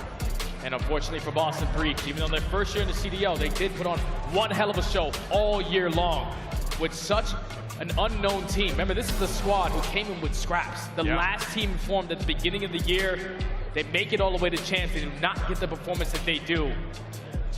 But if you're Boston Breach, just got to look at it like we're going up against a team like Toronto Ultra who have been in this position. Group of veterans. Yeah, it's tough. It's tough when you're playing against a team like that. One of the longest lasting teams that we have in the entire league. Coming in from last year, basically the majority of the season together. The one man that was in the lineup was in fact Methodz. Falls to his old roster and does not get the final laugh here in Vanguard. Toronto lives to see another day, but as you said, Jay, got to give a lot of props to Boston, man. They have had one heck of a season, constantly counted out throughout a majority of the year, and they have really exceeded expectations, I think it's fair to say. I'm just wondering, like, what would this team be like if they didn't have this roster only for stage 4? Like, what would they be if they started off the year with this team? How far could they have gone? I don't know. Hopefully we're able to find out. We probably won't. A couple roster changes going to come in. It's going to happen. It's all right. Boston Breach, good try. Toronto Ultra just got the better of you today. Yeah, man. Toronto are able to stay alive. That's going to do it for myself and Jay. What a series it was. Toronto stay alive for now, as we'll throw it down to the stage. It is Blaze, joined alongside by Cammy. Thank you so much, Lando and Study. Los Angeles, give it up for the Toronto Ultra. As I got Cammy on the stage with the shades. What a star-studded performance you guys just had in that series. You come out, you take the respawns. The S&D was rough, but ultimately, this series got locked in. How you feeling after that dub? No, I'm feeling really confident. It was a good win. Boston are a pretty good team as well, so definitely a good win. We're looking good in respawn, so I'm happy with that. I think we do need to do some VOD review on our search, to be honest, because it's looked poor the last couple of days. But if we work on that and we keep playing like that and respawns, we'll be spot on. All right, there you go. And the respawns looked absolutely fantastic. And we know you guys got some of the best teamwork in the league. You come out here, you win a kickoff classic, but it's been a rocky ride since then. What do you want to do to win the first event of the season and the last event? What do you want to change? Ooh, that's a hard question. I think we just need to be consistent in all game modes. Then we'll be spot on after that, you know? And it'd be unreal if we managed to get the win this event, yeah. Yeah, it definitely would be unreal. And you guys got so many fans in this venue. Got the whole front row here dressed out in purple. Anything you want to say to these guys that's been cheering all day? Shout out all the fans supporting us here, wherever it is, online. We love you all, and we'll try to do our best for you. All right, give it up one more time for Cammy and the Toronto Ultra. Desk, break it all down. Thank you so much, Blaze. Wow, commiserations to Boston Breach. Congratulations to Toronto Ultra. They continue to advance further into the tournament. And man alive, it was close to that Game 5, but no cigar. Ton, what you expected, didn't expect?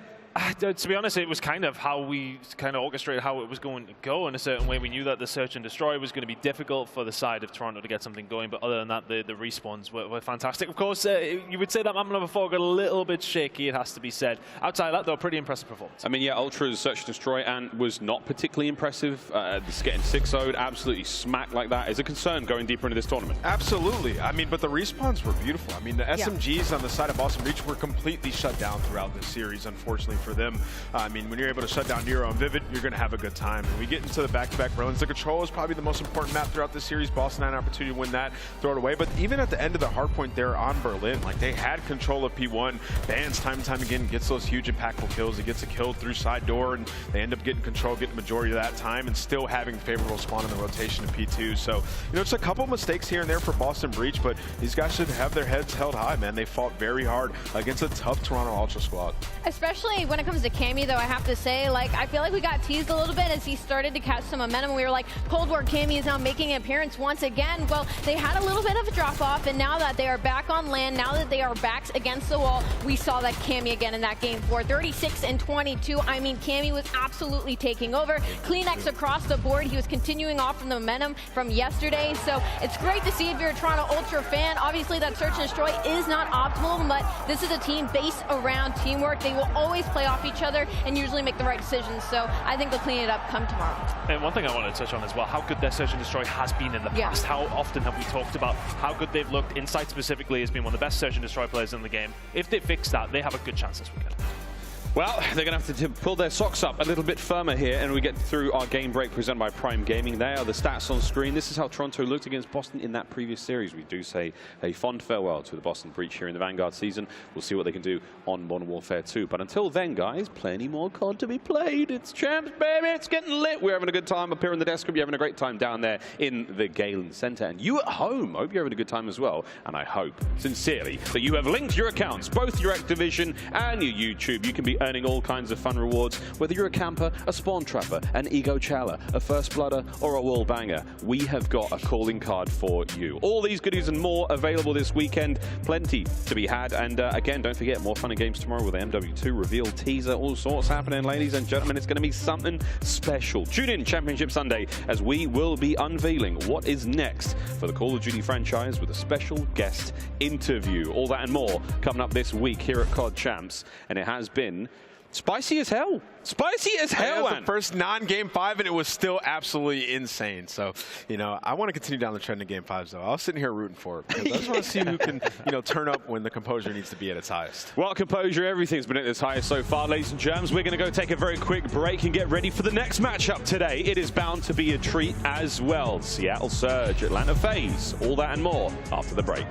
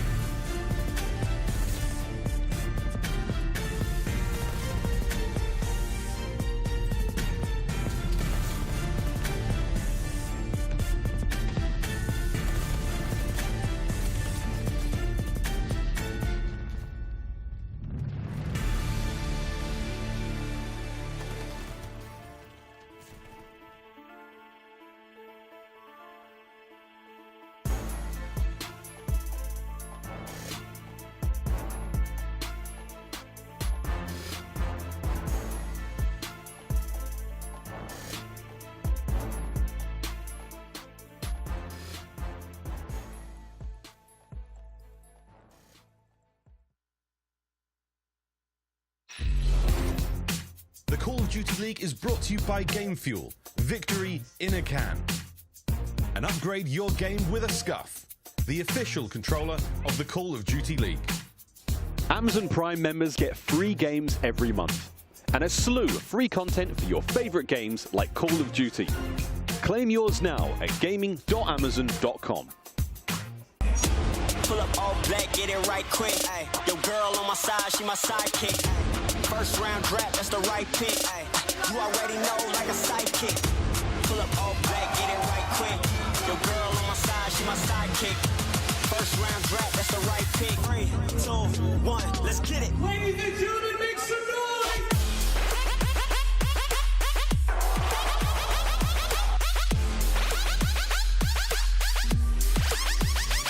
Okay.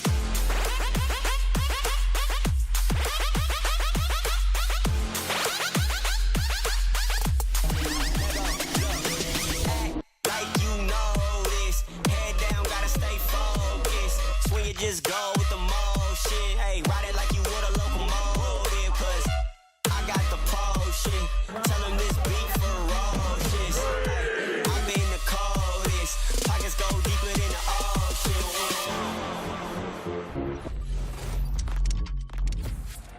Welcome back, ladies and gentlemen, to CDL Championship Weekend 2022. It is day number 2, and take a look at the incredible fans here at the Galen Center in Los Angeles. They are having a blast, and so are we.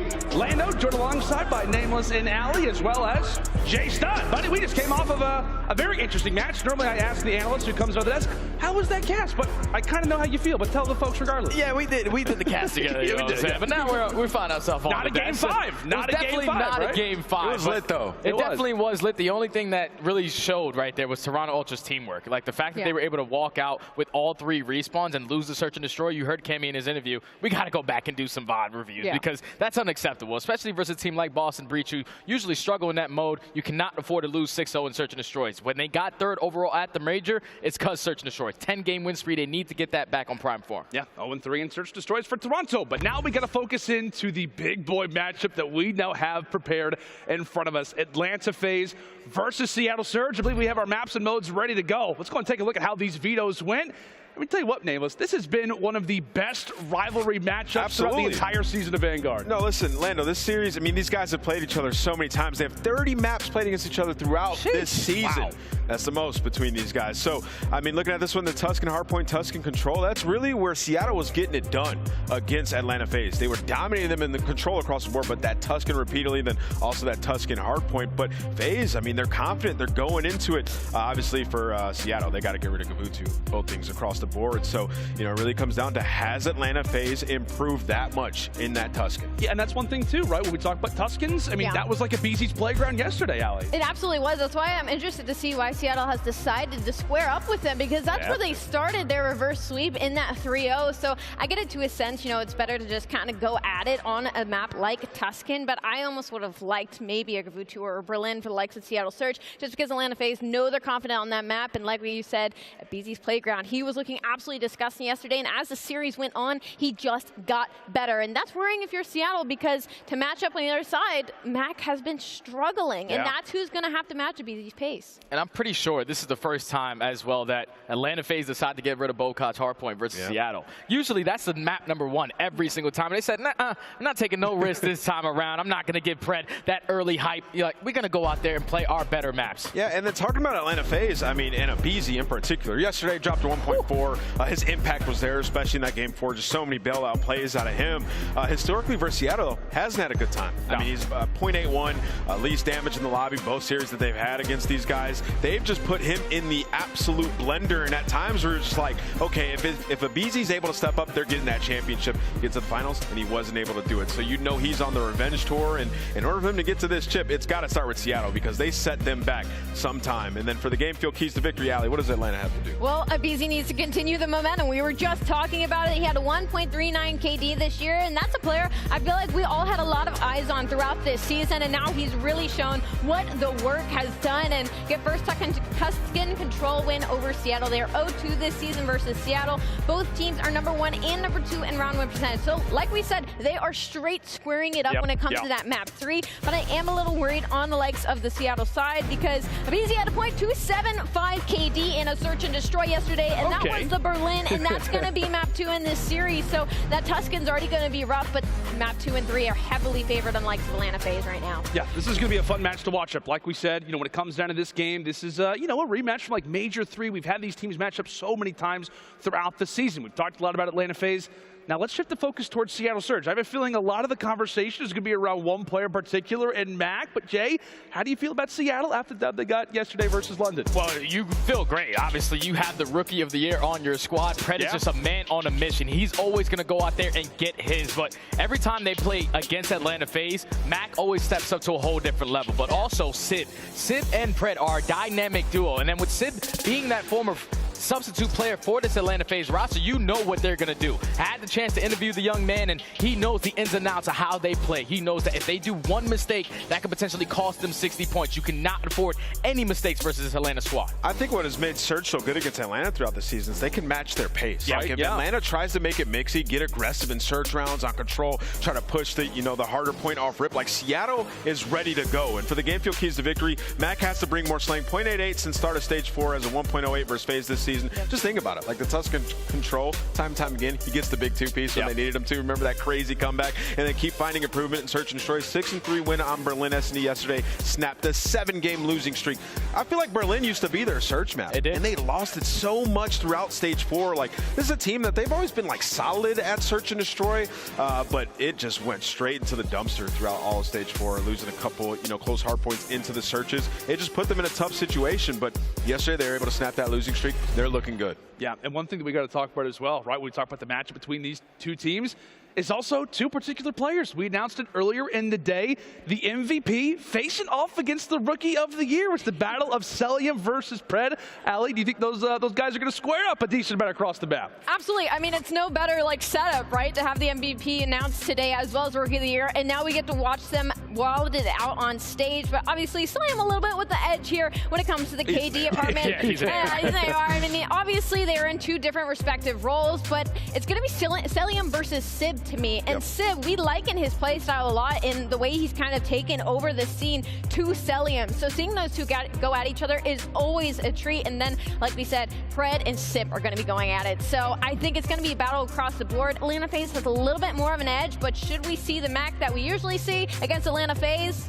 Could go their way. I mean, when we talk about series like this, like the mental edge, Seattle has it. Yeah. Like for sure. They have the mental edge against Atlanta FaZe. They've beaten them so many times in tough series where like it looked like they're about to lose it. They come back, Mack makes a big play. So I think all the stats and stuff, when we look at, Mack's individual performance, it doesn't matter as much in a series like this because he's done it before and he's confident. So this one should be just a special one, guys. I think it's fair to say this one is going to be a very intense battle. I know we just had a game 4, 3-1 victory, but Jay, before you give me your actual prediction, does this one go 5? Oh, 100%. Okay, 100% this is going game 5. I just think that both of these teams are powerhouses. They're going to be able to match up, square up with each other, like aLLeY said, on every single one of these maps. The biggest thing that I want to take away, though, has to be accuracy and search and destroy. He has to be the Iceman in this series. You have to give some clutches to your squad in order to take down Atlanta FaZe. Yeah, and we know when these teams faced off against each other at the Major 3, clutching is what it was all about. But now it is time to get in our picks for this series, a gauntlet of a game. Nameless, we're starting with you, buddy. Atlanta or Seattle? It's tough. Like, I want to pick Seattle in this one, but, I'm going to stick me the look. with my pick. I'm going with Atlanta FaZe. I think Atlanta FaZe take it 3-2. It's going to go all the way down to the wire, man, but I just have faith in these guys. I think they're going to come correct today. If aBeZy's playing like that, like, they're winning. Yeah. aLLeY? You know what? I'm so shocked by that. That took me out of left field, to be honest. Mind blown, right? Yeah. For me, to be honest, I just said that twice. Wow. Seattle versus Atlanta FaZe. It's always a close one. I'm very worried for Seattle Surge just because of Mack, but I know he's going to bounce back. I have to go with Seattle Surge in this series. I think they have Atlanta FaZe's number, and as long as Atlanta doesn't get the momentum at any point during this series, Seattle will take it easily. Can I just say I also have a perfect bracket right now? Do you really? You're the man. I do. You're the man. I don't. So mine's chalk. Mine's chalk. Just let it be known. Your pick now. My pick, I think this is going to be a difficult series. series, obviously all the way to a Game 5, but I just think the way that Atlanta FaZe were able to beat New York by completing that reverse sweep yesterday, that provides wonders to this team. Even with the aBeZy dropping a 1.39, Cellium had a 1.42. You need Simp and Arcitys to really step up, and I think these are the moments that they live for, and I'm excited. I think they're going to be able to win this one. Okay, I got to say, I think I'm going to go with the majority of the desk here. I think I also favor Atlanta FaZe when it comes down to this matchup. Again, I think a lot of it is going to reside on Mack. I think if he has a great series, then Seattle stand a great chance. At the same time, are you going to see that same performance from aBeZy and Cell, or can the rest of the team really start to perform? That is the question. But I'll tell you what, man, this is going to be a phenomenal series. Like, when we talk about grueler games, what could really define the entirety of the tournament when we talk about the bracket? This one absolutely is going to stand among many of the other ones going down to the winner side of the bracket. As we said, loser of this game will go down to that loser, or that elimination side. Loser is not out of this game. There's a few things to keep in mind. Any extra, special little things you guys want to talk about when it comes down to this game? Any last little tidbits? Well, I mean, you don't want to miss it, right? Because when you watch the stream as well, you're in the championship pack. And I tell you what, you see all those calling cards? For me, I think I'd be the one that was a camper. I'm going to be honest. I'm going to be in a corner of the map somewhere shooting you off. And I wanted to actually ask you, Orlando, which calling card you think you are? I mean, can we pull them up? I got to take a look at these. I got to take a look at Oh, it's a different one. Okay. This one's fire. This is actually kind of tough. I guess when it comes down to like the champs, I might go with the bottom left one. You got to rock all the teams, Jay. Yeah, the only thing is Minnesota, unfortunately, did not make it. I mean, hey, it's all right. It's all right. Talk about that. Nah, listen. They're not even here. That's just disrespectful. Hey, Jay, Tapped in the back somewhere. All right, get too hyped there, Jay. It was almost New York, too. Hey, Bo, but they did what they needed to do, yo. Reverse sweep, all right? New York's got some fight. Oh, my goodness. It's excellent. It's just a matter of Game 5. It's a matter of reverse sweeps. It's going to be a very, very fun game in front of us. Atlanta FaZe taking on the Seattle Surge. That's going to do it from us. Now it's time to send it over to Blaze, who's ready to introduce our squads. Thank you so much, Lando. Los Angeles, it is time for a winner semis matchup. Y'all ready for this one? It's almost like a battle of land and sea, and the first team coming to the stage is the pride and joy of Atlanta. Let's see what FaZe is all about.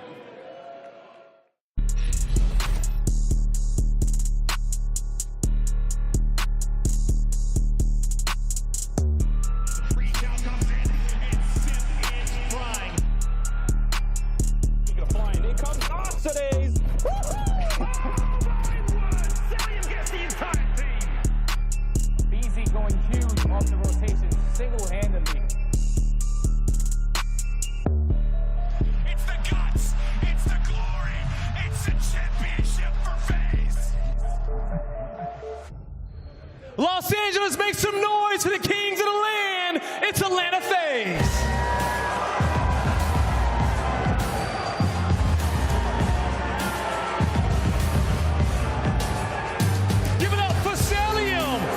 Arcitys, aBeZy, and Simp, Atlanta FaZe. These guys have won the World Championship before, but this year they haven't been able to get a victory. And one of the teams that has been in their way all season long has been the Seattle Surge. aBeZy has struggled time and time again facing this squad, but yesterday he was a new animal. I'm expecting him to pop off today. Let's bring out Seattle, guy.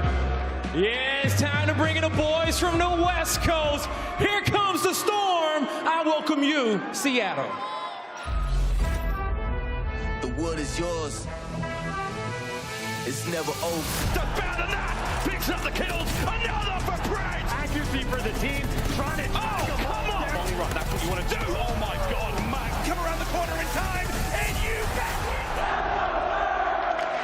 You can get him off, that's one thing. If they kill him, it is done. Oh my God, no. Here we go, it's a couple more kills and they get it. Seattle, hold on, they line up for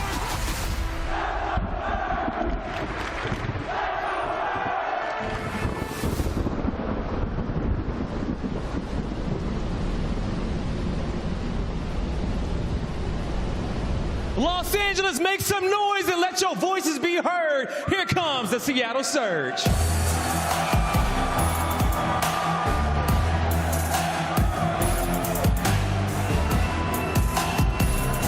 Give it up for Simp, Accuracy, Mack, and Fred, your Seattle Surge. Into the deep we go with a team that is never satisfied. They have the good luck charm against Atlanta FaZe. Classic behind that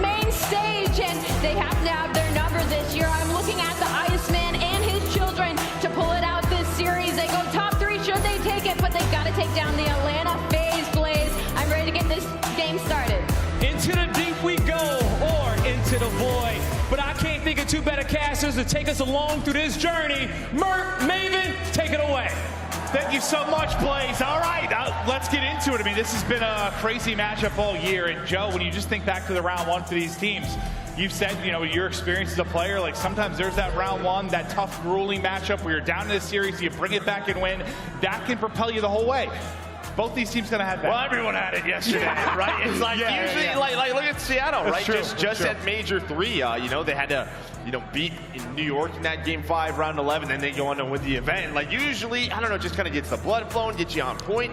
But yeah, everyone dealt with that. They had deep series, get the nerves out. It's obviously the World Championship here, but both of these teams knows what it takes. Seattle, they're trying to get back to glory. Atlanta FaZe trying to find a, you know, back-to-back victories. Yeah, and listen, we've been casting a lot of FaZe the past couple of events. We have, and you know, it's been, you think back to the OpTic series, the last major, aBeZy just took over. You think back to what we casted last night, aBeZy just took over. It's like we're seeing glimpses of that again. And this is a matchup he has struggled.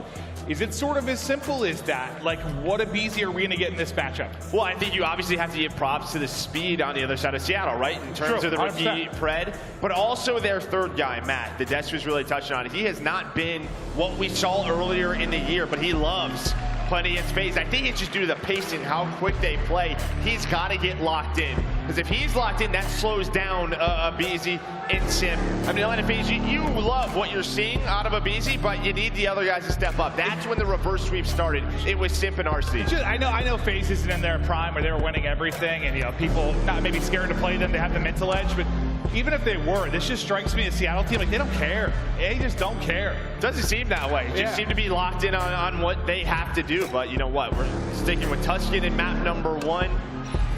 We saw it yesterday from Seattle Surge. Pred just took over. They were able to win that first map where he just fried everyone. And we're gonna get a sorry, brief reset. I know. It's Maven's fault. I know. He stepped on a wire. I hear you guys. We're going to get back into it as fast as we possibly can. I mean, fingers crossed. I mean, we can't match the relationship yet. Oh, okay. Don't say that. I'm sorry, Joe. Don't say it. I apologize.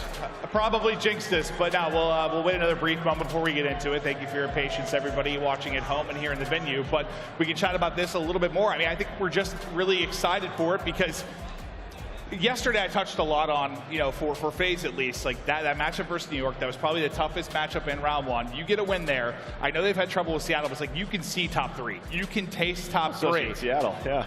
Yeah, no, it's absolutely true. But like this is another just grueler, which whoever wins this, I mean, you just got a real shot. I know you got OpTic, you got Thieves on the other side of it, still teams and losers to make plays, but you're so close, man. Like, well, there's so much pressure like, on this staying match. Winners is important because you get the night off, you get the time to prep, right? True. Like going into that, like tomorrow, teams can play up to 3 matches, right? They can have a very long day if starting you start in losers round yeah, 2. You'd have to rip off 3 to get to the final, right? You can get all the way there, but you'd see since stage 4, I mean, you're obviously favoring Atlanta FaZe. S&D has been the key for Seattle Surge. Can they turn that around? And for FaZe, that was the one thing where they were trying to get better at it, get back into that form, and we saw it a bit last night. Yeah, and like one of them you did. You saw some question marks, I think, in the game 2, but in the game 5, you really saw those plays on Berlin where they were able to get back to it. And that would be, what was it again? Tuscan, Berlin, Tuscan, Berlin, Tuscan? Yeah. Just basically back and forth we go over the course of this one. So we saw their prowess on Berlin, but if you're Seattle, you know, you get to watch that maybe last night, kind of look at what they were doing right. And FaZe do,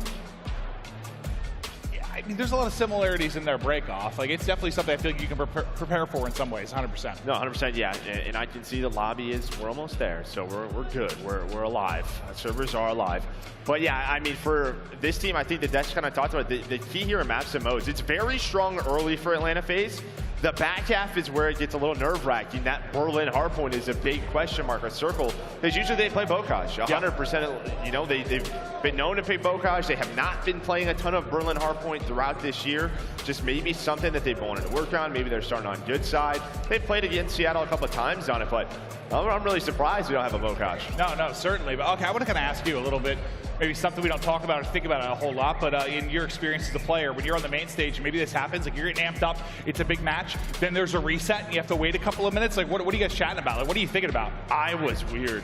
I won't lie. Like, I would basically say, I would start talking to the ref and just I would say some of the weirdest things that you could possibly imagine, just to kind of relax everyone, get people laughing. We see that a lot of the times, right? You saw it just now from Arcitys and aBeZy. I just think get everyone just sort of relaxed, just like you're in the team room. That was always my goal on squads. Okay. I can't repeat it on broadcast, but yeah, just know I've had some refs be like, is this guy okay? Is he all right? Yeah. No, I was a weirdo. Okay, crowd, we're getting back into it. If it drops again this time, you can absolutely blame me. But no, we're going to be good.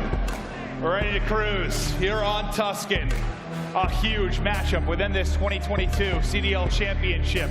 Millions of dollars on the line. Viewership records all over the place yesterday. It's been an incredible, incredible start. Now, who's going to pop up on the Seattle side? You'll see their KDs against Atlanta. Well, you can just see it right there, right? Obviously, accuracy, you know, the main AR, you'd like to see maybe a little bit more for him, but it's the other three just matching the pace, the trades. They can play with that against Atlanta FaZe. They know they can beat him. Here we go, map 1 underway. All right, we get into it. We're going to start with Pred's POV. What a demon he could be on this map, and it is not an easy matchup to be a demon, and there you'll see why. Simp just around the edge, quick headshots through, able to drop him, but the rest of the kills go the way of Seattle Surge, so it's some calm and clean time inside of the hard point for now, and Sib just wants to keep it rocking and rolling. Up to a 3-0 start. Talent-wise, this guy is just sensational. He's fun to watch. No, I mean, one of the smoothest shots in the league, but now maybe a break opportunity for Atlanta FaZe, and 2 are going to go down, make it 3. aBeZy winning gunfights like that, that is a good thing if you are a FaZe fan. They're going to get right onto that point. You can split this time here. You're going to be in a very good position. Simp just trying to dodge these bullets, but with 10 seconds left, are we going to rotate? We're going to just push on through? It's not going to be a push on through. As the nades start to hit, all 4 go down for FaZe. A nice start here at Seattle Surge, up around 20, 25 plus. Yeah, no, you get a hell of a start. I mean, that retake after the break happens almost instantaneously. It's a beautiful job picking up 3 off the point, but now it's FaZe's turn to get set up inside, just trying to avoid these nades, find kills around the outside of it for Pred. He's ready to get twisted. He's able to take down 1, Mack on the backside, make it 2 in a row now for Pred before the trade eventually comes through. You get, what, about 10, 15 seconds there, and then Surge get in quickly. It's an excellent break. Yeah, it was really unlucky for FaZe. I'll just be honest. You had like 1 player left, and I don't think FaZe knew where he was, and he actually got a back spawn for his entire team. So, yeah, I mean, just, you know, Vanguard squad spawns come in for Seattle Surge. That turns into a break. As well, we know what the crowd wants and who they want to win this Surge up 25 points. Yeah, I mean, just due to the dominance of FaZe for really since this team came together, they're going to be dealing with that, right? Like, you are the villains in a way, just due to your performance in recent years. More often than not, crowd not going to be on their side. aBeZy able to take that 1. Pred instantly with the trade. That'll be 3 in a row for him and out to 6 and 4. Now we hop out to the 3rd-person POV. You see RC set up deep in Fountain. Looking to play close as aBeZy. Nades all come through. Mack wins a big gunfight. Right again, you get in quickly if you are Surge. They've got a chance to push out a significant lead here, Joe. Yeah, I mean, we talked about the big 3 against Atlanta FaZe. Look at this. Accuracy doesn't even have a kill right now, and they are up 50 points. It just feels like Simp, Mack, and Pred love this matchup. They are there for it. They always play at a very high level. As Atlanta FaZe are going to rely on a couple of breaks to try to get back into this one. And, well, they do a very good job to get right onto this point. But I think a key yesterday with what we saw was their P4, their Churchill. That's where they found so much time. But so far, it's just a story of like breaks. Both teams have been so good. They coming on through. Speaking of good, it's Simp that now rallies to 3 in a row. Difficult gunfight for aBeZy on the other side of it, but able to snap and take that with 36 HP remaining as they look to rally into this south side of Church. They pick up the remaining time, bring it within about 40 or so points. Now your MVP on the year. It's going to be Cellium looking to get inside and get nasty. MacArthur up to 9 and 5. That's a cool name. Yeah, I mean, just MC. I don't know any other MacArthurs, I'll be honest with you. I have none. Yeah, I mean, yeah, MC, he's on what? A couple of kills. You have Simp on 5 in a row now. A nice break here at P4. Again, this is where they found a good chunk of time yesterday. They're going to get themselves right back into the game. They're able to find the last 20 seconds at that P3 behind the break, and then they are just able to rotate on over. And this is such a difficult hardpoint to hold due to all the entry points and how the spawns come in around it and so close. But is it weird? This is kind of the one they're most consistent on? It like is, but it is. I think if you get these spawns, well, Simp going to get that glide bomb. That's going to be huge for them rotating over to P1. It's like, you know, if you're able to read the map and get the spawns you want, then you know where they're going to be coming from through that front door. They just got to get to that position, and they do it so well. aBeZy just took a nade to the That didn't look comfortable for him as he is gone off the map. FaZe now take the lead, just up 6. Into the point, go Surge. A Max POV now. To see the angles he is watching just through the fire and flame. Bullets coming in, nades are hitting. He's able to stay up just 5 HP. 1 bullet and he will drop. He's nearly able to get back to full health. Nearly able to get back, and he's going to turn that into 3 from 4 HP in a dream. Nearly the squad wipe for Mack. But after all of that, look at the kill feed. The rest of the kills go the way of FaZe. The spawn's coming closer, right back into the point. So while Welcome that to was P5. going on, while that was happening, Cellium actually picks up the pinch on Simp. Simp was going for a top mid jump. He wins that gunfight. Then he cleans up the rest. The MVP going big. 13 and 6 to 3 times multi-kill to get them into this P5. Hey, it's crazy. It's just Vanguard. A game where you'll watch somebody get a 3-piece like that, nearly 4, and then you look into no control of the hard point. It can be absolutely ludicrous at times, but now Surge, a lead change of their own, as they will get back in front. Still holding the streak in the back pocket will be Simp as we focus on over to first. We now hop to Cellium, and here comes the streak. Trying to use this to maybe alleviate some of the pressure off of it. That's gonna actually take down two. That helps a whole hell of a lot. Clears out the left side of the point. That's where they're going to be spawning, but a moment to breathe if you are FaZe, you take control of the lead again. 100%. I mean, they're just thinking, right, this P1, this is the best place to use that glide bomb. They had the rotation, but he's still going to, call it in. But Seattle Surge, they're going to take this all day. You would love to maybe have that glide here. But now Seattle Surge, another lead change could come in. They needed a response, and they get one. I mean, it's just break after break after break. No one can find any semblance of a significant hold. Maybe now is going to be the time. Is Mack on the attack? 3 for him. There's a one-on-one towards the point. RC's going to send it one more time at it. Sib's able to win that, and that's going to secure the final or 10 seconds. FaZe want to send one more person at it, see if they can maybe win that one-on-one and get that scrap time. But I'll look at the lock. Bottom of the screen. Next hard point ready to pop. 20-point advantage to Surge. FaZe inside. Can Surge continue to break efficiently like they have? Well, this is like one of the key moments, right? On the first rotation was the P2 break. I mean, the spawn comes in for Surge is a little bit different this time. Cleaner. They know where the push is coming from. It's going to be a flat hit as Arcitys locking it down. Cell watching the angles. TJHaly, all 4 dead. Much cleaner. It always helps when the spawns don't come in. Well, FaZe go out in front. This first break from Surge is going to get thwarted. They're desperately trying to get into the point. Let's go to Elicit with Seattle Surge. Ramp side time, self. One spot 2, okay? Okay. Middle 1 shot, beat down. B100 broken, beat out. You guys gotta play that kid. I'm looking for, I think he's top broken. Two on the windows. They're getting by me, guys. Kill top broken. He stopped? Top broken, one on the stairs. Okay. All dead. Top broken, curse, top broken, curse. I don't know where he's going. Oh, he just chopped me, You got him? I'm waiting. Sell the zone. Do I need to get time? I'm push up B1. Yes. I got it. I got time. Okay. Top one shot. I heard you. Top one shot. I got naded. I got one. Top. I got naded. Top dead. Good job. Okay. You could be arch on me. I've already been. I spawned out. He's on me on the wall. I got naded on the wall. Yeah, accuracy gonna hurt. I got time. He had a rough start. He was like 0-5. He's sitting at double negative, but he's got nearly 2 minutes in the point. So he's trying to get it done around the objective. Unfortunately, no trophies to the title, so he is going to be taking nades all over the place. He gets dropped out of it, but nice little crouch and peek in from accuracy, and there's 2 to clear them out of the point. And they're likely going to need him to have some big moments over the final stretch. Yeah, you talk about him, but Simp on the other side, who I think started off slow as well, now up to 23 and 15, really popping off.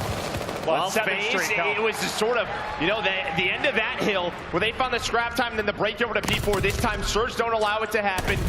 You have a lead change come in once again. It is just back and forth between these 2 teams. So it's like, can you make this a little messier if you're Surge this time, right? Like, can you not allow them to get in their comfort zone in church where they've been so good?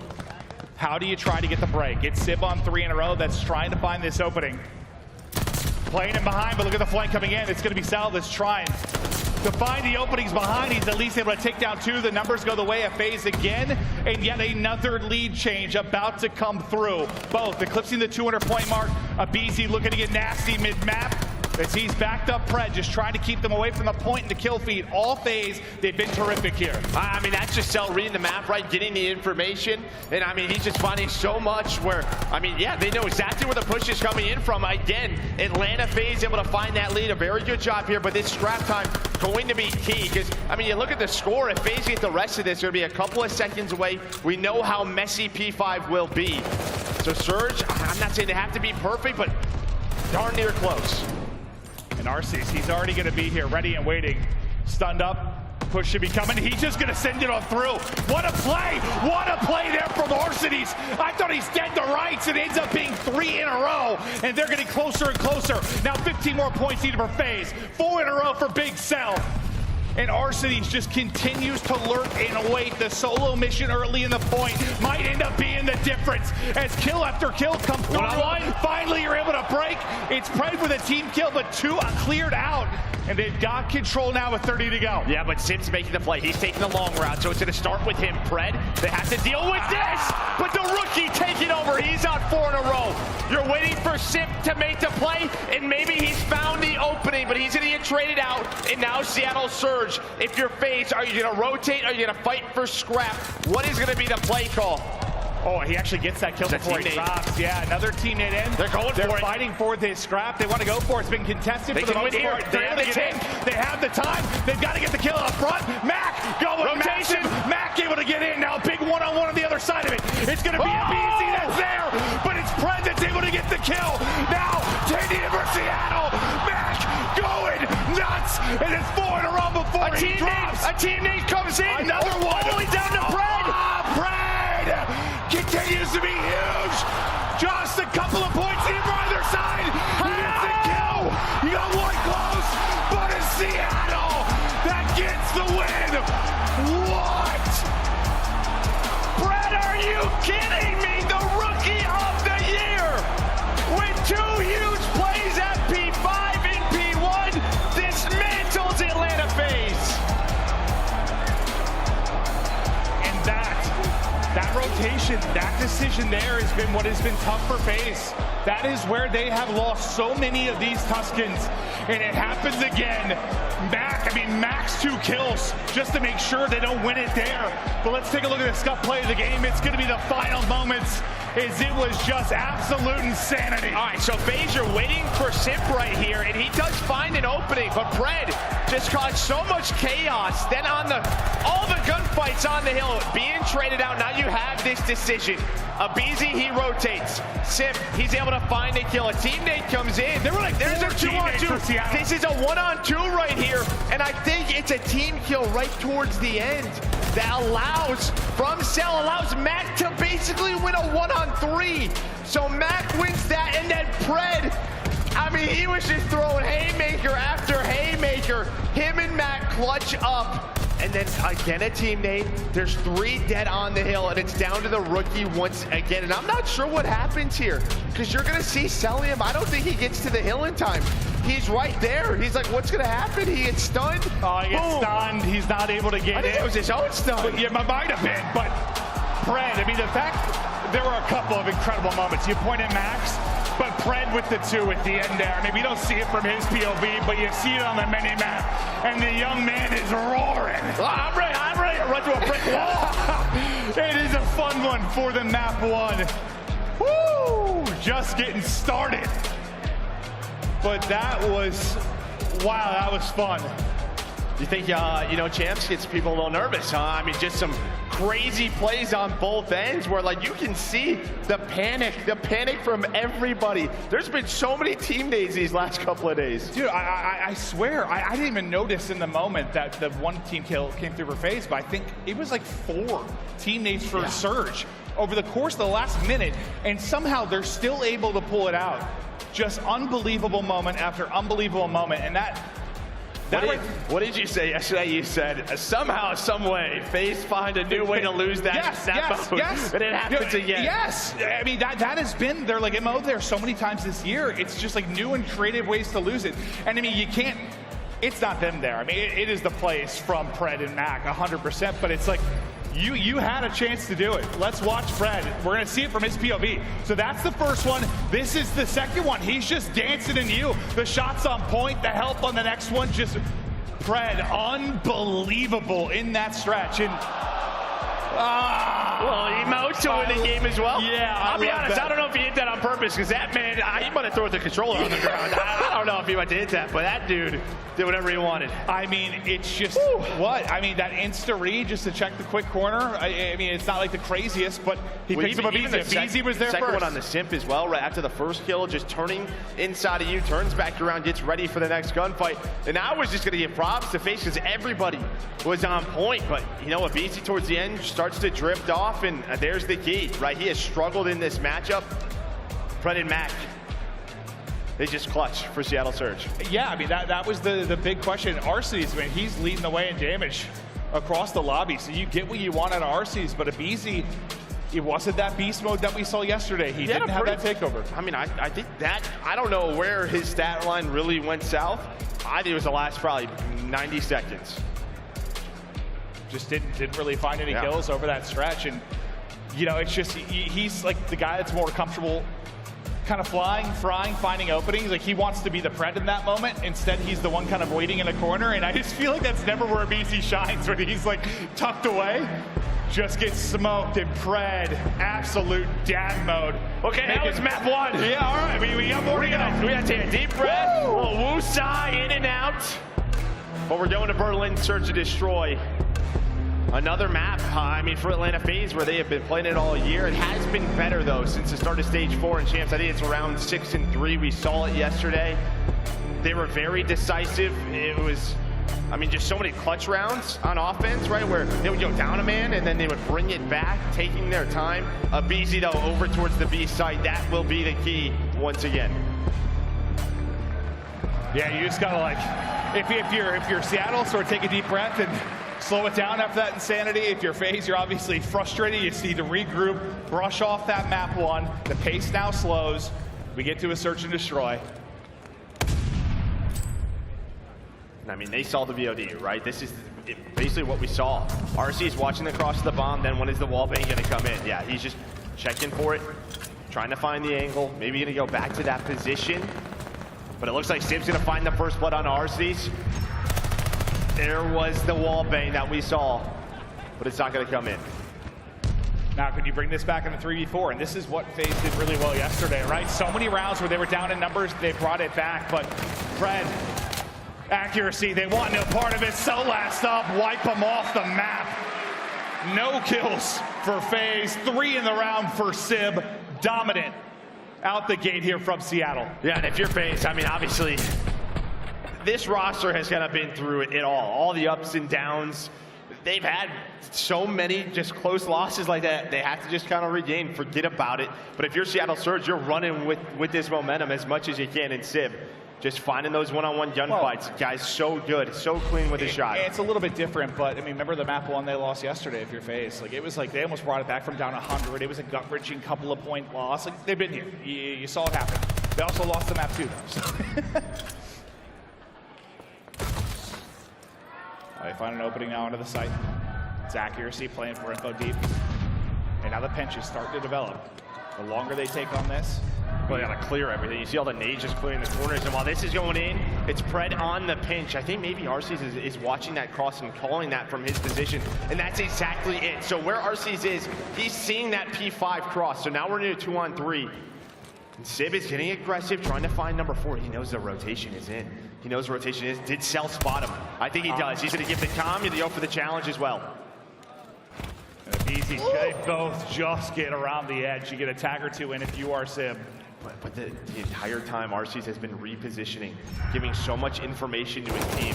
It might not be kills, but it's a ton. But on the bomb, aBeZy's able to win it. There's the trade, so it's down to accuracy. The Iceman.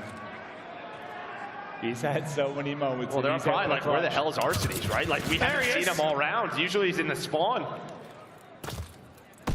Able to get the info there. The challenge around the corner, though, aBeZy is able to win it. So both teams get to get done on offense, and probably the best chance to maybe play spoiler when you're down a number. Sib had a chance there mid-map, but it was not an easy situation. Yeah, whatsoever. I mean, you know, obviously, you know, props to RC's, what he was able to find with the info, giving the comms to the teammates, you know, FaZe taking their time, even when they had a bomb site control, clearing out all the areas. But yeah, Sib, there's a chance there where, I mean, a couple of those timings go his way. Maybe he has 2. Yeah. It turns out no one 1-on-2. Exactly. Even if he gets 1 there, like, it is absolutely massive. Just That is just a timing game, 100%. Gonna change up the push this time around. Arcitys a little bit more aggressive on the A side of it, but the pressure is gonna be going the other way. Simp with some info. Now lurking up is going to be aBeZy, and he's saying, I got some tags into him. He's trying to find the opening. aBeZy's gonna get swarmed though. He's able to take down the first gunfight. He actually gets both as aBeZy, just an animal on the point. That'll be 4 in a row for aBeZy. Then he dodges the nade as well. I mean, like a magician, but Simp though, finding the timing you would think, but aBeZy knows that was open there for the trade, now on 5 in a row. What was a dominant round 1, now back-to-back, very cool, calm, and collected for Atlanta FaZe. aBeZy obviously a chance to get the ace and a chance to keep this streak going. I don't think he's going to be the player that runs into it though. It's going to be Arcitys set up deep. And he gets a bullet to the face and he'll reposition for now, get the call out to the team. Accuracy is headed out towards fire. aBeZy, a chance for the ace now. Can't quite finish the kill. He got it as well. Set it up though. Did he? I think he got all 4 there. Might be a okay, Cell was on the bomb side, never mind. Oh, I thought aBeZy was still in there. I was like, how did he get that? I don't think he shot at the end. I'd be impressed. Well, he dodges this nade. Yeah, this is his POV. How that nade doesn't hit him. Just the collision with that, that box, able to get away from it. Or that's the only thing that hit him, and not a lot of bullets did him.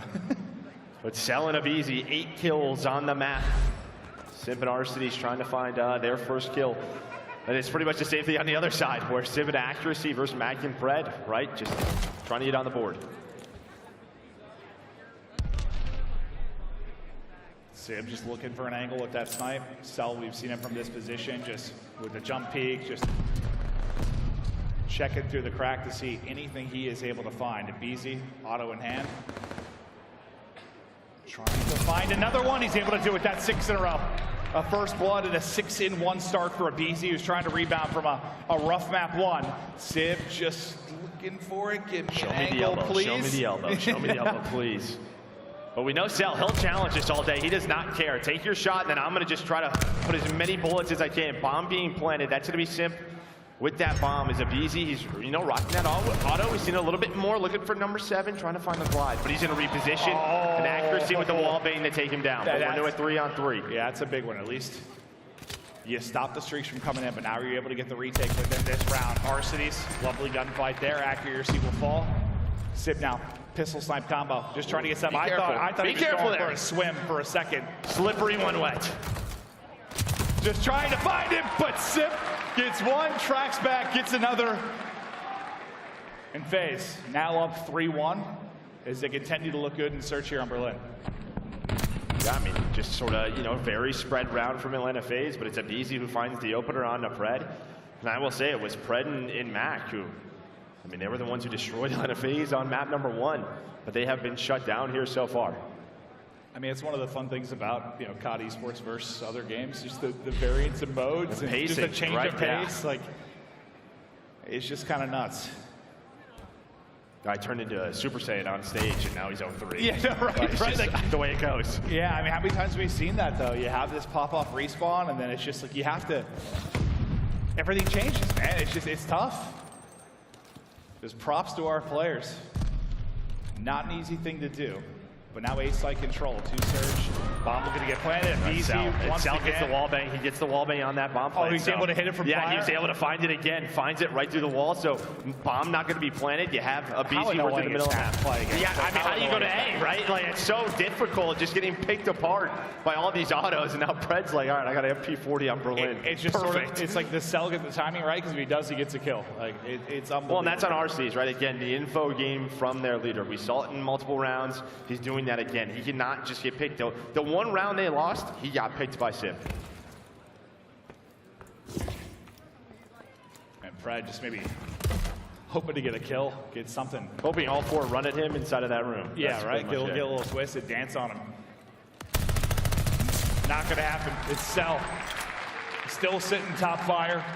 So what, Cell up to 5-2, 7-2 from aBeZy. And here it is. This is... how annoying is this got to be? Look at this. Look at this. Look at this. Dude, my controller's going through a wall.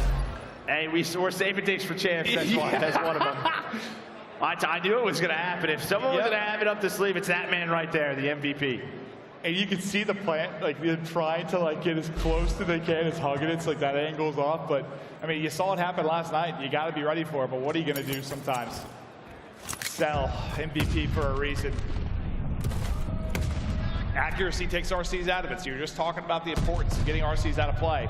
Less information for this FaZe side. And now you're relying maybe on aBeZy and Simp to get aggressive down this street. That's exactly what's going to happen. Mack is inside. Mack's inside, and well, the bullets that coming onto aBeZy make that a lot easier. He had 2-on-4. He had like half HP. He got ripped good. But this is where, you know, FaZe were clutch last night, and these were rounds. When the bomb was down, there were still 50 seconds left, and they were able to claw their way back into it. But Simp with a big gunfight win on a Simp.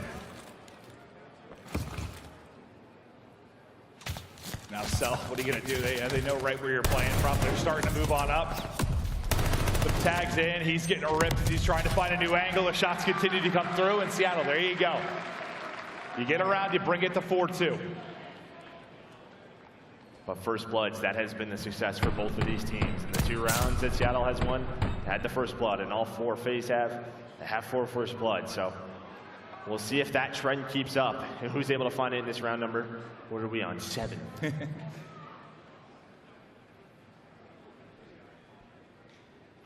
I'm curious, just like when they get back to offense, like what are you going to try to do? Are you going to go for it again and just hope the timing's off when the Cell peak comes in? Yeah, I mean, right. I mean, they were able to find RCs. That's one key, and then just sort of the timings around it. If they're able to find RCs, then Cellium has to back up. He has to watch so many different angles. So that's a key on one side. I mean, I don't even know how he got that kill on the Simp. They were able to find the team shot or whatever, but he finds it. Yeah, I found myself saying that a lot. He's still just putting shots into it, seeing if he can get a tag on it, checking to see if he's on it, but it's a timing thing. Now he's going to hop it. You can see, you're just sort of a guessing game if you were Cell, like just trying to hit the wall bang when the plan is going through, but now it's going to come in. Because the other 2 players are over by Broken, right? There's nobody else really over towards A besides Mack, and Pred's going to get found out. Pred not having a good game at all. He is still on a donut. And that's a nice read by Atlanta FaZe, because a little bit unorthodox, right? Usually if the A bomb goes down, you know there's multiple players in there. You had to clear out the site. Maybe they're playing outer staircase or all the way in spawn. They were over towards mailroom. Yeah, it just feels like Cell can get a kill anywhere on the map from fire. Like it's a spot, I guess. It's his home. Yeah.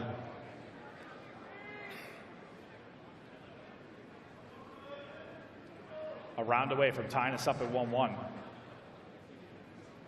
And we know they can be strong here. It's just where else are the search and destroy wins going to come from? Not that you're out of the woods yet. Surge a chance to bring it back, and they've had a lot of heroic come from behind victories, but the search has been the question mark. But here on Berlin, you've been solid. Sib. SMG out in this round up close and personal on the site. And what Pred's doing, I mean, we've seen in multiple rounds where he has that MP40 out. And when we used to see aBeZy struggle on this map, it was that, right? When he would just get isolated, picked apart, and it's almost just the way that this map has developed, maybe he should just pull out another auto, right? The one player, or just put him over towards that B side if that's what he wants to do. Yeah, no, 100%. But it's RCs with 1, Simp with another 4v2. Advantage now to take the map 2 win and tie us up at 1-1. Pred, though, first kill in the round. Can he pull off something miraculous? This is best case scenario. Bomb's down inside of mail. He's got the MP40 in there, but they know where Simp is. It feels like Simp gonna give that call out. Sib's gonna run at it, right? Just he's got the MP40 as well. And I don't think they heard him charge back at him, but then they just... I don't know what's happening right now. They just hit it as well, and Sib's sort of like, all right, where'd everybody go? They just ran right back towards Broken. And now Sib at 1v3. So little time to work with. Bomb going to be wrapping all the way over towards the A side. They'll get the plant. Now Sib's got to pull off something miraculous in this 1v3 to keep their dreams alive. Going for the melee to hip fire will hit, but the trade is there. And FaZe dominate the Berlin search and destroy. I mean, some great plays from aBeZy, especially in the early rounds. Cellium just being a dork. One of those players you love to have on your team, hate to play it, yes, right? No, did you ever have like that player that, I mean, I know that's kind of what you like to be with, like smokes and different strats and stuff, but someone that just would get under your skin a little bit? Oh yeah, Parasite for sure. Yeah. I mean, 100%, everyone. Yeah. I mean, the stuff that he used to come up with, he was definitely one of those players. But Cellium, yeah, I mean, finds whatever he can, but just a very balanced effort from Atlanta FaZe. On the other side, the two guys we really talked about, map 1 just got shut down 3 total rounds, or 3 total kills over the 8 rounds. Yeah, 3-12, just dominated. And that's always been something we've touched on. It's just always been difficult. I mean, how many times I've casted, or you've probably seen it as a player, where you have this pop off map 1, you're on your feet, you're roaring, you're feeling good, you're so amped, and then it's like, okay, search time now. You just gotta be able to reel it in. But honestly, props to FaZe. I mean, to just bounce back from that heartbreaking map number 1, and just the way it happened, and even losing the first round, it feels like sometimes those just spiral out of control. But they switch it up pace-wise, number of rounds, right? Even that last offense, very slow. Allowed Seattle to come to them. That's when they found those picks, just switching it up. I mean, they're search and destroy, looking better. Well, we are tied up 1-1. It's an incredible series here in our winners semis. If you missed the map 1, you've got to go back to the VOD and check it out. We were losing our minds. The crowd going insane. It has been nutty stuff to kick off day 2. So much action to come. We're getting ready to go to the Tuscan Control, where FaZe, they have had their moments. Outside the loss of Thieves, the last event, they have been lights out on Tuscan Control, and that is coming up next after a quick break.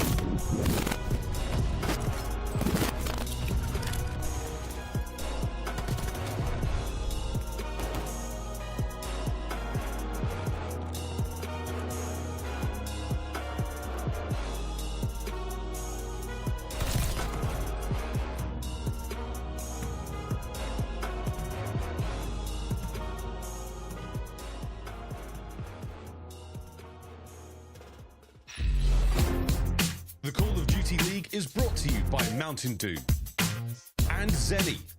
Armor your eyes with Blocks gaming glasses starting at $24 by visiting zenny.com/CDL. All right, we get ready to continue on. Amazing match so far. One of the best hard points of the year, followed up by dominance in the Search and Destroy map 2 from FaZe. We're going to watch the closing moments again of that hard point. If you missed it, watch it all. It was nuts. No, it was. Yeah, I mean, just so many plays on both sides of the map because that's what Seattle had to do. It was Mack on one end, then it was up to Fred, and then Mack rotates on over. But there was still a chance for FaZe. There was. There's a 3-dead moment that comes in right here behind the nades and a team nade with the Rookie of the Year, just making the reads, just allowing himself to just take his time, listen to the comms, and this man goes Super Saiyan in his pop-off moment. Just 4 big ones down the stretch from Fred, and you see it there. Just an animal. I mean, people I'm sure losing their minds on social. Just a terrific moment in a young career. Like, he's got a lot of moments ahead of him. We were hearing about that guy early. You know, I'm not as familiar with the APAC scene at times, but it's just one of those names, like sort of when Simp was coming, you just kept hearing Fred. Like, this guy's the next big thing. My God, was he this year, and was he in that map 1? There are incredible things in this young man's future. Yeah, but map 2 brought him back down to earth, right? Sure brought back down to earth, but now we're going to a touching control. And yeah, I mean, Atlanta FaZe, they have been fantastic here. We saw it at Major 4. They were 5-1. They won it last night. But they do not have a win on this map over Seattle Surge on the year. I mean, if you look at Major 3, the final, this is where, you know, Seattle Surge, they have the advantage. They've beaten them a couple of times on this map before, so they're going to be feeling confident. Yeah, they just look so good as of late. I mean, outside of that Thieves loss where Kenny just went God mode, they've been terrific here. But yeah, I mean, you said it. I was kind of surprised when you looked at the stats. Like, Seattle, they've won it the last couple times they played. So, not a gimme. Well, none of the maps are going to be by any stretch of the imagination within this matchup. But MVP versus Rookie of the Year. What a storyline it is. Cell has been a lock for what feels a 1-3 all year. Casual 1-4. It's fine. Dude, just look up and it's all like, year. Yeah. All same with Dashy as well. I know, you know, that was obviously the big 2, but here we go. Map 3 underway, and it feels like Control is always that game mode, the swing mode. And the teams that have won the majors in the past, usually they're winning a lot of this. For me, it's just like, can you keep the pressure at least there when you're on offense if you are Surge? Because the second that pressure goes away and you start to let aBeZy and Simp start to roam and find those openings, it's very, very tough to play against. Yeah, I think this man right here, he's waiting for it. He is the key to watch. It feels like when, you know, Atlanta FaZe is playing their game, Simp is roaming, finding the openings, the timing is basically just pissing people off on the other side of the stage. Well, that's why I kind of like them just sitting and waiting for him. Like, you know he's going to be roaming. They get the timing, they're able to pick it up. Now Arcitys from mid. He will shut down 2, but it's a 2-man push through the backside. You've got 2 players here defensively as well. And that was pretty quick over at A. Usually, you know, for FaZe, they're finding the openings, getting 1 player off of it, just wasting time and lives for the offensive team. But Seattle, as you said, were able to find those picks. They get done with the first objective, but the difficult one, over towards B. A lot of time to work with, but it just feels like that time goes away quickly. I don't want to put too much stock in 1 kill, but I really feel like Fred just waiting patiently getting the kill on Simp was a lot. He just gets the kill there, he starts roaming. That probably doesn't come away as clean, but heads up play there from Fred. Mack may have found an opening TJHaly side, and this is it, right? You get the 4 play. Okay, I was gonna say you get the 4 players in an offensive position. You start to move forward, but it's 3 kills for Atlanta FaZe, and now Arcitys. He's on 4 in a row, and Simp just roaming around in the offensive spawn, finding the kills. Now Arcitys maybe thinking about that glide bomb. Hello. Well, it's not going to happen there, but yeah, I mean, Simp, just as soon as they got the clearance, he's just sending it towards the spawn, just trying to continue to stagger this, just not allow them to get comfortable and into a setup. And they're struggling to get it right now, but Mack taking down 1, Simp nearly able to, not going to happen because aBeZy's put him on skates, and it's 2 there for aBeZy. And that's where FaZe is just so good on their defense. It's those areas, right, over towards Plat. They do not allow, you know, 3 or 4 to go down on their side without a couple of trades. They make it messy for the attacking team, and sometimes they just dominate as they are right now. So now 45 seconds left. You're down 7. This time it's going to be Arcitys trying to find the opening.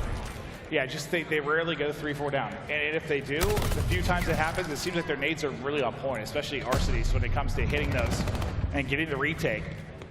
But you still have a chance now if you're Surge. You're down in lives, you've been staggered yet again. Simp and aBeZy are finding the opening. Cellium's locking you down on the backside push. And it's Simp that's coming through with a bit of help, but Simp able to take that one. Cellium answers right back. I was going to say, if you want a chance in this round, you need both, I think, Simp and Mack to stay alive. You're going to allow accuracy now to work up the map through P5, but yeah, they're just staggered. Again, just the trades. That's what Atlanta FaZe wants to do. And well, this is a dominant defensive round for them. And now we're going to see in round 2 what they do on offense. Just sometimes that second round just seems to go their way. I mean, I think he did a really good job just getting A pretty efficiently if you're Surge. I mean, FaZe, a lot of times you'll see them up 4 to 7 lives. It was, what, like a 1 life difference? There wasn't much there. But there was really just one moment, I think you were about to call it out, and then it was 3 down right after that. But like one time where you really got into a position. Yeah, you get radio control, you get flag control, and then it's just like boom, and that opportunity goes away. It's just crazy, but like 2 minutes, and it's just against this team. You're hoping for like one good shot sometimes. Eh? Just can we get a tick? Yeah. So there'll be no ticks on B. A mid to B, like kind of hit. Maybe sort of the idea from this, just 2 players trying to go through Church. So Arcitys and aBeZy, there's the trades. You're gonna have Simp just kind of lurking over towards B. If he wins that one-on-one, he does not. I think then they wrap back to B. That probably would have been the play call. Instead, they're just gonna probably put a player on A, pause that clock. It's been a great start from Arcitys. I think he's sitting right around 8 and 4. So in the respawn, I think in the hardpoint, he led in the damage. He's stepping up. He's a guy we'll keep our eye on over the course of this series. But it seems like Seattle's kind of good for like, all right, get A. We'll try and hold just like we saw as aBeZy just cameras the hell out of They'll get off Fred. the point. They're going to get off of it. Yeah, they're like, you know what? We have multiple kills. You have Arcitys all the way in spawn. Let's see what we can find here. If there's an opportunity to work towards this B zone, this is what they do. They'll take a chance. Cell's just going to stay over towards A. Flank's coming in now. Yeah, well, it might be a little too late. I mean, they just kind of go. You're waiting for Pred. Now he's going to attack. They're just trying to hunt down Arcitys. Yeah, they just want, I mean, if you can find an opening on B, great. How hard it is to do, but they love just try and take a life advantage if they can. When you're getting ready to go towards that B point, it's going to be close in that regard, but aBeZy with some fancy footwork, a nice little snap back. It'll be 2 shut down for him before the next double chow comes in. 8 point just about to finish, and that'll go through. So now you get to 1 minute and 40 on the clock to work with, and you have the 3 life advantage. You have a chance for a transition, and you've got a chance for a better look than really Seattle got throughout the course of their 2 minutes. You've got a shot here to really do some damage. Simp has gotten pushed up. aBeZy's going to win one at the mid cut from Church, and you've got everybody around the point. Can you get at least 1 tick done? They're able to swarm in. Accuracy starts it off with the nade, and you survive a moment there. Yeah, nice nades from Seattle Surge. They weaken up those players. Usually that's where FaZe, I mean, a chance to win the round. They don't even get a take there. That'll start to work their way through. But I mean, hey, a very good look. I think they take that all day long. Now they have to work up through middle of the map again, the roamers. For Seattle Surge, the first 2 up, gonna be Accuracy and Matt, but they get cut down. Lives-wise, just still right around square, just up 1. If you are FaZe, aBeZy and Arcitys kind of waiting for the other troops to rally over. Now to Pred's POV. Looking for the opening, able to win that fight, able to get out with his life as well. 4 HP in a dream, but he gets out for now, gets some information on the push, starting to develop plat side. And you can see the 2 players from Surge kind of holding the rear flank. They're going to start to wrap back, get a 4-man setup here. Accuracy wins a close range and tough gunfight.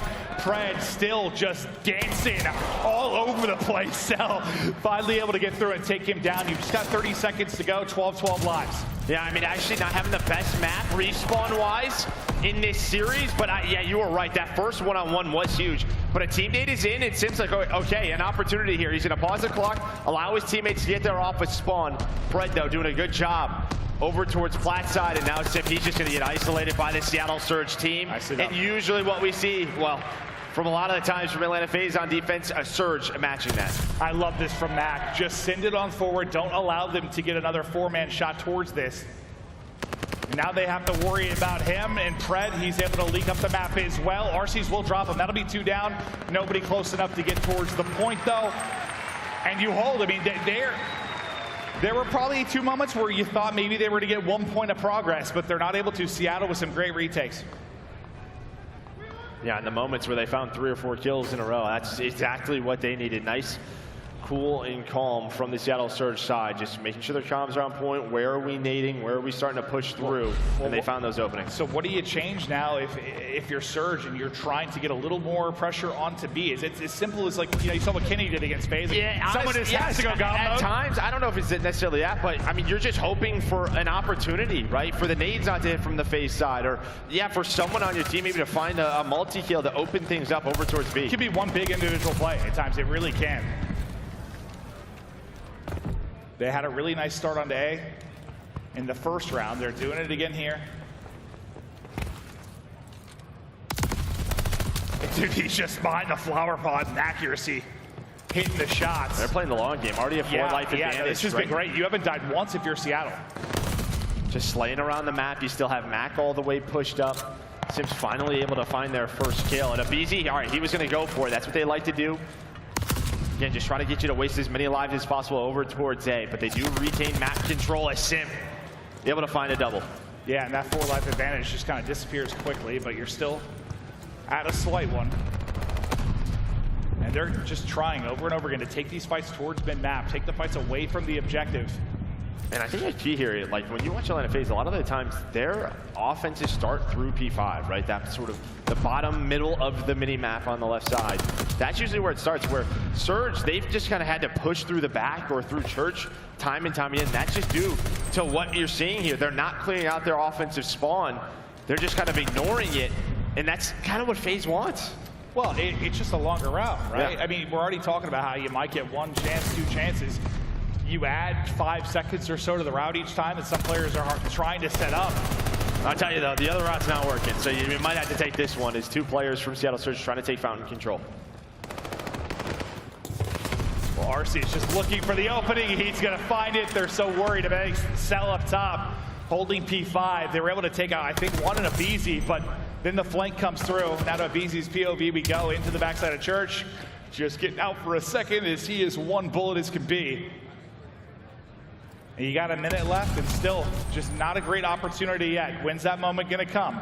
Maybe now. Watch accuracy as he starts to work his way on up. It's kind of a 3-1 pinch. We'll see if he's able to find a timing through P5. Here comes the push for Seattle Surge. There is a trade. It's going to slow things down. Mack going to get taken down, but now they have to slow this down to try to stay alive. Okay, we'll see if Sim or accuracy and Pred, if they can do this. I mean, you're going to get 1 point. I mean, that's huge. You get a point of progress, which in and of itself, with what we've seen so far, is massive. Seattle able to strike first onto the B point. The clearance starting to come in, 1 player left, and you get it, but you do the damage. You at least put the pressure on the face when you think about the next offense. Yeah, able to find that tick. Some tough timing for Mack. We've all been there, that collision. Yeah, the reticle just kind of goes everywhere, but 15 seconds left, maybe a chance here. 3 gonna go down. We've seen this all year long.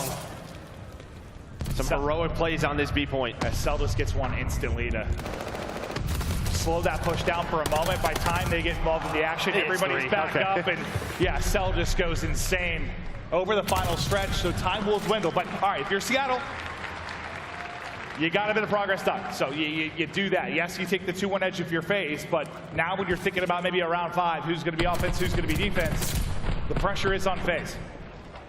Yeah, I think there are some chances for FaZe on their first offense where they could probably put multiple on it and probably get that tick right. So that's the comms. I think they're leading and slaying right now, but knowing they at least have to get 1.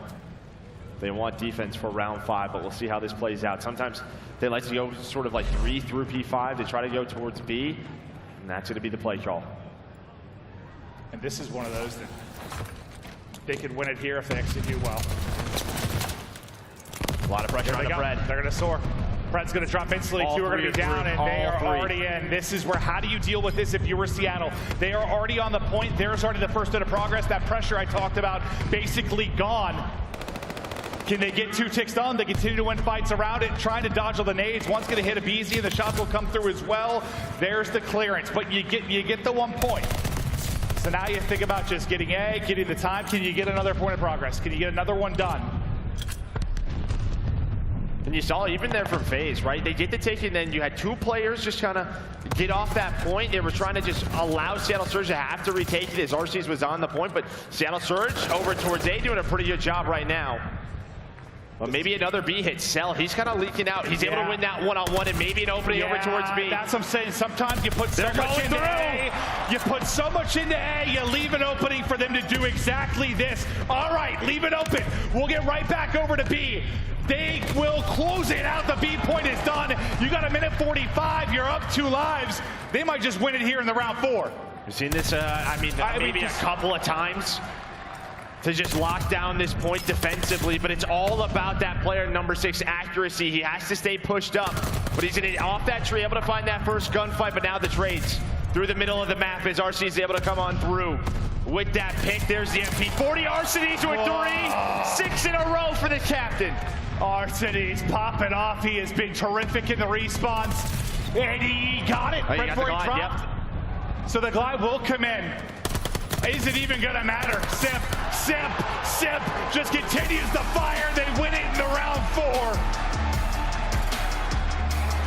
Screw talking about the round 5 or the pressure on FaZe, and that, we've seen that happen before against FaZe, and it's sort of like, it's on Cell. It's that first gunfight. There's a one-on-one, but I think teams think like, even if he loses that one-on-one, like we have time to get there, but they just execute so quick. It's so quick. I mean, he's giving the call-outs, right? I mean, those players are spawning up and they're going to P5. If Cell wins it, they hit it. If he loses it, they probably just drop Fountain. Rotate over towards A. That's the comms between those teams, but so FaZe, as soon as you said Surge doing a good job on A, and I saw like 3 there, I'm like, uh-oh. Like instantly, I'm like, uh-oh. You see Cell just kind of... Who do you trust to win a one-on-one? Cell, like the MVP. Yes, I trust him to win his 1. Yeah, 100%. He does it, but RC's, man, having a series in the respawns. I know they lost that map number 1, but he's really stepping it up here today. I think you love to see that because he has struggled at times. Yeah, I just think that it wasn't even like a kills thing. I think it was just the damage that stood out to me in the map 1. Like, he is putting in shots, getting lots of information for the team. You know how crucial he is to this, and now you take the control. After the devastating map 1 loss, if you are FaZe, you go up 2-1, and in a way, that's sort of, you and I have casted a lot of Tuscan control for FaZe lately. We just have over the past month, and I've seen all that before. I have. Yeah, I mean, like, I would say, like, them and OpTic, just the way they sort of play chess around the map, they're just so fun to watch, right? And it's on sort of those lurking players a lot of the times. Yeah, I don't know if what is it? It's just when you put that much emphasis towards A, it's not like you were in a desperate situation if you were Seattle yet at all. I mean, they got one point of progress. You're just thinking that you have more time. You're thinking the nades will hit. You're relying on so much. It's just like you blink your eyes, B's gone. And that's where FaZe has been, I mean, last couple events so good. Winning that one offensive round that they needed to, but their defense has been almost perfect. Yeah, I don't know. I guess I'm doing everything in my power to make sure they don't get beat first. Well, that's what it looks, you know, you talk about vetoes. I thought we were going to see a lot more gap control, and we have seen more this weekend, but it's just one of those, do you play them on Berlin? Do you play them on Tuscan? Obviously, Seattle with their matchup, like, they've been, we've beaten them here before. Let's play it again, but I don't know if I'm playing FaZe on Tuscan. No, it's just, it's been different as of late. They're on a very, very hot stretch on this map. Take it 3-1. We have Berlin hardpoint coming up next. Interesting one, yeah. All right, talk to me about that. Well, I mean, for FaZe, they just haven't played a lot of it. It's been one of their vetoes all year long. They've pretty much played the other 3. If Bocage is open, they've been playing Bocage. So this is the one you saw, and you're like, okay. Yeah, pretty odd. I mean, I mean, when you talk about the talent on this lineup, Bocage, like, I mean, we've talked to them before. They're like, oh, we'll play anyone on it, but I don't know if it's maybe they're starting on the good side, the way scrims have been going. You know, they've had a lot of matchups with Seattle Surge. Maybe they're thinking, let's just not allow Pred. So you don't think this is like an apocalypse situation, though, where they are secretly good at it and you're going to see them? Well, no, but they would have played a lot more in official matches then, You would right? think. That's true. That's true. That's true.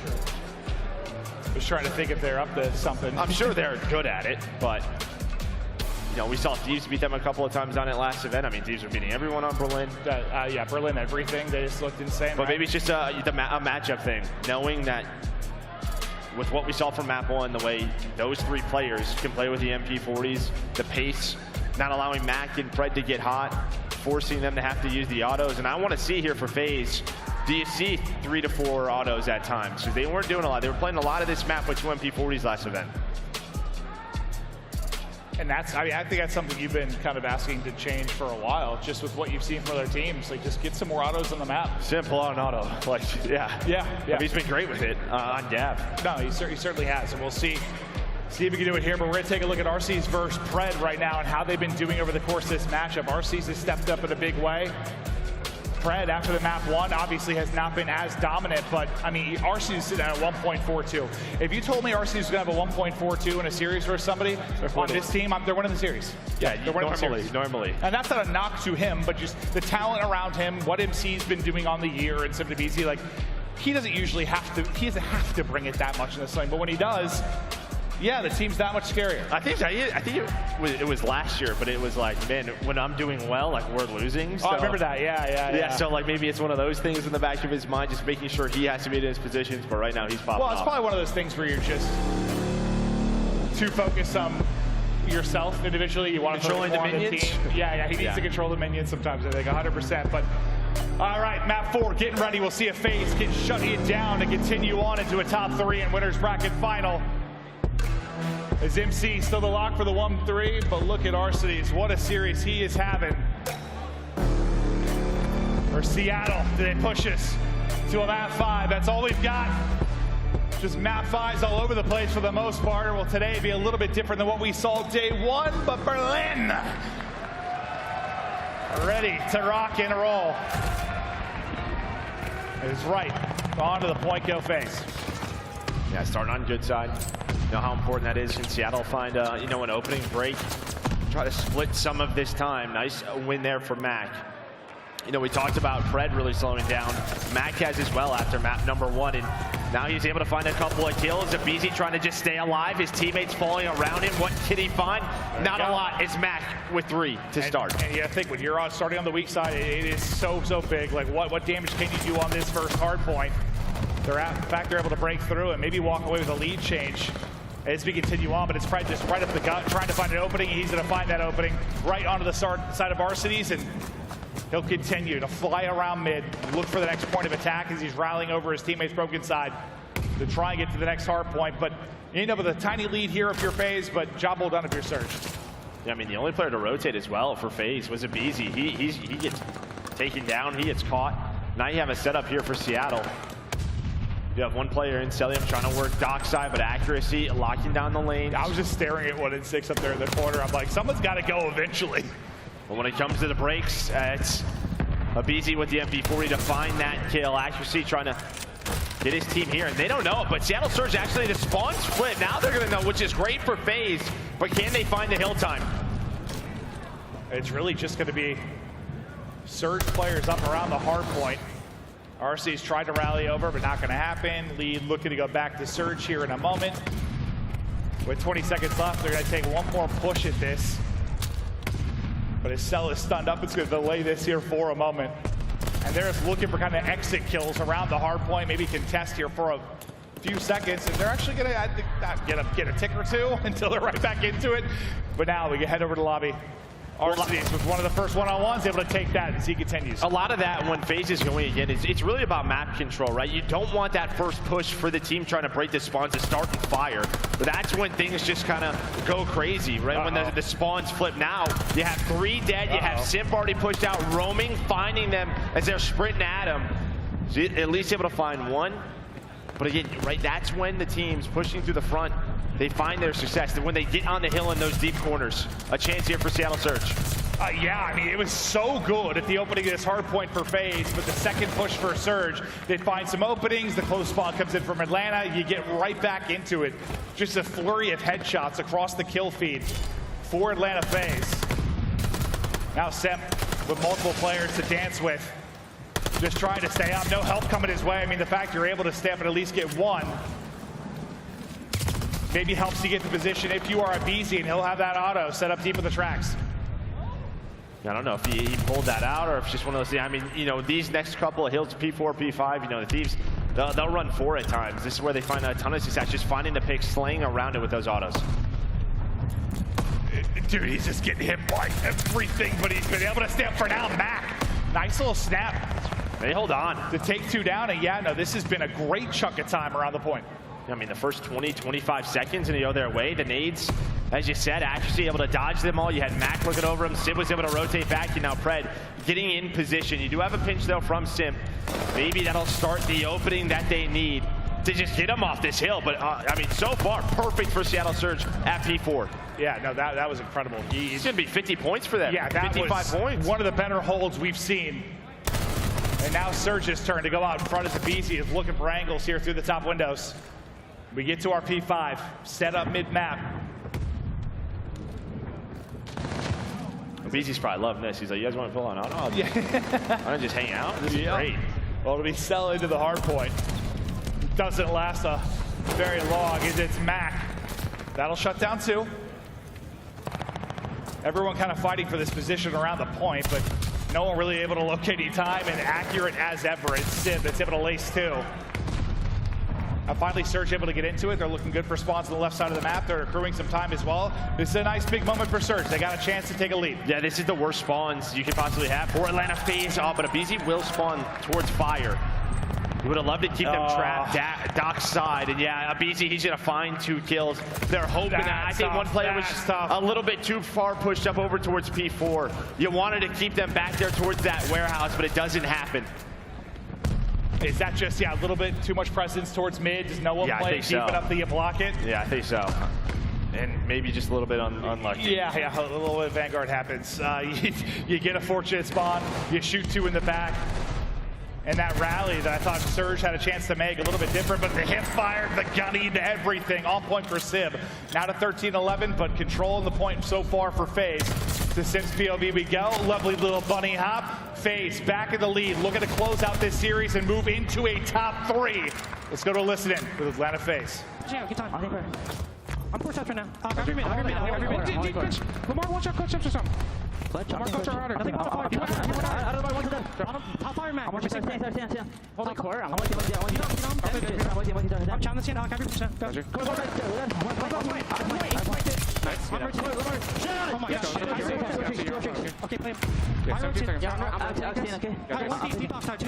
I'm winning in second. I give you guys up hold, okay? I have second. Nothing, yo, listen, nothing here. Nothing here. Alright, they get hit second, Chris. That's fine. Yeah, go for it. I'm literally just sitting in the corner. I got side. Hold on to me. Nothing here, okay? Yeah, it's gonna be one more. Second, kill me. Max, second. Total time, okay? 2 street, 1 time. Oh, well, Simp comes in with a little magic of his own, but a nice sequence there for FaZe. Cell was working close to streaks. The comms were frantic for a moment, but slowed down a bit and pretty clear. Honestly, usually it's more frantic. Yeah, no, 100%. Yeah, I mean, 100%. Much more calm, just kind of, sometimes they repeat themselves. Yeah, B's just like, I'm sitting in the corner chilling. Yeah, just kind of hanging out. Just taking a look at the scoreboard. I mean, pretty balanced on the side of, Atlanta FaZe. That's been the story of this series. Accuracy 5 in 13, and on a map like this, you need your main auto to step it up. We'll keep an eye on that as we get deeper into this map, see if accuracy can't pick it up or if the 3 superstars around him are going to really start to pop off. But we'll go right over to accuracy's POV, see if he can get anything going, maybe get a couple of freebies to get the gun hot. It's like a player's want to get to a free throw line in the NBA. Just kind of get warm, get some easy ones, get the shot on. But you don't have a real easy gunfight against this FaZe team. What makes him so deadly, but there's 3 through the feed. Accuracy, part of that mix as well. Simp through, looking for an angle. It cleared out now for Surge, and you have 50 seconds on this. FaZe kind of all over the map looking for their openings. You've pushed out a bit for the spawns. Real big chance now for Surge to get some time as Pred wins another. That's the 4 in a row. And I like this from Pred, right? He just finds a couple of kills, backs up to his teammates, goes right at where the next push is coming from. There is a trade from Cellium. That's going to be a double. That means fire is open, and guess who? It's Simp and aBeZy, but it's Pred on one side, the other superstar on the other. But a good contest from Atlanta FaZe, but a nice rebound from Seattle Surge. Yeah, Simp just like he gets smoked, just tucks away in that corner and plays his life as long as he possibly can.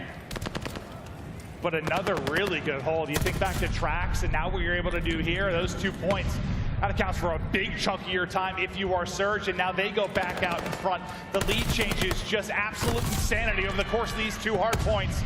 is Pred right off respawn, right back into the mix, and right back to 3 in a row. Now it's FaZe's turn. Can you do what Surge did here last time around? That would be impressive. I mean, we don't usually see holds like that over at P4. You have one player lurking, though. That's going to be Mack finding the opening, but a nice trade from Arcitys over by Mail into the MVP.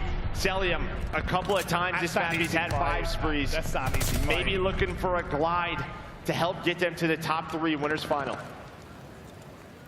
Well, Surge at least got them out of the point, so already a much better job here on the break. But Self, that's 6. 13 bullets, he's almost out of ammo. 21 and 12.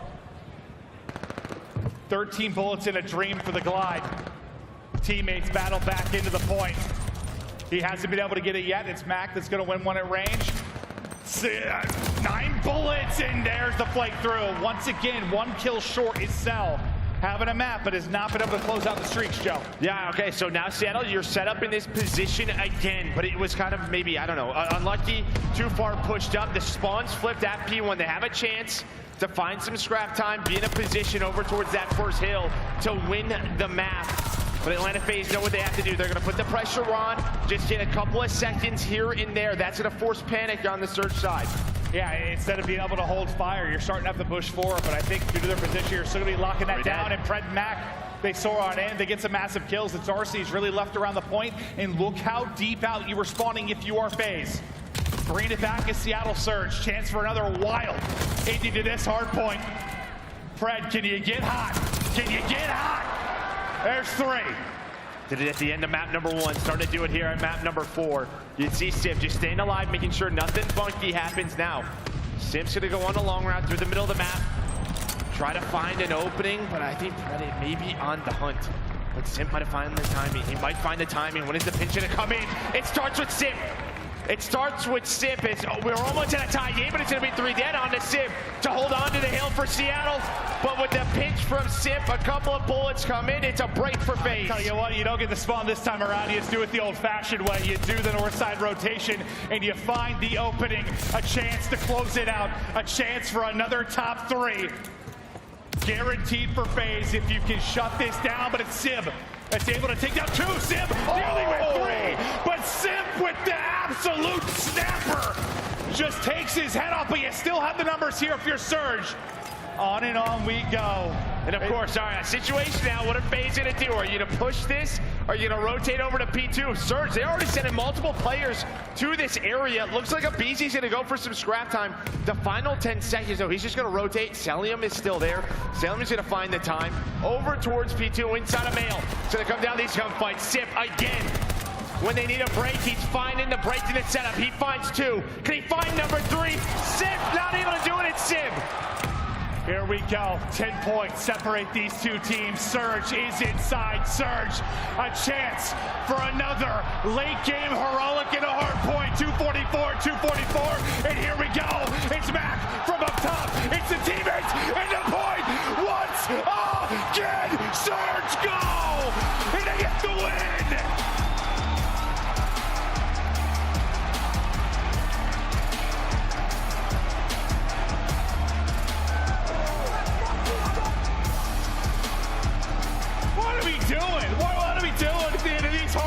Man, that's what Coach Crowder's thinking. Yeah. What the hell are we doing? They're throwing away these hard points. But you have to give props to Surge on the other side of the stage. Finding the ice, whether it's Simp, Pred, everyone stepping up. I thought Simp was closing the door. We saw him at the start of that P2 find a multi-kill. But man, oh man, there's always one more player for Surge. It's the map 5 magic that has been with us over the last couple of months. Here we go, another game 5 search and destroy. Winner, guaranteed a top 3. You're in a winner's bracket final. Loser through the gauntlet. Woo! You just knew it was coming. And guess who? It's Mack and Pred. I mean, a huge map 1, both of them over 30 in this map number 4. But it's kind of the story. If aBeZy is struggling, it's probably Mack and Pred who are dominating, and it happens again. I think I alluded to it about 6 times over the course of like the last 2 minutes. I'm just like, you just could feel it was like set up for it. Like it just was. It just felt so similar so similar to the map 1. I was like, what the hell are they going to do? Like, what are they going to do? Exactly. Wasn't that the same question kind of in map 1? Like, how are they going to play this? A little bit different in the fact that they like have the lead here, whereas they're down. But like, yeah, what are they going to do? How are they going to play it? And okay, you're probably Cellium goes to the scrap time. Okay, you've got numbers on the other side. Yeah, like P2 can be so, I mean, crazy and messy. You're hoping, I mean, you saw Cellium find the scrap time. It's like, is that the right play? I don't know if it is. You only got, I think it was like 4 points, maybe. 5 seconds? I don't know. It wasn't a lot. I mean, if you get the win there, if it comes down to just having to hold for or break for a couple of seconds, sure, but they've lived or died by it all year, man. I mean, what are you going to say at this point? That's what they're going to do. Maybe not do it. I don't know. I guess Honestly. that's an option as well. The maps 1 and 4, they have been ludicrous, but we are not done yet. One final map 5 to decide who gets into top 3. Will it be Surge? Will it be FaZe? Do not go anywhere. This is setting up for one of the greatest maps on the year. We'll be back after the quick break.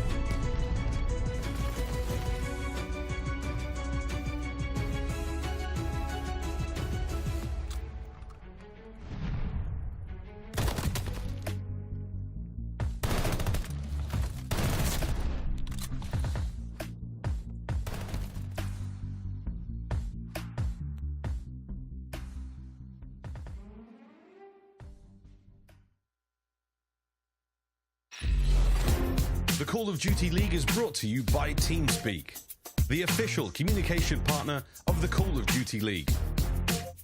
And AimLab, official first-person training partner of the Call of Duty League. Unleash your potential. Aha! Here we go! These hard points have been bananas.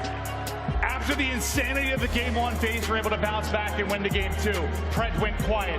Now after the game 4, can they do the same, or will Pred and Mack come alive? Joe, I've got no idea, but I cannot wait. I mean, I think one good thing is you're going to a Tuscan where we've seen big moments from Pred and Mack, right? You know, it's not a Berlin Surge where it's a lot of auto fights. This is where a sub can make a play, but you see it right there. Since stage 4, FaZe a lot better. But you know what?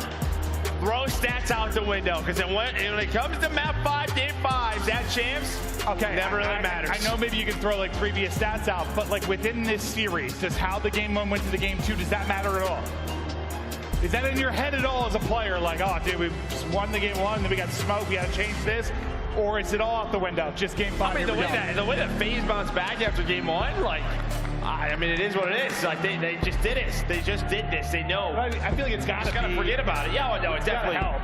Yeah, it definitely helps that you just dealt with that. Like, I'm just laughing. Like, yeah, we kind of suck at our point, huh? At the end of them, yeah. At the end of them, yeah. We like started winning by like 100 or something. I'm still, if they're up 100, I'm still worried. Oh, every time these two teams play, so our hard point, we are just getting thrown into the mix. It's gonna be a wild one, but nothing else matters. Not the performances in 1 through 4, just this map. FaZe, Surge. It all comes down to this. Well, we saw FaZe play this yesterday, right? So you have that VOD if you are Seattle. That's right over towards A. Simp, he's gonna be all by himself on an island. He needs to at least find one. He has to find what he does. Okay, there is a quick trade, but at least finds 1 kill to force a 3 versus 3. And aBeZy, he got eyes. And well, took a bullet from accuracy from this position. Just do they have nades? What tacticals do you have, right? Usually, so early in the rounds on Tuscan, you just exhaust those on both ends.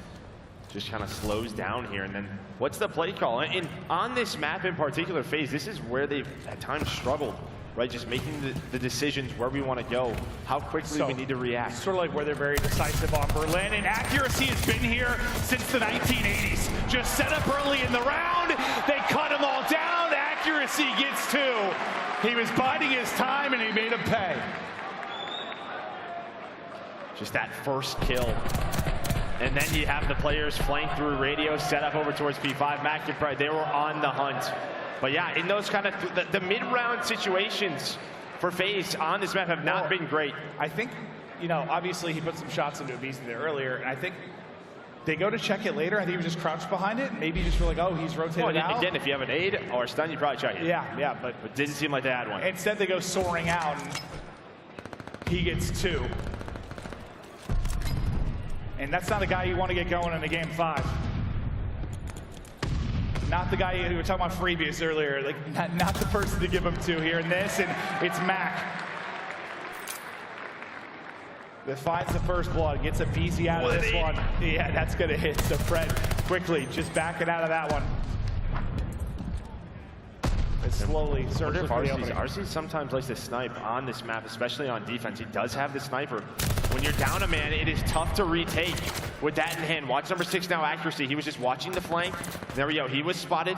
Fountain side. Now a reposition from Simp. Both of these teams just moving around the map, but the timing goes the way of Simp this time. And he reads the second as well. Can he find number 3? Does not. But it's all on ice, man. And he's on a 3-0 start. You let him get going early with some freebies, but getting caught mantling there, they'll drop him.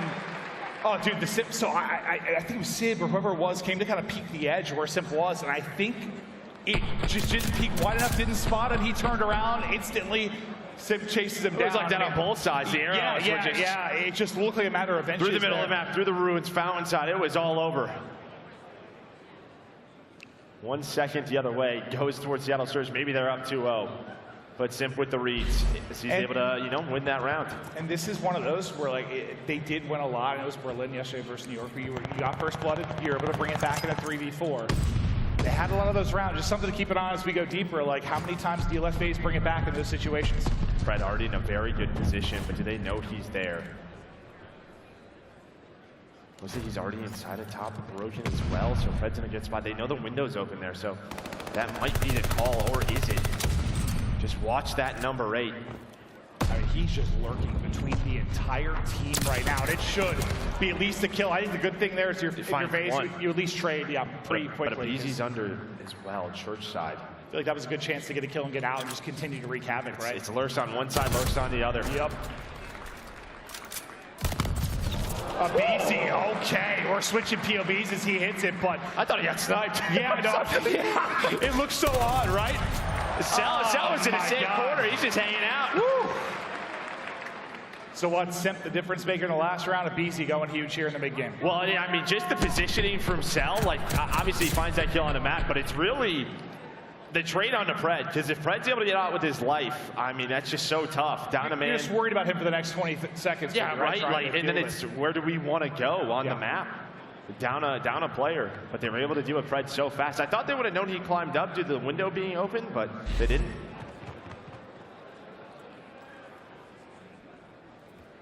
Fact is, they traded it quickly. Now some aggression.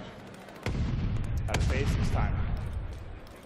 Is aBeZy starting to look forward, and he's just going to tell behind it. Sib just puts him to sleep.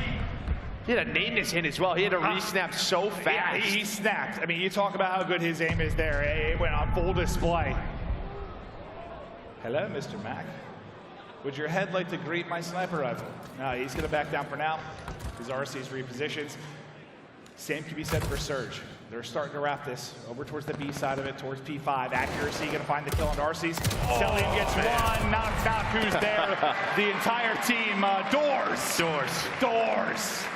Sick. Just right through. They were wrapping though. I mean, Simp, he's dead to rights anyways, right? He's just opening that up, sliding on through. There's 2 players waiting for him. I mean, that's just Simp. Nice rotations. Yeah, 100%. I thought he was caught. I really just thought he wasn't expecting the immediate push. Yeah, no, he thought he had it. He was hunting for blood. 2-2. Give me some round 11 magic. I mean, we deserve it after the hard points, right? It's been insane. Had a lot of that yesterday. Just all about the mid-map adjustments. What do these teams want to do? It looks like Surge getting aggressive up towards Ruin's side. You have RC just kind of lurking back. He's at the sniper. Yeah, he's going to get blooded. They just worked up this area, iBeZy side, and try to find that kill, but they bring it back into a 3-on-3. Pred disappeared a bit in the game, too. They need him here. They need the Rookie of the Year. And speaking of Pred, popping off the nade, just rips the tiny tears off the map. Now to Cell. Well, I was talking about Pred needing to make an impact. I didn't see that coming. Did not see that coming. Cell so fast though, so fast in the reposition. MVP, Rookie of the Year, 1-on-1, 40 to go. Here we go. Sides around, and it's all 4 for Pred. My guy plays a lot of NBA. You can see it there in that nade. I mean, I guess, yeah. Drops the dime right in the fountain, able to find it. Connects onto 2.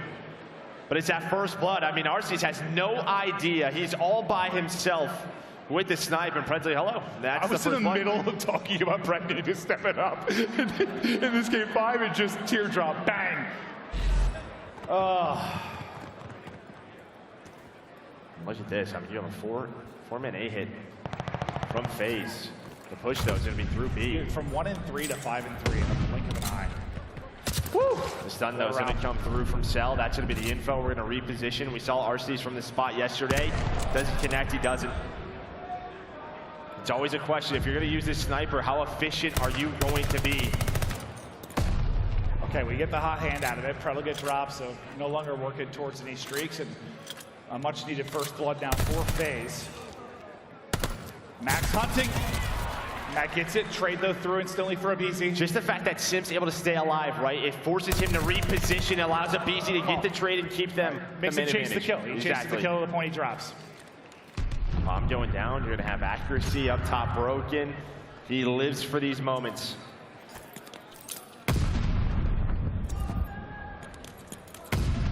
Here they go. Cell hit with the stun. aBeZy. Oh, they lays out Simp. Simp fast. He's not going to even be able to be in the spot. Not getting there in time. Not getting there in time, and the free fire's already going through. The defuse is in. To 3-3 we go. And I think what he was worried about was probably a late flank through the spawn or through P5. We've seen that time again, right? Just because they know when you plant that bomb, hey, there's going to be a player up there. But Simp just gets caught. I think a nade hits him. He tries to get out with his life, and I mean, just so quick. Back and forth. 3-3. Again, the winner. Guaranteed top 3 here. A spot in the winner's final. A chance for a big old bag of cash. Simp on an island. The other 3 working the A side. Nades, just the whole map's been blown to smithereens. Still is, still going. Yeah. Just Simp though keeps his. It's a very slow round from FaZe. You have Simp just kind of lurking. What's going to be the play call? Where is the play going to come in? It might start with Sid. It looks like the push probably going to come A side. Can they deal with him? Can he maybe, I don't know if there's any nades left on the side of FaZe, but they deal with stuns and nades. They're second guessing. They're going back and forth. They're trying to isolate accuracy right now. Yeah, it's like they were playing around a pick, maybe somebody getting aggressive, but holding strong is Surge. They want to push through middle to try to get to Simp. I just don't know if they're going to be able to do so. Simp, I think he finds the timing. He does. Sure does. They wanted to isolate the man at A, and they do it. Well, the timing there is you swipe away. Mack, cut down mid-map. aBeZy greets him with the bullets. Pred trying to be the hero, but just nothing he could do mid. Another round of FaZe. Much better from the FaZe side, right? What's the plan? Okay, how are we going to deal with this one player? Patient. I mean, he was patient, right? It's Arcitys just, focusing the attention of accuracy top church, and then Simp just drops bottom fountain, hits the route right under accuracy, finds that first blood. I mean, that didn't develop till what, like 30 seconds left in the round? 4-3 FaZe. You got the MVP and the Rookie of the Year leading it from both sides. aBeZy wants to take his one. There's going to be 2 there. Run! Onto the horse we go. We're able to get out of harm's way. Both sides are doing it. This is kind of the default that FaZe gets into. They fight for map control over towards A. Then you have Arcitys in the back truck, watching the cross with Cellium. On the rotation, can Arcitys connect? Seeing a lot. Simp is able to get a kill. Well, we're watching to see if he can hit the snipe. So it's another first blood. That's deep into the Surge spawn. Not going to work out there. Tries to get the hop up. No hip fire going to hit. Picked apart all over the map. Cellium last to go. Wins his one against accuracy, but bomb getting planted. It'd be a 1v4 if Cell is able to pull it off up to 8-3. But he's already getting smoked. A big answer there. After back-to-back rounds from FaZe, Surge, they tie us up. Yeah, I didn't see where, I know aBeZy gets picked. I didn't see how he got picked, but I think it was from this man, Civ. And Civ, he was also watching the flank. Well, it's probably similar. Remember when he got caught with the nade stand? I think it was a similar type of fight. Like, it happened up there close to their spawn. So he's been able to win a couple of big ones, and just, those are fights that aBeZy's probably used to winning. I know we didn't see it, but he's going for that one-on-one. And Simp, in the interview yesterday, he kind of said, map 5, I was making the calls. It was me. I wanted to take over. I was not losing. A big round there from him. Another rookie. Potential Rookie of the Year. All right. But now he's got to be careful. Somehow alive. He had 20, 30 HP. Finds the first blood. But Arcitys was already pushed up. He was barely able to physically get there because all the nades that were hitting him. But he just gets through to you. Gets the opener. Big gunfight. Pred. The other rookie going big. 3-on-2 now, and a chance to get around 5 on the board. These last couple of rounds, just some individual plays on the side of FaZe. One from aBeZy, one from Simp. They're just getting cut down. Now you're going to focus on a clutch. The bomb being planted. They've already pulled off 1 3v4. Can they do it now in a 2 versus 3? I think RC's get spotted. He's gonna back on up. You saw Civ in that spot. That's when he got naded. You see the call comes in. Cell just playing for info. He is very weak. Yeah, 16 HP. But they're gonna try to take top broken away. I think you can see number 7 Mack just waiting through P5, but it's a middle alley hit from Pred. Nobody on the bomb. Arcitys is going. My God. RC's got a kill though. There's a chance. There's a chance for Arcitys here. Oh my God. Can he win the fight on the Pred? Not gonna happen. 5 on the board for Surge. As the timing's there, if you're watching the mini-map. Cheeks were tightening, Joe. They sure were. I'll tell you what, mine very tight right now. Yeah, 1 more round for Surge. Well, Pred, not the best map too, but untouched yet, up to 9 now. Yeah, he is. It's Sim with 3 in the last round. 3 from Pred in this one. The rookie stepping up on the big stage. That's got to feel so good to be a rookie. Here we go. Moment. Can they close it out here? Or do we go to a round 11? Mack! The first bloods. Gets the pick. The ace! No! Simp can't get away. They connect 3 versus 3. And Cell with the kill. aBeZy with the gunfight mid. Pred wiped off the map. Another trade back. 2 versus 2. Minute to go. Everything kind of slows down here, but they're not going to be able to see this. You're going to have bomb. It's going down, but Simp with the timing. I think Cellium sees the cross. No plan. And now, I mean, what? We see Dashy at this spot, just jumping across, finding the info. Yeah, you can sit top of it all you want. He's going to pick up that bomb. Simp's going to be looking for him. He's going to push on through round 11. Here we go, baby. We deserve it. We deserved it. You knew it was coming after those hard points. It all comes down to this 1 round. You got Simp and aBeZy going for their 4th straight final. You got the power of the rookies on the other side. It's going to be FaZe on offense, Surge on defense. The success for Surge has been the first bloods that they've been able to find. They have 8 in the map. Nades about to rain on that. It's pretty much the same thing on both sides. Yeah, just done. Nades. All right, let's reposition. You know they're feeling the pressure now. Does the experience here for FaZe pay off? Or does one of the rookies on Surge do something twisted to make a play? I think they're nervous. We haven't moved from the spawn on either side. I think my legs are cramping. Where's the opener going to come? Clock now down to 45. This is decision. How do we deal with these players top church side? This is very passive from the Surge side. There's some nades that were saved over towards A. Pred wants to peek out. Just trying to get that info. Now you can see the reposition in top church. And a lot of the times it's on Simp. Simp to find the opening. Oh, he might get through here. They have to be careful at number 4. Bomb being planted. He's making sure the plant can come in. On the other side, there it is. It's going to be Mack. Or sorry, Accuracy versus Cell. Simp with the first blood. Lurking. Can Accuracy find the kill? RC's with another one. aBeZy finds the 3rd. It's down to Accuracy. 1 versus 3. And he is strong. FaZe clutch up in the round 11. Oh, what a series that was. That's why we love Call of Duty, baby.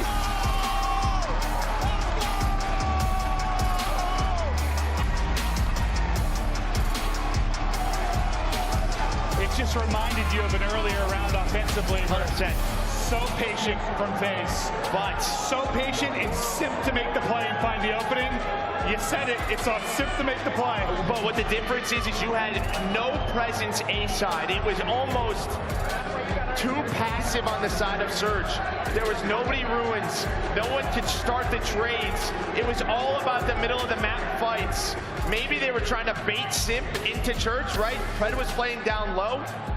But it doesn't happen. He just gets to that spot, and the goal is get the bomb down. They don't check the corner. Simp is there. Is that one of those rounds where just the championship experience of FaZe has to shine a bit? Oh, 100% in the championship mentality of Simp. I mean, listen, man, you know, he hasn't been his MVP self all year long. He's had to play a different role, a little different style, but 10 kills in this map 5. And a lot of the times he was the key. Usually it's aBeZy, but look at that. 3 first bloods on the round. And a lot of the times it was the openings, the cracking the defense that Simp found. Yeah, it's sort of like at times this year, due to how good Cell has been, the fact you haven't won if you're FaZe, you forget about Simp at times. He's still one of the greatest talents we've ever seen. Oh, it's unbelievable. It's on display there in the map 5. The 2 hard points, whew, absolutely insane. Surge just did nutty stuff to get those wins, but it all came down to that one map, that one round. It's FaZe that close it out. Now FaZe, who throughout the year, it's just been second place, third place, these top 3 finishes. Well, they're guaranteed T3 now, and they're moving on. But Arcitys, how big he was for this team. I mean, you think about the damage he was putting in. He had a 1.43 going through the map 4. He was a monster on the map. We've got him on stage. Blaze, take it away, sir. Thank you so much, Maven. Los Angeles, give it up for Atlanta FaZe as they come away with a nail-biter of a Game 5. Arcitys, I want to talk to you about that last round right away before it leaves your mind there. It was one of the slowest I've ever seen you guys play in the S&D. What was going through your head? So we knew we had to find the little cracks that that Seattle was giving us, and I was like, yo, Chris, you have to work up mid-alley. This is the only thing that's open. And luckily he got there, we got the kills, and it worked out fine. It worked out fine as you guys came away with that victory and move on over towards those winners finals there. 5-0 victory, by the way. 5-0 victory, as he said. And when I was up here talking to aBeZy yesterday, he said, I pretty much won 5 maps right there. I played absolutely insane, but it was a 5-game series right there. How do you feel like you and the squad are playing so far? Really good. I mean, both hard points we were taking over, just a little miscommunication towards the end. We got 3-piece by Mack. He went huge for his team, but again, like, if MC just listened and said and pushed, actually, we would have held the time and it would have been perfect. Yep. But I mean, mistakes happen. It's a Vanguard. Shit happens. It happens, yeah. And it's all about how you bounce back, all right? But now you're going to the winners finals, okay? We don't know who you're going to play yet, but does it even matter? I'm excited for both. That's going to be a good series next, right? Yeah, it is. Yep. Coming up next on the main stage. Any last words you want to get to the fans before I send it off? Brick, baby. Let's go. Brick by brick. That does it for me and Arcitys on the stage. Break it down at the desk. Thank you so much, Blaze. Yes, welcome back, ladies and gentlemen, to our game break presented by Prime Gaming. Atlanta FaZe, top 3 guaranteed. Guys, 6 out of our 7 series have gone to a Game 5. We've had 3 Game 5 round 11s. It has been wild. By the way, Lando, Standy, aLLeY, Nameless, and just make sure that we're all well acquainted with each other. Guys, we got to jump into the Scump play of the game, the end of that hard point. Rather, the first hard, but we got to be specific because there was 2 crazy ends. Yeah. But more specifically, the Tuscan. What'd you guys make of this?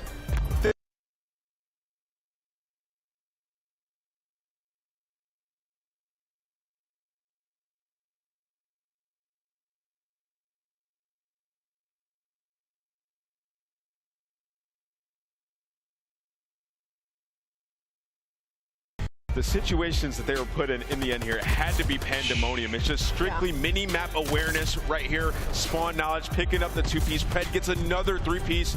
Probably like the best minute of gameplay we've seen out of a player this entire year to get that win. But still not enough, Lando. Atlanta FaZe came in swinging throughout the rest of this series. Oh, man, you can see what it means. Like, Brad was powering up. He was feeling good. And, well, Atlanta FaZe, Jay, they started to wake up, man. I know, and you heard Arcitys in that interview. You said, we basically won this series 5-0. Those final moments for both of these hard points, miscommunication had to be there. Obviously, when you allowed Mack to get a 3-piece on that P5, and then off the rotation, you were just playing that tight corner. Pred just goes on another 3-piece. That one's difficult. But even in the map number 4, they decided to hit that P1 with like 15 seconds left. They still potentially could have closed it out. But when you don't have that many bodies off the rotation, that's where they struggle. They allowed the SMGs once again to just go out there and make noise. But Atlanta FaZe do what they do best. They clutch up in the search and destroy, show that championship caliber team that they are.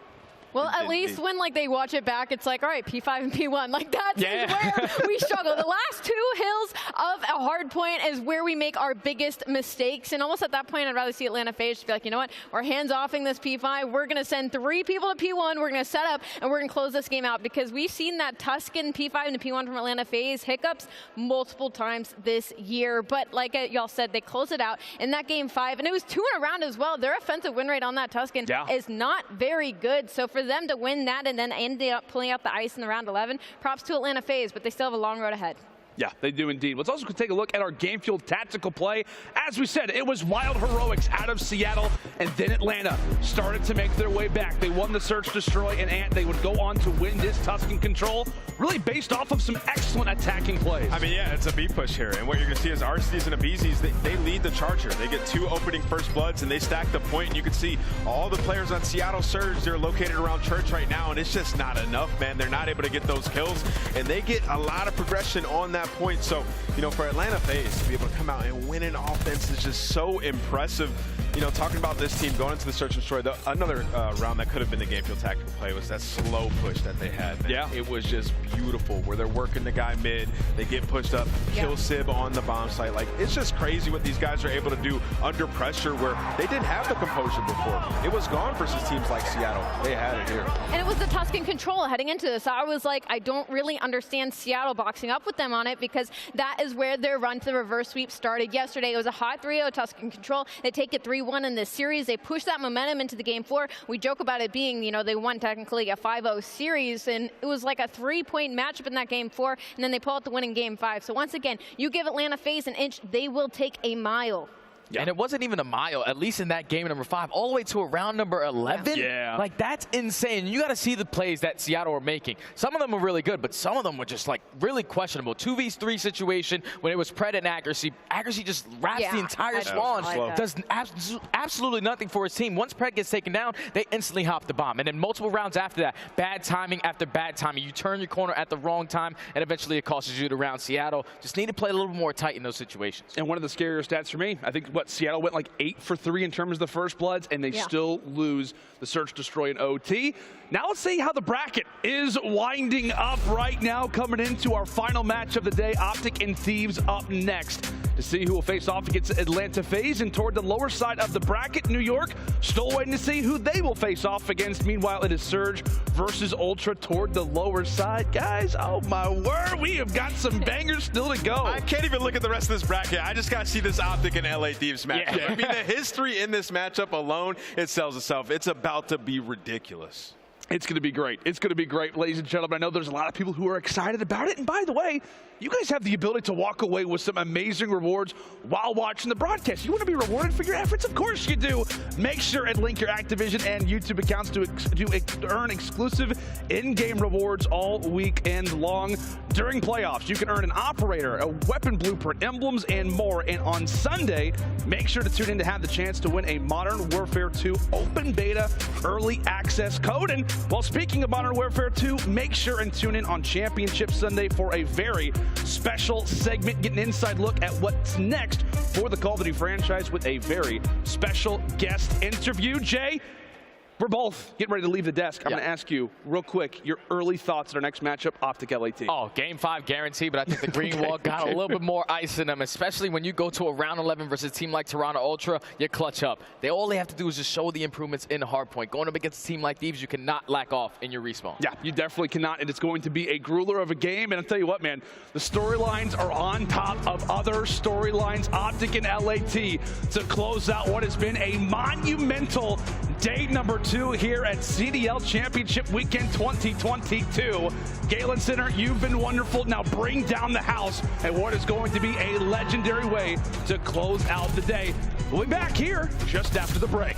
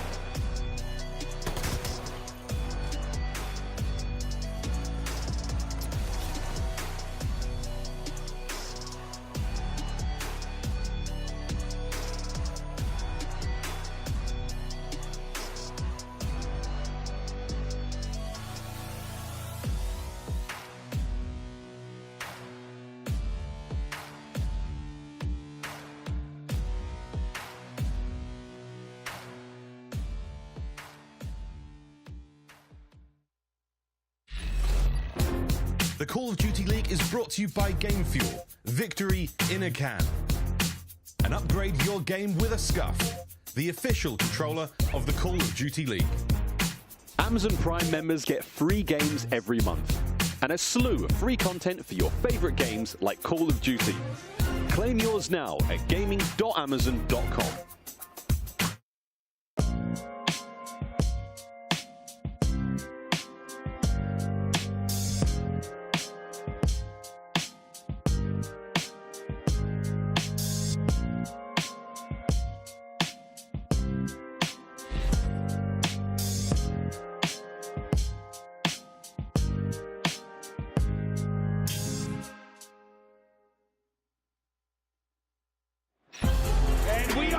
The madness continues on, and a little change of the host role now. And Joe, you've joined me up here. How you doing after that? I'm on a come down, dude. I mean, I did. We have another banger. I mean, Thieves versus OpTic. If you're on social, you're seeing the video about the Thieves guys saying who's the most overrated team in the CDL.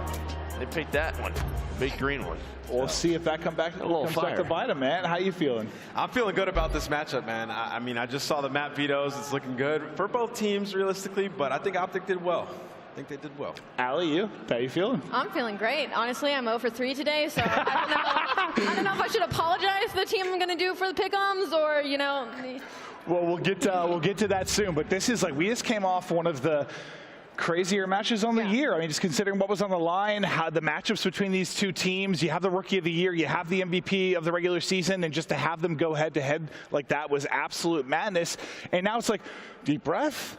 Now we have OpTic Hunter Thieves, Joe. Like, yeah, I mean, you know, a lot of people I think in their brackets were looking forward to this matchup. You know, obviously they weren't able to match up at Major 4, but, you know, Atlanta FaZe was able to take down OpTic before we saw maybe them match up. So that didn't happen, but LA Thieves, they were cruising. Yeah. You know, they just looked so darn good in the respawns, but I'll tell you what, I mean, everyone had a tough day one matchup. You know, both of these teams did, but wasn't maybe the GvU2 that you wanted to see on the LA Thieves side. He's going to have a couple of those. Well, when I sat down, one of the first things you said is you looked at the maps and you were like, this looks pretty good for OpTic, right? Well, I mean, I just feel like OpTic needs to be playing Gav once again, and they're playing at maps 1 and 3 in this series. You know, most teams, they would get rid of it going up against the LA Thieves, and LA Thieves haven't played it as many times throughout Stage 4 because of that. So for OpTic, I mean, they lost that GvU2 control yesterday, but they should have won that, right? There is no way you should be losing a defense, and they were in a good position. So I think if they just come with some more ice here, play it like we know that they can, like they did early in the season, they should be all right. aLLeY, how'd you feel about the maps and modes when you first saw them? I mean, across the board, I kind of echo what Ant says. Like, I do like it for OpTic Texas. I like that they're kind of pushing their boundaries because it's the joke of, you know, don't square up with LA Thieves on GvU2 because Kenny gets the AR back into his hand. I mean, he's been gross across the board. But we've also seen what Scump is capable of doing with an AR in his hand. So I think that will be a very interesting map 1 and 3. Yeah, I don't know what to think anymore. I just assume we're going to go to a Game 5, and like that's how it's going to play out. But I just, this was a hard one, Joe, when we were going through our brackets, what, a week or so back. Like, this is one that we got to. We both had it here, and it was just sort of like, it's tough. It's tough to call. Yeah, I mean, this is, honestly, this is who I think is going to be the matchup in the Grand Final. That was my pick, right? I mean, I'm kind of rethinking that because if FaZe is winning Search and Destroys again, that was a big thing. But I just think both of these teams, when they're playing at their best, they're just a step ahead in every single game mode. And I think the key for LA Thieves, similar to FaZe, is they won 2 searches yesterday, right? Which is a little bit uncharacteristic for them. Their respawns were a little bit sloppy. They've said it. They had to be better. They survived, so we'll see if they look better today. Well, we're going to take a look at this Texas team as we get ready to go. I think everyone at home very familiar with this roster, the star-studded lineup and what these guys are capable of. It's just, can they do it, man? You're trying to recapture that magic, Ant. You're trying to get back to that glory of Stage 1. Yeah, I mean, and let's not sugarcoat it. Like, these guys, they haven't been the same. They dealt with a lot of adversity, to be fair. They didn't have their team, and, you know, they bring iLLeY back in. It's an immediate impact. We see, like, this is the roster that they need. Like, the subs just weren't it for them. They make a run to top 4 from round 1 of losers bracket, and they're back to being the best search and destroy team in the game. That's what they've shown us throughout these last couple of months. So, you know, for OpTic Texas and the game field keys to victory, aLLeY, what do they need to do? Well, they need strong hill setups versus Thieves when it comes to GvU2. Again, Thieves are breaking 31 21% of the hills on Gavutu. That's first overall. We've seen what aLLeY Thieves is capable of on this map, but we've also seen what OpTic Texas is capable of and need more balanced slaying as a squad. Dashy was the only player positive yesterday versus Ultra with a 1.21, and I will say to that point that against Toronto Ultra, it felt like OpTic got by the skin of their teeth by a lot of clutching by Dashy specifically. I think when it comes to OpTic Texas, what they need to do is kind of rear back and calm down when it comes to these series. I think they get a little bit ahead of themselves, get a little bit panicky, and that's where we see the mess ups start happening. A example in that control. So in this series, I'm hoping they've calmed down, got their jitters out, and will be ready to take on the aLLeY Thieves. Just a little sloppy at times, which you expect not to be the case. Yeah, and I think when it comes to slaying, right, when you talk about this matchup, if we're going to play a couple of Gavutus, right, AR heavy, you're probably looking at a guy like iLLeY. You know, I know that he can be the in-game leader, you know, when it comes to search and destroy. But when it comes to the respawns, with what we saw from aLLeY Thieves, when they're playing at their best, they are tough to stop. You need everyone playing at a very high level, and iLLeY needs to be that guy, a little bit better than what we saw from yesterday. Well, let's shift focus now and start to talk about Thieves a bit. And Ants, I mean, they looked, if you were just like kind of watching the minimap at times last major, like they just looked perfect at times. It was scary. Yeah, I mean, they have, especially at Major 4, but the problem is in the match yesterday, they did not look perfect. True, I mean, a lot very of true. mistakes were made, but to Joe's point, everybody's just been having these back and forth crazy series, so you give them a little bit of grace there. How much do you play like that? Remember, they're about to play, they sit down, then servers go down. That is true. It's like, that's got to have an impact, right? Everyone's kind of sitting around. Is it a big deal? Is it not? It definitely has an impact, but like we said, I mean, when they needed the composure, especially in that round 11 yesterday, it was a beautiful play. Waiting, pushing through mid, and there's going to be another Tuscan in this series if they go all the way to game 5. For the game field keys to victory, you have to take advantage of a reeling OpTic team in control. They're 3-1 on Gavutu control since stage 4. OpTic 0-2. They haven't played it a lot. OpTic has never been that great on that map, so Thieves definitely have an advantage and then continue to slay together. As Joe was talking about earlier, they were all 4 positive KD yesterday versus Boston, and that was the story of them at the major. When they're winning, everybody's having a good time, man. It just seems like they figured it out, and that's what we saw in yesterday's match, at least in a couple of those. Well, yeah, they are wildly talented, no question there, but our teams are ready. Let's get this rolling down to Blaze on the main stage. Thank you so much, Maven. Los Angeles, you guys ready for another semifinals matchup? Yeah! Looking to set the stage ablaze with some of that Texas heat. Here comes the boys in green.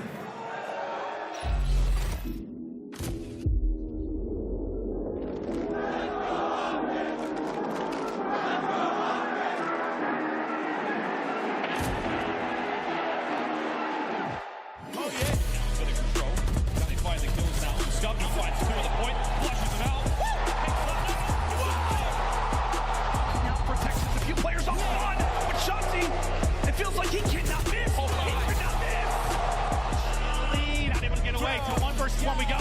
Dashy coming through with the pistol. That's going to be nearly the first. Pulls off the pistol and gets it done. Afro.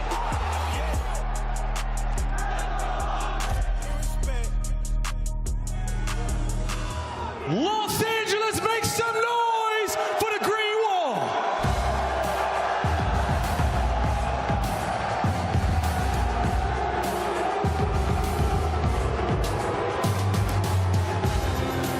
Give it up for Dashy, iLLeY, Shotzzy, and Scump, OpTic Texas. Scump and OpTic have tasted defeat against the Thieves organization at Champs before. They want to rewrite history. They want a win in this series. iLLeY has come back into the team, and they have looked so much better, especially in that search and destroy. They've seen what Thieves are talking about with the overrated. They're trying to dominate. Let's bring out the Thieves now, Blaze. Yes, it is. It's time to bring out the hometown team. Looking to run it up with another W. The heist starts now.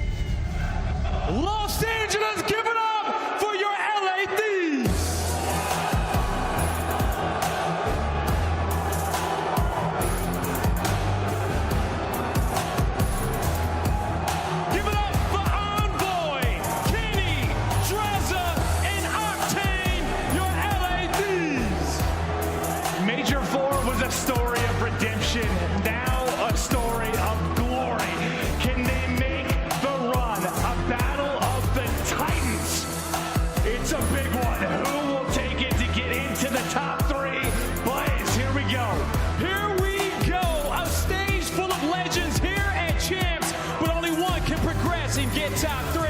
I got 2 legendary casters for you. Miles, Chance, take it away. Oh, baby, this is going to be a good one. It's always nice when the green and the red go head-to-head. It always comes down to blows. And hey, man, game 5s all day. Why not another one here, Chance? Surely it's what we deserve. Dude, we know it's going to come to that, right? I mean, both of these teams have been lights out. Your Major 1 champions going against your Major 4 champions. These guys have tasted victory. The number of storylines you have running between these two teams, literally from the top, right? You get Nadeshot versus Hex for the OpTic rivalry. You have Envoy the Prince going against the King, and obviously they dropped him. You have Revenge all over the place. Octane and Kenny, no strangers to playing against the green wall, and even when the crowd is going against them, like, that just gets him in the mix, man. Even Drazah already just running his mouth. A fated showdown here in the winners bracket between 2 fantastic teams. I mean, Clint called it Clash of Titans, and it absolutely is that. They've both had fantastic runs so far, good form in the competition. Got to hand it to the Thieves, though. They peaked at the right time. Now, though, maps and modes, as we get into this one, we're going to start things off on Gavutu. Berlin, Search and Destroy, Gavutu, and then we round things out on Tuscan, because let's face facts, we're going that far into the series. I mean, look, man, the theme, the tagline from LA Thieves at the start of the year was "Don't chalice on Gavutu." Well, we get that in twice. Their new tagline is, man, hey, maybe OpTic's a little overrated, so we get to put that one to the test straight away. But Gavutu to start, the main thing I'm looking out for, these P1s, the opening breaks, LA Thieves have been phenomenal, top notch. They set the tone straight away, but you also have one of the best SMGs in the game on an AR map. He looks to be dominant. It's King Scump, it's Chance. We already know to look out for him. Yeah, the man's been running an AR on Gavutu and putting in the work. Look at the KDs across the board. Everyone looking fantastic. Set your mind all the way back to Major 1, one of the more iconic openings when they played Atlanta FaZe in this very map and mode, and they absolutely whooped them. Will we see that return to glory now as we are ready to rumble? Map 1. Let's get it. Start with the King, looking for the next ring on board and straight into the point. No time wasted. MP40 to get things going. And obviously, no gunfight has actually come through, but hey, King around the castle, gets chopped down. LA Thieves off the break every single time they get it done. Over to Big Bruce now, can't get involved. AR and AR battle, we'll see plenty of that here on Gavutu. Really can't get things going from steps, but nades from spawn. The Scumpy straight off the kills. Into the point, but it's big work out of the LA Thieves right off the rip. 16 seconds of climbing, a nice 2-piece there from Octane as we are getting things going. P1, always a fun one. The final 20 seconds now going the way of the Thieves. Yeah, and Octane on a 5, obviously the main factor why their opening breaks are always so clean. And hey, maybe not number 6, but at least that is a good chunk of time off the rip. And obviously LA Thieves set up on the rotation. Drazah playing the sneaky angle, waiting for a couple kills to fall into his lap. And hey, the big 2 to start things off. They're not going to flip these spawns just yet, but LA Thieves are applying that pressure. P2, that's the inside of the boat. Bottom side of the minimap, that's where we now attend our focus. 50 seconds remaining on this one. Envoy's going to be the guy holding it down. For now, it's just Kenny in the kill feed, soaking up time, getting things going now. Thieves with a great lead. No one from OpTic too close yet. Here comes the hit, though. It's all Thieves. Spawns are fantastic now for LA. They flip them out. They get the time. They are doing everything right for the moment. Right for the jump. LA Thieves lining them up to 2 from Kenny and Shotzzy. You want to be the route man, but so much time. Number 7 already wrapping for it. You are playing so far behind. LA Thieves are running the show. Oh, man, Drazah once again. He's the guy getting the kills. Scump trying to find his way towards the scrap time here at bottom. Not going to happen. 3-3 now for Envoy. Trying to turn it into a... Oh, God! Trays are there. Dashy with a big win. But you still, next hard point, top right-hand side of the minimap, that's the next target. And look, OpTic have been the best P3 team in the game since the Pro-Am. But right now, they are so far away. They are being dominated just in the slaying category alone. 0 map control. Drazah's on the front line. But even if you take them down, you have a long way to go. And he's pacing you up before it happens. Massive pieces. Time still going the way of the LA Thieves. Don't chalice on Gavutu. That's what they said so long ago, and it still rings true today. Kenny can't find any more against iLLeY. Here comes Octane trying to retake ring. There's the first. Scumpy's up next. turns him to dust. And you have to cut your losses if you're OpTic. Set up on the rotation, give up that final bit of time, and actually Shotzzy makes a cheeky little play, so he'll collect a little bit of scrap time, and maybe a moment like this can go a long way because his teammates are trying to keep control of the rotation, but it has been Thieves in the driver's seat right from the jump. If they make this break, I mean, they're looking at a dominant win. This is a good start now from OpTic. Time now going their way. Overall's new hard point. Here come the Thieves. They're trying to sneak the win. It's going to be Kenny trying to make that sneaky play. Drazah maybe the front, but Kenny, he's in the back. Can't get any more out of this one. Now over to the contest. Envoy's the man in. Slide it forward. Finds himself one. He's going to double dip. He saw Scump, but the spawns are still close for OpTic. They still have presence on this point, but this could go bad real quick. Bro, I'm starting to think Thieves might have been right. What is this game? Dominating every single hill, every single kill, outplaying, outslaying. I mean, they have doubled up. 100-point lead on GVU2, the biggest blowout we have seen so far at Champs. This is electric right now from the Thieves. Thieves are running the show. Time still going their way. Final 20 seconds here, all good. Rotations to P5, a tough one. Here we go. Bro, Envoy has 2 minutes and 20 seconds in the hill.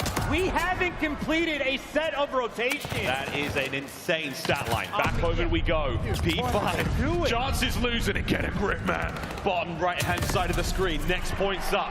Thieves find the kills. They're in. Shotzzy trying to get some covering fire across. He is suppressed. He is pinned down. He has got nothing. It is Kenny once again on the point. iLLeY trying to make the break. Forward he goes, looking for anything. A slither of hope. And that might be the opening now. OpTic with the break. Oh my God, what is that? OpTic, 3 kills from their speed. It's the first time I've seen it. I forgot it could look like that, but finally, for the first time since the jump, able to stabilize, able to get a little bit of that hill time.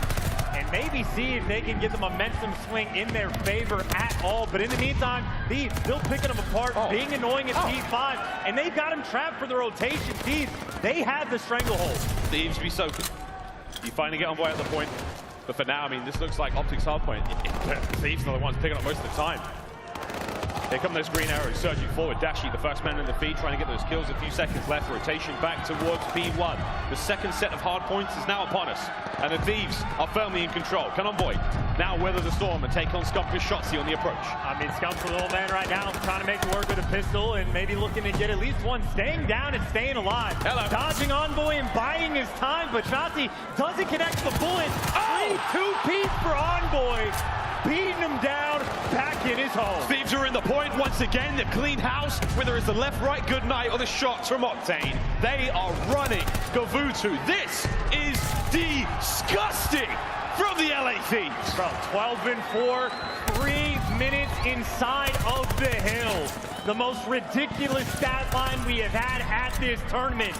And honestly, they are looking to bury them on this map. I mean, we could seemingly see it close out in another point. This is unreal. Octane's on a 5 spree now. Runs the top side of ring, looking to get himself streaks. Any more takers here? Or will the spree come to a close? It does. Scump's going to be there to get the kill. It's 2 for Scumpy. But it may not be enough to get anything going here on GVU2. You might have to chalk map 1 is 20 for the win. It was chalked, 5 hills ago. Not even close. Looking to embarrass them to start this series. Maybe a little bit of life. Scump has actually crawled his way back to even. But congratulations on that. Maybe looking for the glide and maybe some of this time. But, I mean, Miles, 240 seconds to 60. Not even close. No, not even close. The Galen set is starting to light up. Pressure on, and you may as well have thrown in the towel an hour ago. That was perfection from the LA Thieves. I have no words. There is a special something on that right-hand side of the stage. The Thieves just had that one on lock from the get-go. OpTic are completely stunned. And look, man, first match hitters is a thing. It might take a second to get in the swing of things. LA Thieves, not a shade of that at all. I mean, the perfect opening break, the perfect rotations. Envoy at one point was like 7-2 with 2 minutes inside of the hill. I mean, that's clinically absurd. He had 13 kills in 6 deaths with 3.5 minutes in the point. The easiest game of his entire life. And this is COD champ. That is one of the most unbelievable scorelines we have ever seen in a tournament of this caliber, Chance. I mean, bro, double neg for iLLeY, basically double neg for Dashy, Shotzzy, triple negative, and Scump. I mean, technically, heated up a little bit all the way to even. I mean, that is if you are an OpTic fan watching that, you are officially in panic mode. Show me every single amazing kill the LA Thieves got in that one, because I know there were a ton. Oh my good God. The Galen Center has gone real quiet after that. As OpTic Texas, they have taken a colossal pounding there in the first map. So does Scump there in that clip. Man alive, Envoy from start to finish. Truly a gargantuan performance on Gavutu. That's hill time in itself, as every single member of the LA Thieves just ran amok over OpTic Texas. And look, I mean, if you don't punch back straight away, if you're OpTic going into that S&D, LA Thieves are gonna feel like they can do no wrong. You talk about trusting your teammates, trusting in the play calls that you're gonna make. Oh my God. Like, if you don't punch them in the mouth straight away, these guys are gonna be looking to run away with it. I know every single game has been a game 5, but 250-58, I think that legit might be the most dominant hardpoint map we have seen all year, let alone at a major tournament, let alone at Champ. I mean, I would love to see, you know, the reaction there from the LA Thieves guys when they said overrated coming into this tournament. I don't know how you feel after that one. You kind of just go, yeah, wow, look, business as per usual. We won the last major, we did it in a dominant fashion, and now we're feeling fantastic going into the Search and Destroy. Kenny, what a performance from him. The other side of the stage, though, I mean, are we in panic mode yet? I mean, you know, that was a bad map. They've been a resilient team. They've won the Game 5, Round 11 against the obvious, incredibly dangerous Toronto Ultra. And their S&D has been their bread and butter throughout the course of this year. If you can win against Ultra, you feel like you can win against everybody. But of course, the one team has been elite at S&D. LA Thieves, as of late, especially at that major, their S&D was also on point. So I don't know, man. I was thinking every single map was going to be a battle. That obviously, I mean, just what a way to set the tone. Talking about Game 5 earlier, I'm kind of like, can I take that back? I mean, I'm saying it. I know there was a lot of talk of bets and whatnot going on before the start of this one. A lot of numbers being thrown around, and I'm just saying, God damn, that was a bad start. But hey, anything can happen here at COD Champs, and so far, we've basically seen all sorts happen. So the series is far, far from over. However, Gavutu, don't chow the Thieves on it. They said it way back when, and now, I mean, it rings more true, I think, than ever. And even for the Gavutu control that we have from map 3, like, control has been the biggest sore spot for OpTic Texas. They've been, I think, 11th overall in the league.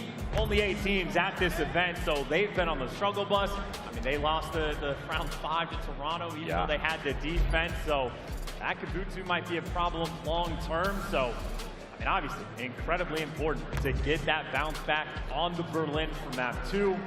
Both teams have had success. Obviously, there is just an absurd amount of VOD review you can do on this map. Both teams know exactly what's going to be going down. It's all about those little adjustments, what kind of creative strats you have in these rounds.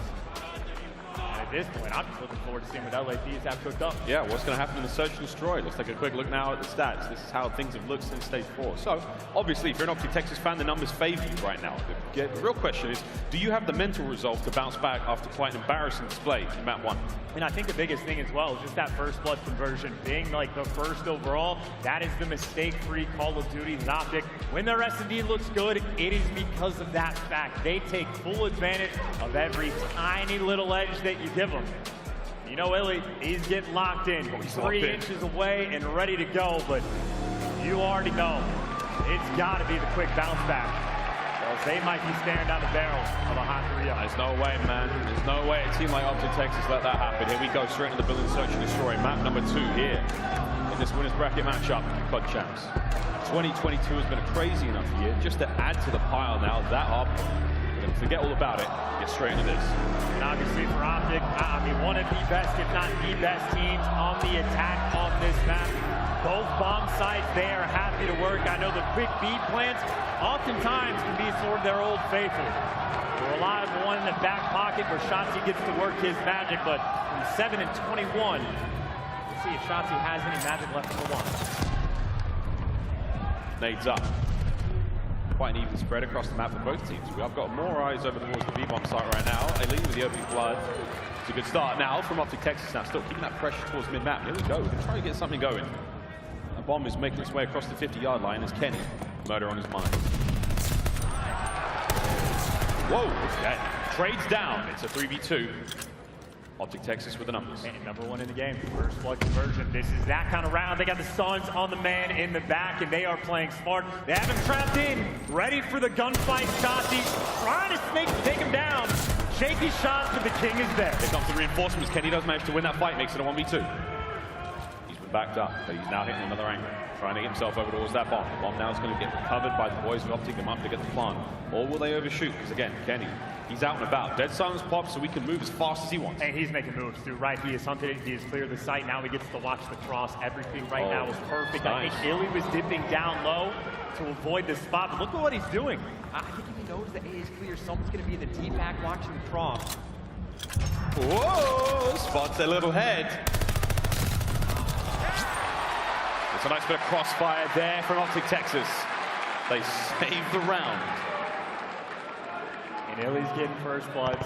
Shotzzy there for the follow-up. I think as soon as you get one round, you go, hey, a map loss is a map loss. Doesn't matter if you lose by 1. Doesn't matter if you lose by 194. As long as you make sure you bounce back.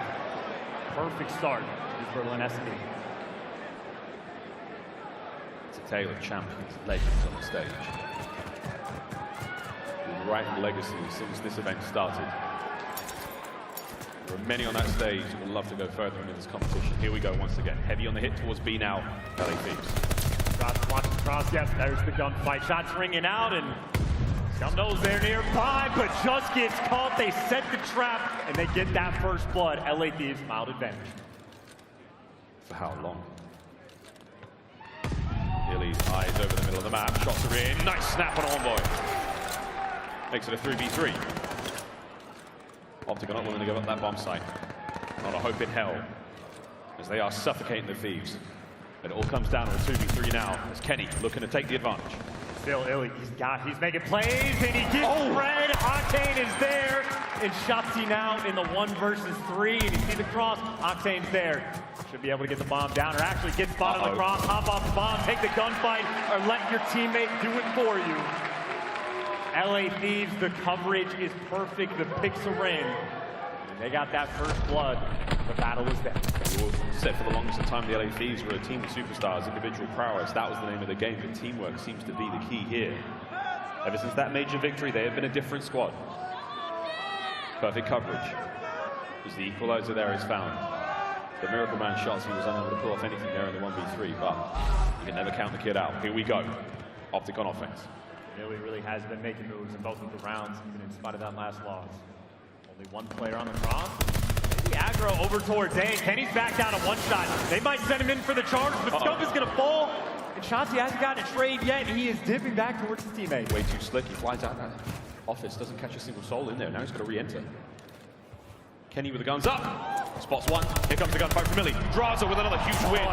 Shotzzy with immediate trades now. 2v3. Makes it a 1v3, and Shotzzy is again tagged up in serious trouble. Here comes the aggression, and Kenny.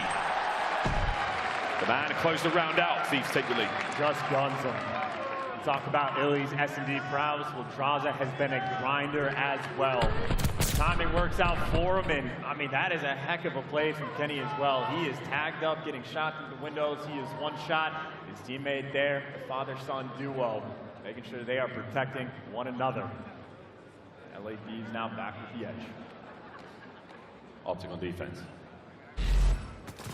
LA Thieves this time looks like we might be going towards A. Haven't seen too much love towards the A-bomb side just yet early on. But here we go. OpTic will be there for the defense. The opening salvo has been exchanged. Kenny and Envoy looking to hit the outside. iLLeY's going to be watching it. He's got that outer angle covered. The nade's coming through. Should not connect, or maybe back iLLeY down just a tad bit. Woo. They at least have the intel. Pull that between his Thieves. Shotzzy now got the side door covered. Thieves will be reinforcing the hit. Oh, big win from Shotzzy. That's a nice first blood. Hits the fadeaway. Can't get the second though. That would have been magnificent. There's the trade though from iLLeY. Perfect teamwork. Can he snap on a Drazah? Here comes Scumpy trying to get involved. It's not too late. The pinch might be perfect, but it's now a war of 1 front. And oh my word, the Kings come in. Octane may have him trailed. Oh, he's got him trapped. He knows. Wait for the flank. There's time here to get this one done. 2v2. Scump may be playing possum. Dashy's hit the far wrap. And Octane may have just let this one slide. Here we go. This is going to be an interesting affair once we work out what's going on. And they can smell each other from that range. Scump, right on out, into the fight. It is not enough, and Dashy now in the 1v2. Let's see what he can do. Yet to get a kill. Bomb down, and well, that is a couple clutch spots these players are playing in. He's taking the long route, but he's already watching it. The timing, though. Goes his way, Drazah guns him down. Every time you talk about two players on the map, guess what Drazah doing? Helping his teammates. Scump left by himself, couldn't make the play. And Dashy yet to get a kill, left in no man's land.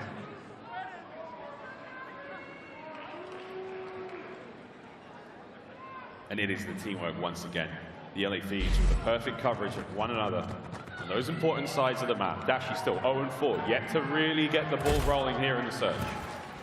OpTic have come out cold. It is a 3-1 so far. Tons of information passed over.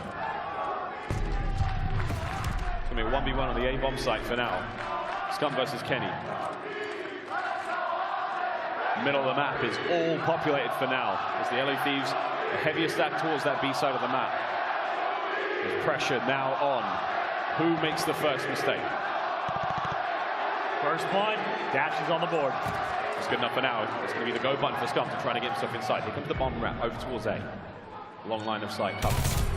Kenny, sneaky as you like, managed to find one. Here come the reinforcements from the LA Thieves. Cross map they go. Divine purpose is the wind in their sails as they cross the map. OpTic though, great move with the bomb. It's all on Octane. Octane the lone man in this situation.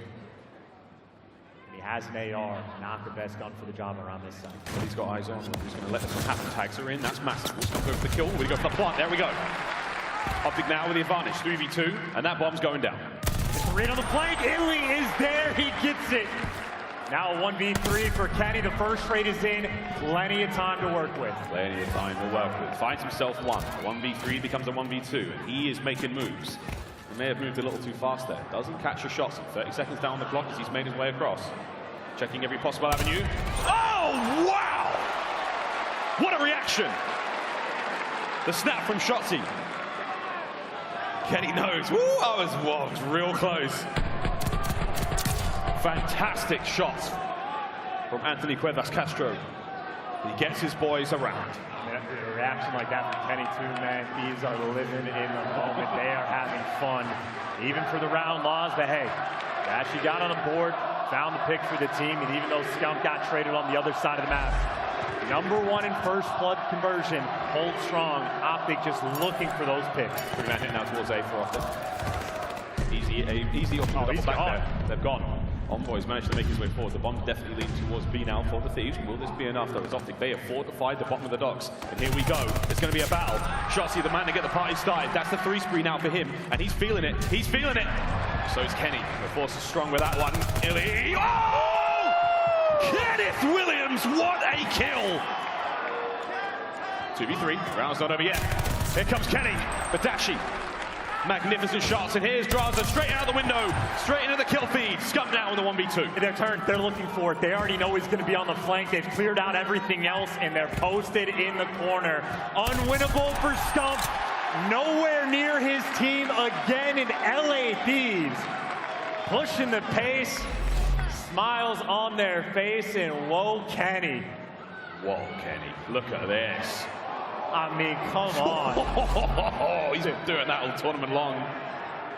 With a big old smile on his face. Thieves going to be feeling great for that. 4-2. It's first to 6 in Search and Destroy. OpTic Texas now on offense. Never thought I'd live to hear it in my lifetime. The crowd here in the Galen Center is certainly very colorful and fruity with their chants. This is a heavy stack on A as well. Envoy making moves to the middle of the map, and maybe the hard read isn't perfect, but they're watching the cross towards B, so content with the setup for the moment. The pixel fight though, and iLLeY rips the head off. And Envoy looking to stay alive. Dashy joins his brother in arms to the kill feed. 4v2, OpTic with the life lead. Here comes the shuffle from the Thieves, the remaining two members. Kenny and Drazah. A 1v4 now for Drazah. Snap is on. Is he shooting well thus far in the competition? Will the gun skill be enough to get him through this spot? This is going to be a tough one. They know exactly where he is. And hey, looking for the fight. He's got one. Holy! OpTic take it, but man, it was a pound of flesh. And iLLeY has met a devastating fate in a few of these gunfights. Gets away with it there. I bet that's another round loss for LA Thieves, and they're probably laughing, be like, "Yo, we almost had that. Almost had that. Ooh, man, this is quite the contest." This first blood battle, by the way, again, still for OpTic, on point at converting when they get it. Drazah 10-4 thus far. Rounds like that proving it. But OpTic will seal the round, and they will advance forward. Hey, Drazah gets himself enough kills. Envoy joins him, trades out though. iLLeY's going to try to keep things as level as he possibly can. Looking for his second on the round. It's Shotzzy to back him up, 2v2. They have the bomb, but you see, dude, Shotzzy is repositioned so quickly. He has returned to help his friend. They're trying to isolate iLLeY, and he's been found. The trade is in for the 1v1. What a 1v1 this is. Shotzzy versus Envoy, both of them dead silence activated now. And you drop Envoy, Shotzy's who you get. It's poetry in motion. Two cerebral players dancing around each other on this dangerous man. Plenty of time.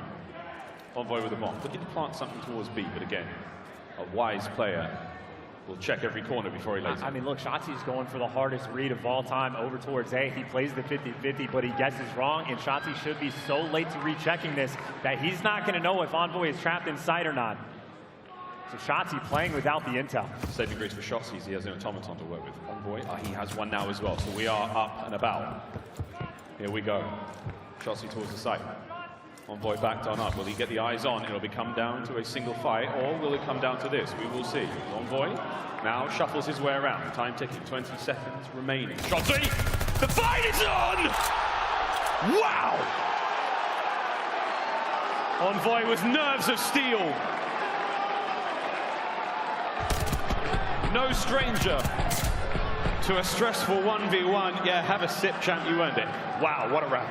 They are playing mind games as well. I think Shotzzy trying to play off the crowd. The Envoy just playing off the gunny.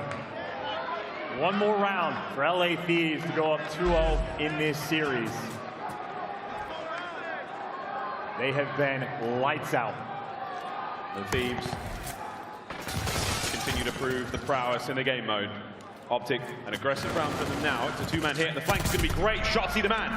The myth, the legend gets two. Fast plant now. OpTic with a snipe. Wait a minute. Oh no! He finds the Achilles heel. Can he catch any more? And Octane just going to hold this. He's got the sniper. He is waiting for the flank from Envoy. iLLeY now with a reposition. Envoy through the long side of train. And they're trying to hit him out. They know Octane's got the snipe. They're trying to put the pressure on and play that side of the map. Octane's moved the things around, though. He catches another. Unbelievable. 2v1. As Dashy has been unable to clutch so far. Has to keep that bomb safe and sound, and he's taking the long round. And that's absolutely fine for now. Envoy will be one diving on it. Octane's with the coverage, and Dashy, magnificent work. Gotta dodge the snipe. Don't peek at the wrong time. Here we go. Dashy versus Octane. Octane checked it. It's a big win! As OpTic Texas stay alive. One more round will they need to level it up. Force the coveted round 11. I don't know how Octane is finding that pick with his snipe. And they pushed out that side, and he goes right back to stone steps. But hey, big Bruce making big plays. Clean 1v2 on the reposition. But still, the problem for OpTic exists. Mess up one more round, and Thieves go up 2-0. Shotzzy 10-7. He's done a great job here on Berlin. Aggressive defensive moves out of OpTic, but I know. Drazah with the first blood. LA Thieves, they're taking the time on this. They get that first blood, but no one's making a mistake just yet. You also have, keep in mind, in the background, Kenny. The opportunity for the flank. LA Thieves might be waiting to see if he can clear something out. But it's Kenny. It's Kenny on this flank. They're baiting out the pressure over towards the bomb. He's going to be the guy to make this call. Kenny could absolutely blow this round wide open. Send the Thieves into control. Drazah now biding time. Here comes Kenny. In from behind, gets his second. Scump, last man alive. He's fighting. Scump is down. The Thieves are up by 2.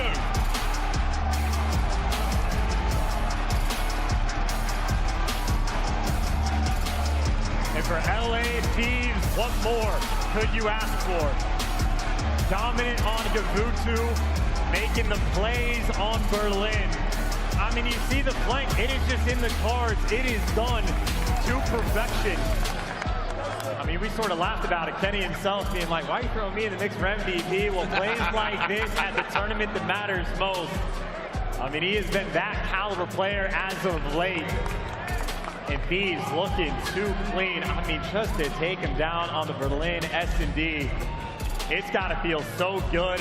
Massive plays from Drazah, 13 and 6.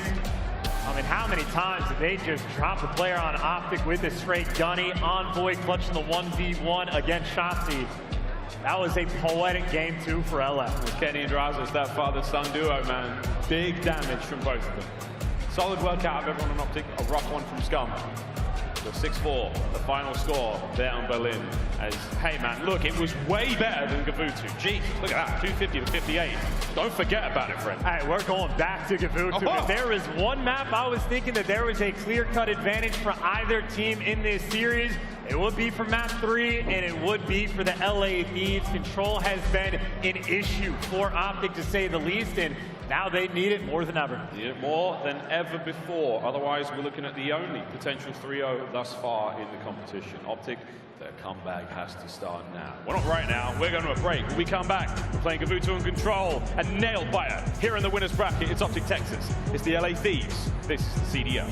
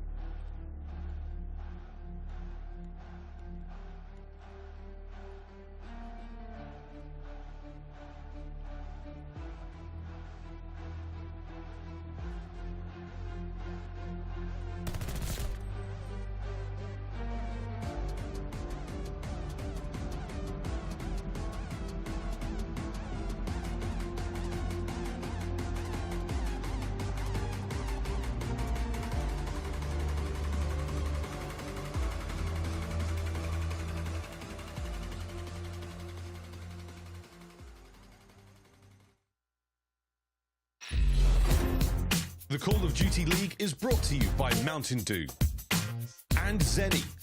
Armor your eyes with Blocks gaming glasses starting at $24 by visiting zenny.com/CDL. We are now bound for GVU to control map number 3 in this exciting winners bracket matchup here in Champs, but so far it's an ass kicking. The LA Thieves running the show, as OpTic Texas have yet to really get themselves involved, but plenty of signs of life there in the search and destroy. Let's see if they can turn one of their worst game modes into their saving grace now here in this must-win series. And keep in mind, at the start of the year, Control was OpTic's best mode by a mile on both GVU and Tuscan, but I think OpTic has yet to win a single round on offense throughout Stage 4, throughout Champs, and even the match they had yesterday against Toronto, even when they got the defense for the round 5, they did not clutch up, so this is time. Dig deep, battle it out. I mean, the last time they lost 3-0 was at the Pro-Am to Florida, who had their number. I don't know how many times, even like these players, how many times they've been 3-0'd in their entire career. But now it's Friday at Champs. That'd be the worst way to go. Bad way to go, but OpTic Texas can pull this one back. Major champions taking each other on. The first major and the last major. The current form is something to be really smiled at if you're the LA Thieves fan. That is the true saving grace. OpTic Texas though, dig deep, remember who you are. GVU to control. You wrote the book on how to play this map. It feels like a lifetime ago, and now time to pull out some of that magic. And, you know, selling the story from the OpTic perspective, talking about their Control woes. Keep in mind for LA Thieves, first of all, oh my God. Second of all, Envoy has a 1.38, literally map 1. He spent over 3 minutes just hanging out inside of the hard point, so that's also wild. But anyway, for the side of LA Thieves, with the number of Game 5s we have had throughout this entire tournament, almost every single time, you don't want to give this one away. You know you can't afford to give up any bit of momentum, especially for not the team you're calling overrated. You want to put him down as quickly as possible. To GVU we go. 2 zones, 30 lives either side. Capture the zones or defeat your opponents. The choice is yours, and for now, Kenny's going the old kill route. Finds himself one. OpTic are being battered around, opening up here, but they do have presence on the zone. For the LA Thieves, great work there once again. OpTic are doing what they can to keep these players off the point. There's a 2-man stack now on A. That should go quite fast. And already, I mean, you'll take that. Any progress on A is welcome. We have had quite a few just dominant rounds on defense, and this is not shaping up to be one of them. Second tick is already through. OpTic trying to get in position just to defend B, so they've chalked it up. Couple trades out and bound. They have ring control. They got Dashy in position. OpTic trying to play the long game, but the short game, Envoy is there. Kenny's on a force spree for now, looking to get into the soft underbelly of the OpTic players. He's in behind their spawns. A is gone. With that point being captured, we add a minute to the game clock. Here we go. Kenny playing it slow and steady. He has the opportunity to go quite big here, quite large. But for now, his teammates are getting dropped around him. He should wait this out. Well, there is no recognition from OpTic on the map to actually turn around. You see, they were worried a little bit about P5, but if they're keeping track of players, they have to know Kenny is behind them, but it's not looking like that on the minimap. Nope. OpTic have got a solid front line now, set up through the middle of the map. Octane trying to fight his way out, but Dashy strong shots at range. There's 2 for Big Bruce. Now Kenny's going to have to spring into action and start trying to pull some of this aggression. Here he is. I mean, you got ring control. You got him in the point. You got him watching the cross. And this is the moment. If you don't clear him out with these nades off respawn, that's a problem. Nades coming through, everybody alive. You gotta go, you gotta go. This was a 2-man stack for a moment as OpTic. Time to hit the afterburners, boys. Get over there. Start trying to flush these players out as Kenny nearly turns and burns. Shots are still good. Pressure now has been alleviated as OpTic Texas can now breathe a sigh of relief and get themselves forward. You do have 1 segment captured on B. And you will absolutely take that 1 segment. That can go a long way on this map, but a minute is a decent chunk of time to work with as long as you have ring control. Talk about the most important gunfights on the map, but for the moment, OpTic is winning them. OpTic, for now, hold the line. Scumpy's doing what he can and I'll flush these players out of ring. That's the big play for now, big one. 2 members of Thieves down, 2 to go. Big kill. Last man up on this side of the map is going to be Drazah. Can they find him and snuff him out, or will OpTic push forward? 15 lives to the 12 for the LA Thieves. I mean, with that wipe right there, your odds of winning the round if you're on attack go from 30% to 2. So OpTic right now, add the stranglehold. You got Dashy watching the flank as well. And Drazah has made plays from this position before, but his teammates right now, not the best start. He's going to have to make one hell of a play with 20 seconds on the clock to make something of this. Dashy, he's dancing the dance on the point. 15 seconds now as Drazah, he's trying to make this happen.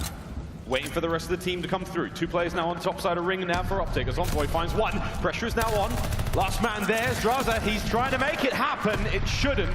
2.8. Octane stops the clock. It is not over yet. And if they can get this second segment or maybe even further, talk about the most important gunfights. iLLeY is behind enemy lines, but right now Shotzzy got players on the pillar, but Octane falls out of the time. And OpTic there to make sure no funny business towards the end. But at the same time, 4 ticks on offense on Gavutu. LA Thieves, they'll be happy with it. He'll be really happy with that. Kenny kicking himself somewhat there in the final seconds. He was a matter of inches away from being able to contest with 1.1 seconds on the clock there. Hard thing to do from prone. But either way, OpTic, they soldier on through and they stay alive. iLLeY's camera is so insane. Again, he lives inside of the game, probably moves around with the gunfights, and you got to make sure OpTic, this is interesting. They are going for B off the rip. I love this strat call, but if it goes wrong, you do get trapped.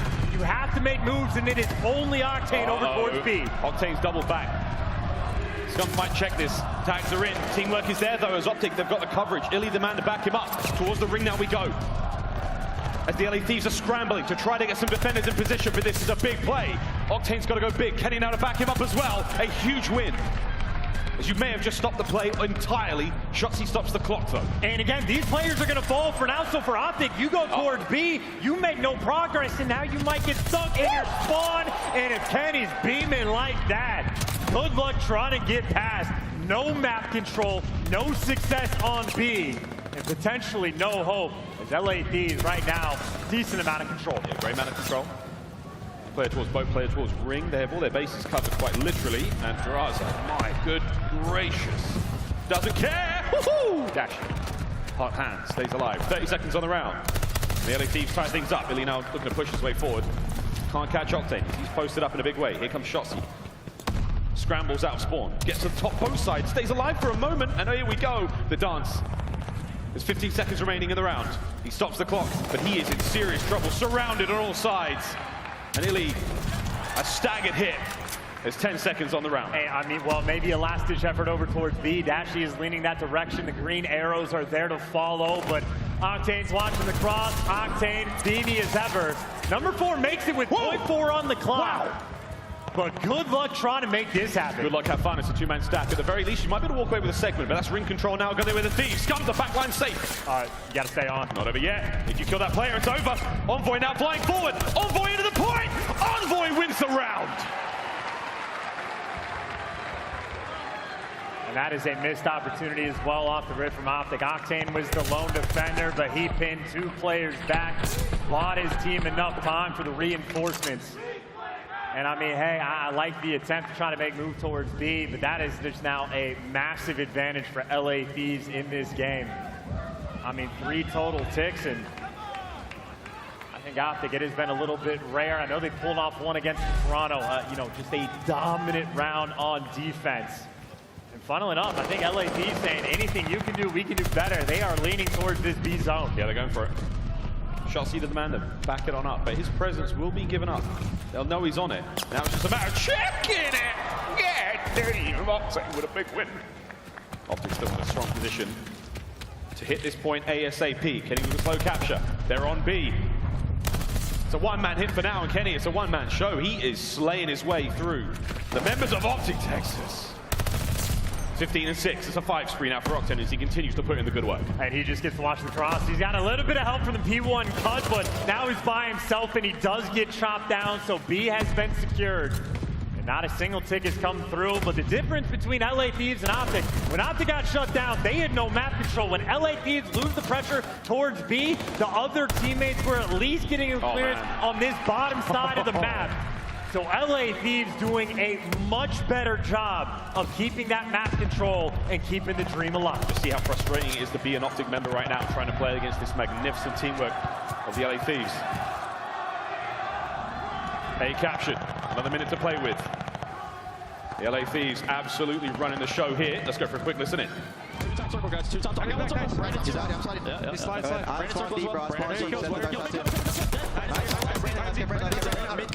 Leave on circle. I went back. Outer. He was on one. I'll see him out of outer.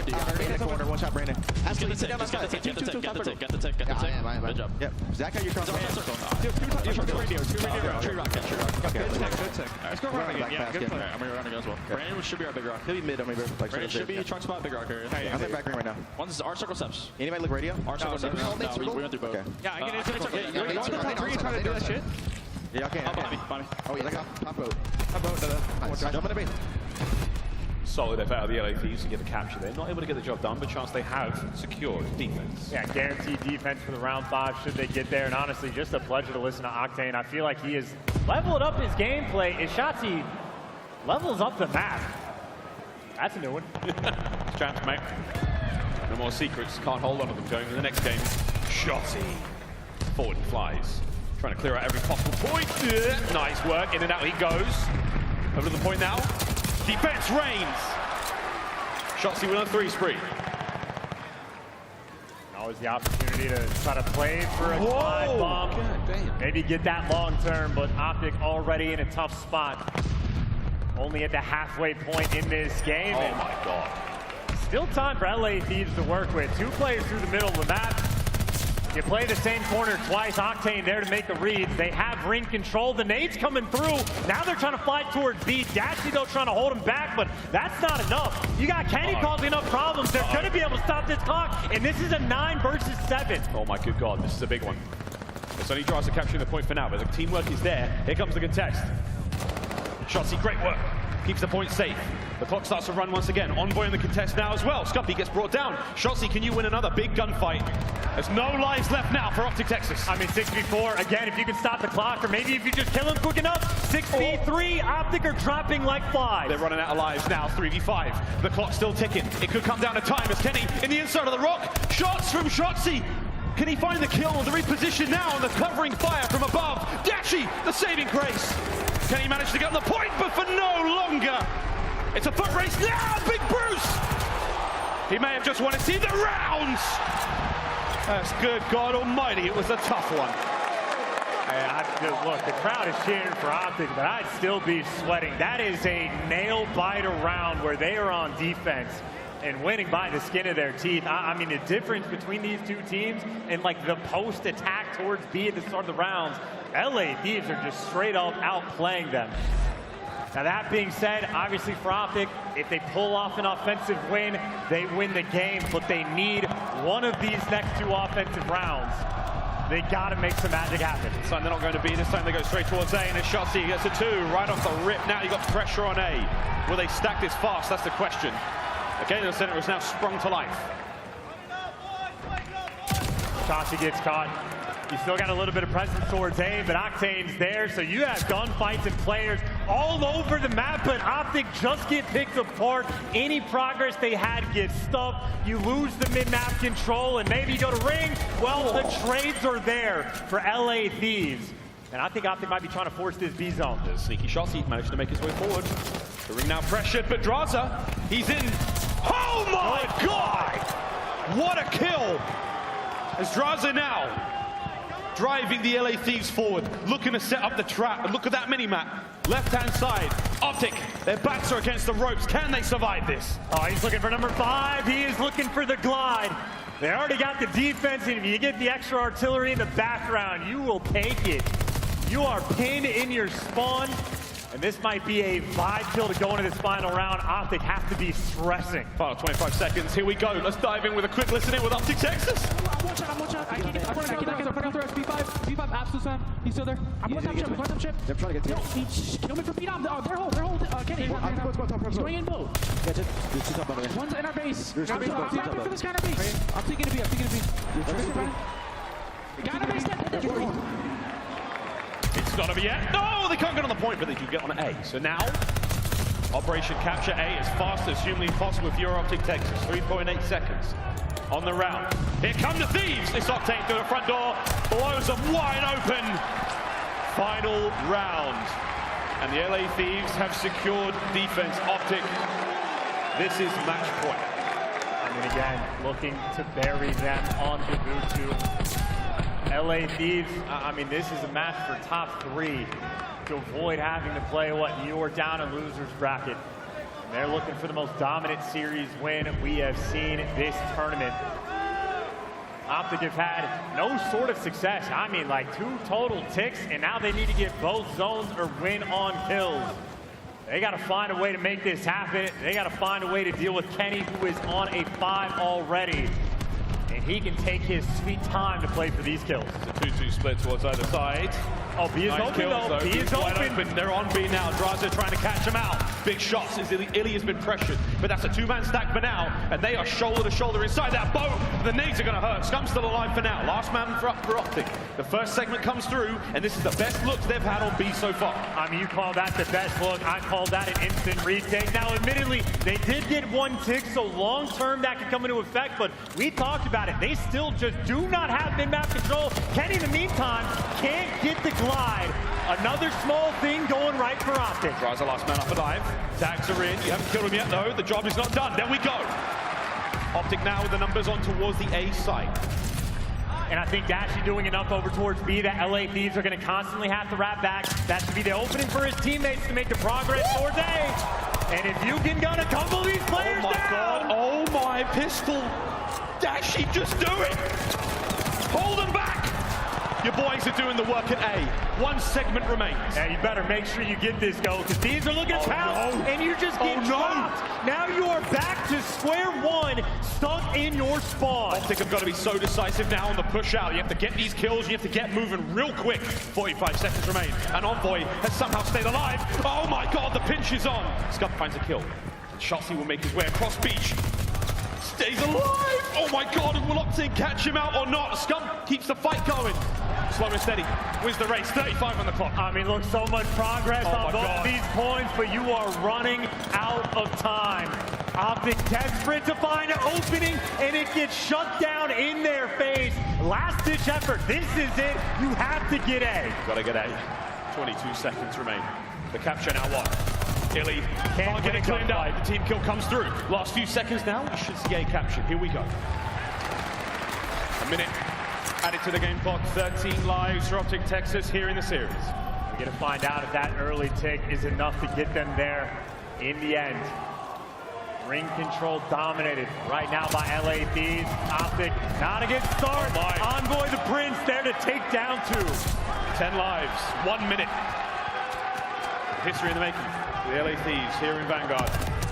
Trying to apply the pressure, trying to set the trap. The Scump and Shotzzy are having none of it. Octane the last man up on this side of the map. And oh my good God. Oh my good God. He's going to eat him alive.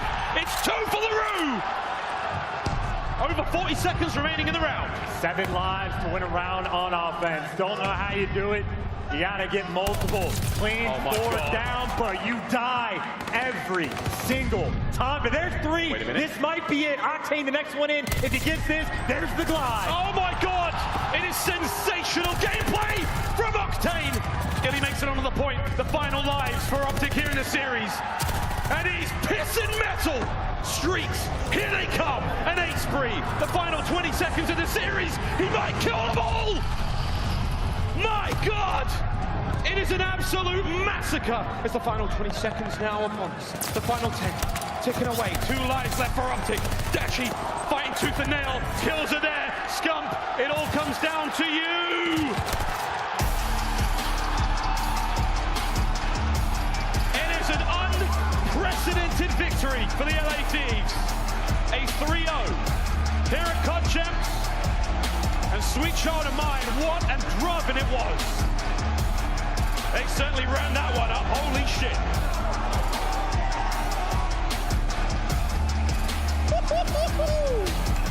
Right. So, Chance, where do we go from here? Top 3 for the LA Thieves. And now, OpTic, they got to play the New York Subliners in the lower bracket. And I think right there, LA Thieves trying to hand them up on a silver platter. I mean, they just dug the graves all four down the line to see if New York can finish the job and bury him. But that is, I mean, easily one of the most dominant series we have seen this year. I mean, bro, literally setting the tone off the rim on that GvU2 hard point. Don't challenge on GvU2 indeed. That's exactly what we saw from the LA Thieves at the New York Major. Incredibly dominant performance. Playing the game like no one else does right now. And a 3-0 team like OpTic Texas, that is an unbelievable result. They have to feel fantastic after that. Top 3 secured. They play Atlanta FaZe in the winner's bracket final. Our 2 red teams run it up against each other one more time. And I would leave the lobby too. If I just went 12-31 for the L, I would do the exact same thing. A brutal result for OpTic Texas. Now we will test their mental game and their resolve, as they will have to play New York, and it's a showdown against Crim, man. I mean, it all comes together. And Subliners are licking their lips too, watching this series. If we could write this, I don't know if it'd be any better. If we had the ability to like script this, I don't know if it would be better than that, because that was one hell of a series. The LA Thieves have got to be feeling fantastic in front of a hometown crowd. Kenny's on stage with aBeZy. Thank you so much, Miles and Chance. Los Angeles, give it up for your LA Thieves as they go to the winners finals to play up against Atlanta FaZe. Kenny, that's the first 3-0 that we've seen in a while. How did y'all make it look so easy? I mean, yesterday we looked kind of shaky, but it was like some first match type things. Today we just came in, made sure we're playing our lives, playing together, talking to each other. And when we're all on like that, you can see we can dominate like that. Yeah, and I gave you a little criticism backstage. I said, Kenny, come on, you gonna step it up today? You said, it ain't no thing. Watch me work. And what a show you put up on here on the stage here. Now, when it comes down to that winners finals, y'all going up against Atlanta FaZe. Y'all took them out last time in the losers finals. You ready to play them again? I mean, they're looking good. It's definitely a match we're looking forward to into this tournament. So excited for it, going to prep for it, and hopefully show out again. There you go. Now looking to go back-to-back in your hometown. This crowd has been cheering for you all day. What you want to tell these guys? Thank you, guys. We hear you for sure. Trying to go back-to-back. Love you guys. That does it for me and Kenny here on the stage. Hey, we got a lot to break down, Desk. Yeah, but we certainly do. That was unbelievable. One of the more convincing series that we have seen. We're going to take a look at our Scump play of the game. It's going to be the final moments of that as LaRue is going off. But Joe, while we're watching the play, I just want to kind of talk through, like, you just had concerns around the vetoes and the maps that this is going to go to due to some of the stuff that OpTic won't play. Yeah, I mean, it's just the Berlin talk time and time again, and this is the reason why. You get a guy like Octane on GvU2. I mean, listen, OpTic has had a really good gap hardpoint all year long. I guess I don't really mind that, but this one, the control, I would just, I mean, if you can maybe match them in Berlin control, especially the way that plays. I just look at the OpTic team when you have playmakers like Shotzzy and Scump, inside of those control points. I think that's when they have a much higher impact than here. But I mean, obviously you just have to give props to LA Thieves. I mean, those guys, those respawns were insane. Even though they lost 2 offenses, they almost won them both. Yeah, I mean, I love what you said there. I think a lot of the community is going to really talk about the maps, but I just think it's pick your poison. Thieves have been discussing on Berlin as well. Like, they were going to get cooked in this series regardless. Thieves are just a more prepared team. And when it comes to the Gav, like, OpTic was 2-0 on the Gav hardpoint. They're probably feeling confident going into it. It's like LA Thieves hasn't played it as much, but in this series, they didn't stand a chance against LA Thieves. aLLeY, what was that? Like, just from the map 1, like, that was like the biggest beatdown we've seen on the year. Blaze said that there was a lot to break down, but there's nothing to break down. There's absolutely, we literally had the stat pull up right before that map 3, and Drazah had like a 1.95. Everybody followed behind him was like 1.5s, 1.3s. So that's actually, to stay to your point, that is the second worst loss in hardpoint this season. I stand corrected. But the first one was a 250-57, 1 point difference, and it was Thieves versus Paris on GvU2 hardpoint. So, give or take. Interesting. Joe, one other thing you kind of said, iLLeY, I think your exact wording was he can't get smoked in this series if they're going to have a chance. And I mean, he got bodied in the map 3. Well, yeah, the map 3 as well. I think the map 1, I mean, the entire team did. But when you play a gavutu, like, you just rely a lot on your ARs. I mean, he's in that position. He's just got to be a little bit better. Obviously, there's going to be moments. There's going to be maps like that. I think the thing for OpTic is you didn't get to that map 4. If you get to that Tuscan hardpoint, I think there's a chance there, right? It's just they couldn't get there. They couldn't extend that series to get to that back half of the maps where it's a little bit better for them. Again, it just comes down to that search and destroy. But you got to give Drazah a lot of props in map number 2. I mean, the guy literally plays like S&D tournaments with his girlfriend. He's always grinding. Like, dude, this dude loves playing COD. You can see it here. Yeah, no, you absolutely can. Now, before we head out for the day and we get ready for the wild continuation of this championship weekend, I want to talk a little bit, just kind of a recap for people who maybe didn't see everything through the first couple of series. aLLeY, take me through Ravens Subliners to kick off the day. It was a lot closer than I think most people expected. Obviously, we've had Game 5s all weekend, but London was certainly a dark horse in this series, and New York Subliners end up out on top, though. They're still continuing that run from Major 4, and, you know, hearts breaking for the London Royal Ravens. They were doing so much online, and it was actually that one series that I was like, Gizmo is proving a lot of people wrong right now. He's doing well, he's playing well, but the ice was just in New York Subliners' favor. Yeah, Gizmo certainly played well in this series. I mean, finally, right? But, you know, for New York Subliners, it's the back-to-back Berlins at the end. I mean, that's how London Royal Ravens lost their first series, and once again here, I think the story really is just the ice on the side of Hydra. He was popping off throughout this entire series. I think in their first game, like, we saw how, you know, Paulehx and Kismet, they weren't exactly playing the same. Paulehx still really not putting it together. They're not playing that well. I mean, they're surviving. That's what I'm saying. Surviving. Yeah, they really are surviving, but we saw, man, when they needed to in that Berlin, they really turned up. Well, let's take a look at our next series. We continue on. We are looking at Boston and Ultra. And Joe, I mean, Ultra's a team that we thought nobody champs wants to play time. them. Yeah, they got a chance to make a little run. I mean, you saw the tweet from Formal to Dashy yesterday. Like, those guys are so hard to put down. We're seeing more from Cammy and Kleenex, the superstars that we saw last year. It feels like things are starting to click, especially in the respawn.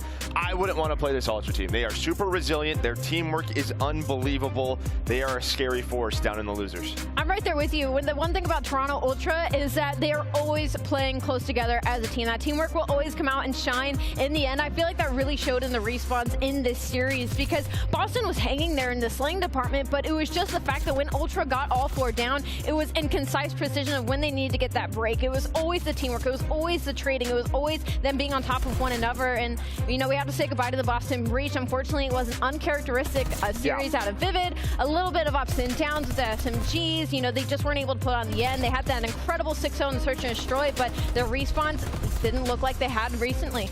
They certainly didn't, and now for Surge FaZe, Joe and I casted that, obviously, but I guess... What was that like to watch? Because Joe and I were like in the midst of it, right? It was exhilarating. I think it was like, you know, it's just one of those matches, one of the most fun times I've had watching. I mean, each hard point just came down to the very end, and you could feel it. On that second rotation of the hills, you're like, okay, it looked like it's here we go. Once again, here we go. And I mean, these guys really delivered. And then that search and destroy as well. You know, we've had a lot of searches throughout this tournament, a lot of Game 5s, but that was like the definition of a champ search and destroy.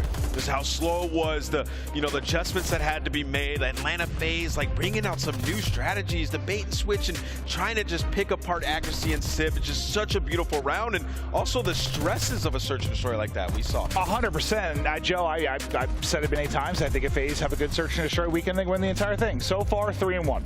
I would say yes, but they are having still some troubles in respawn. Yeah, that's true. They're going up against LA Thieves, who is a step ahead of pretty much everyone in the respawns. They beat FaZe last event, you know, in a 3-1 fashion where, you know, I think FaZe wins the search. Like, they lost all the respawns. So, I mean, this is just one of those situations where FaZe has to look at those hard points. They need to figure out what to do. Like, I don't know, the comms at the end of the game, they need to be on the same page. And then when you look at this matchup as well now, it's like Atlanta facing there, we have to get rid of gavutu. Like, we just have to remove it from the series. Forced to go back to I think they're going to go for it. I don't know. Like, after seeing that, I think I'm getting rid of it. You know, it's tough. It just puts, nevertheless, it puts them and their coach staff in a tough spot. Sure, absolutely. Now we're talking kind of going forward now. So let's take a look at the bracket, how we got here and where we're going as the weekend continues on. So you'll see in the winners final, we've got FaZe, Thieves on the bottom side of it, OpTic Subliners, and Surge Ultra.